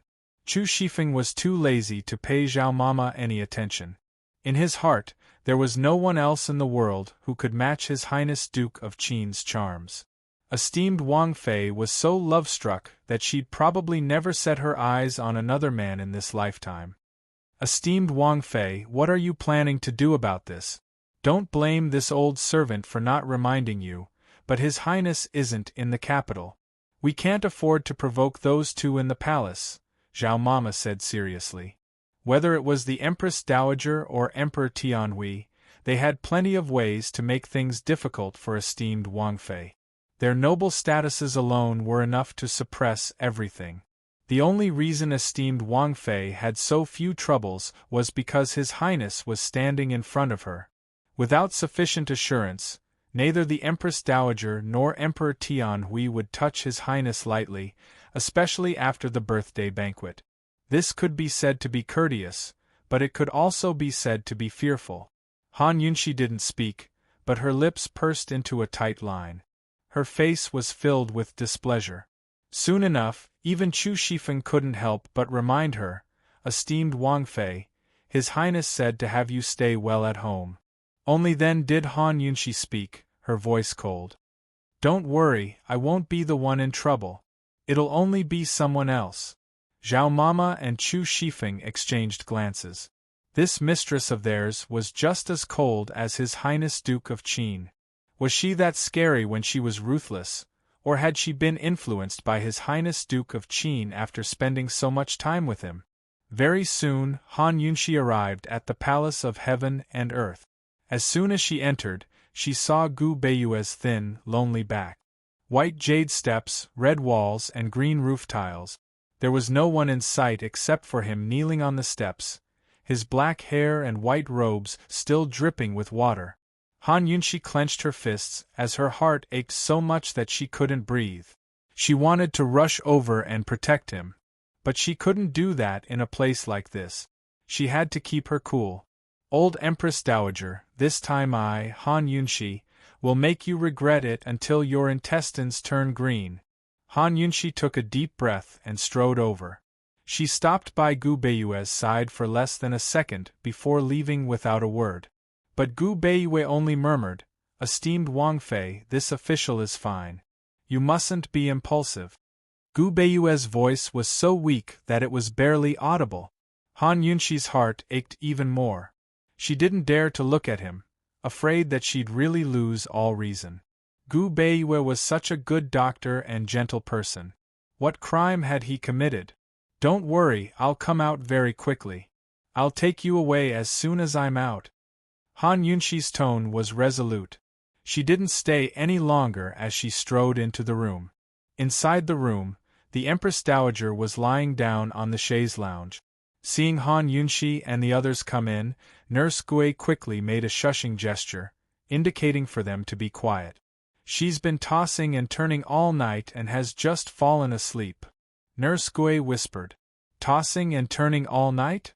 Han Yunshi beat her at her own game and pretended that she didn't know anything. "Isn't it the same old problem, insomnia? Dr. Gu gave her acupuncture and her entire body is in pain."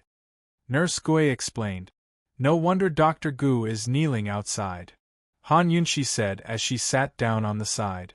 "Esteemed Wangfei, the Empress Dowager might sleep for a bit longer." Nurse Gui whispered again. How long was a bit longer? Every second she slept, Gu Beiyue would have to kneel outside for a second longer. "Let her sleep, I'll wait." Han Yunshi's smile was especially beautiful, but her eyes flashed with a cold light. Nurse Gui stood guard by the chaise lounge, Nurse Zhao by Han Yunshi's side, and Chu Tianyin outside. The room was silent. Unexpectedly, the Empress Dowager couldn't sit still after a while. Her body was itchy all over, but she couldn't pinpoint the exact spot. Her original plan was to lie down until night and have Han Yunshi wait, but she couldn't take it anymore and sat up to scratch the itch.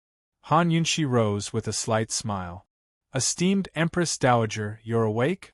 The Empress Dowager was itchy, but she couldn't take it anymore. She smiled back. "Yunshi's here? How long have you been here? Why didn't you wake me up?" "I just arrived. Yunshi heard that you've been suffering from insomnia recently, so I came to the palace to take a look." Han Yunshi took the initiative to sit by the Empress Dowager's side. Those who didn't know would think they were intimate. This is an old illness of mine. It's gotten worse recently." The Empress Dowager propped up her head with one hand and sighed helplessly. "How is it so bad that even Imperial Physician Gu can't do anything about it?"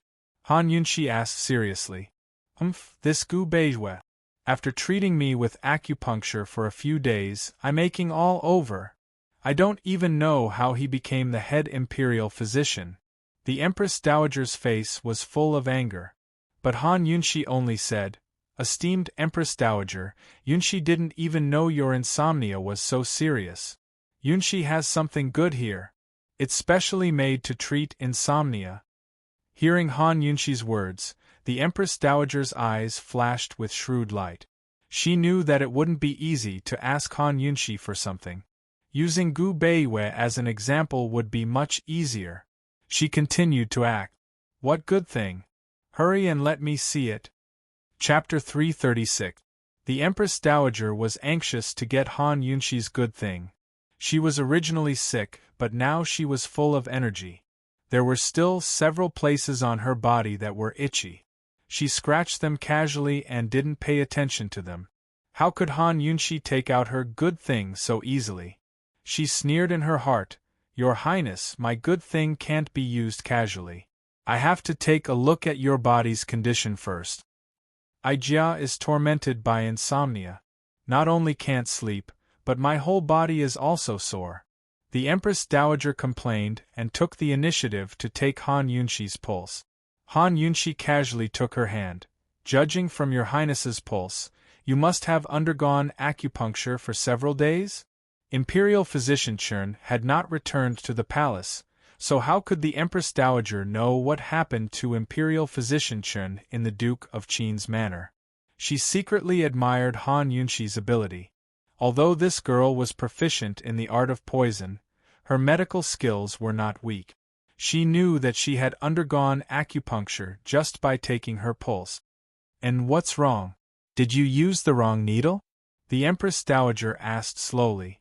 Gu Beiwei was kneeling at the door. Han Yunshi was here, so she was not anxious with them. "That's right. Judging from your Highness's pulse, this needle was used very well. It won't be sore. What medicine did your Highness take?" Han Yunshi couldn't wait to take Gu Beiwei away immediately. She wouldn't give the Empress Dowager too much time. The Empress Dowager immediately asked Nurse Gui to bring the prescription over. The prescription was written by Imperial Physician Chen, and Gu Beiwei had also taken a look. She wanted to see how capable Han Yunshi was to see the problem with the prescription. Han Yunshi didn't look at it seriously. She just glanced at it and suddenly shouted, "Io! Not good." "What's the matter?" The Empress Dowager didn't think so. Han Yunshi exhaled a long breath. "It's troublesome. It's troublesome." Although she knew that Han Yunshi was probably just acting, the Empress Dowager was still a little nervous when she saw Han Yunshi's serious expression. She quickly asked, "What's wrong? Is there a problem with this prescription?" "There's no problem with the prescription, but if it's used together with my good stuff," Han Yunshi wanted to say something but stopped. Empress Dowager was anxious. "What? It can't be used anymore?" She had been searching for the medicine fan for so many years, so she naturally knew that although it was a fan, it was also a medicine. It couldn't be used carelessly. When Gu Beiwei started to give her acupuncture, he added Imperial Dr. Chen's medicine. Moreover, Gu Beiwei made it very clear that she must take medicine after acupuncture to avoid side effects. 2 days ago, she secretly stopped taking medicine, so her whole body was sore. She had asked Imperial Dr. Chen in private if there would be a big problem with the side effects. Imperial Dr. Chen said that it was just sore and not a big problem. She had originally thought that Han Yunshi would use the prescription to absolve Gu Beiwei of his crime, but who would have thought that the prescription would actually affect the medicine fan that she had been longing for? It would be strange if she wasn't nervous. "Empress Dowager, did you really take this prescription?" Han Yunshi frowned and looked very serious. "I really did." The Empress Dowager grew serious as well. "This." Han Yunshi's face was full of worry as she muttered to herself, "It's going to be troublesome." The medicine fan she had longed for over a decade was about to be hers. If she couldn't use it because of a problem like this, wouldn't the Empress Dowager feel stifled to death? She was truly frightened by Han Yunshi's words. Yunshi, just what happened? It's very troublesome. Empress Dowager, how much medicine have you used so far? Han Yunshi's solemn face emanated an aura of authority that no one dared to defy. The Empress Dowager didn't even think before replying truthfully. I started with acupuncture and used 3 days. I used acupuncture and moxibustion for the next 2 days, but I didn't use any medicine. At this moment, Han Yunshi exhaled. So that's how it is. Just what happened? Tell me. The Empress Dowager was anxious, and so was Gui Mama on the side. Esteemed Wang Fei, don't sigh anymore. Hurry up and tell us just what happened. Unexpectedly, Han Yunshi's worried expression suddenly changed into a resplendent smile. There's no problem since I didn't take any medicine for the last 2 days. It's very fortunate, Empress Dowager. Then that's good, that's good. The Empress Dowager exhaled and smiled at Gui Mama. Both master and servant rejoiced. Han Yunshi's eyes flashed with icy light as she said coldly, Esteemed Empress Dowager, Imperial Physician Gu must have told you that you can't stop taking medicine during acupuncture and moxibustion, or else it'll cause your entire body to ache. You stopped taking medicine for 2 days and even had Imperial Physician Gu kneel outside for 3 days and 3 nights. Isn't that inappropriate? At these words, the Empress Dowager's smiling expression changed. She finally realized that she'd been tricked by Han Yunshi just then. She angrily slapped the table.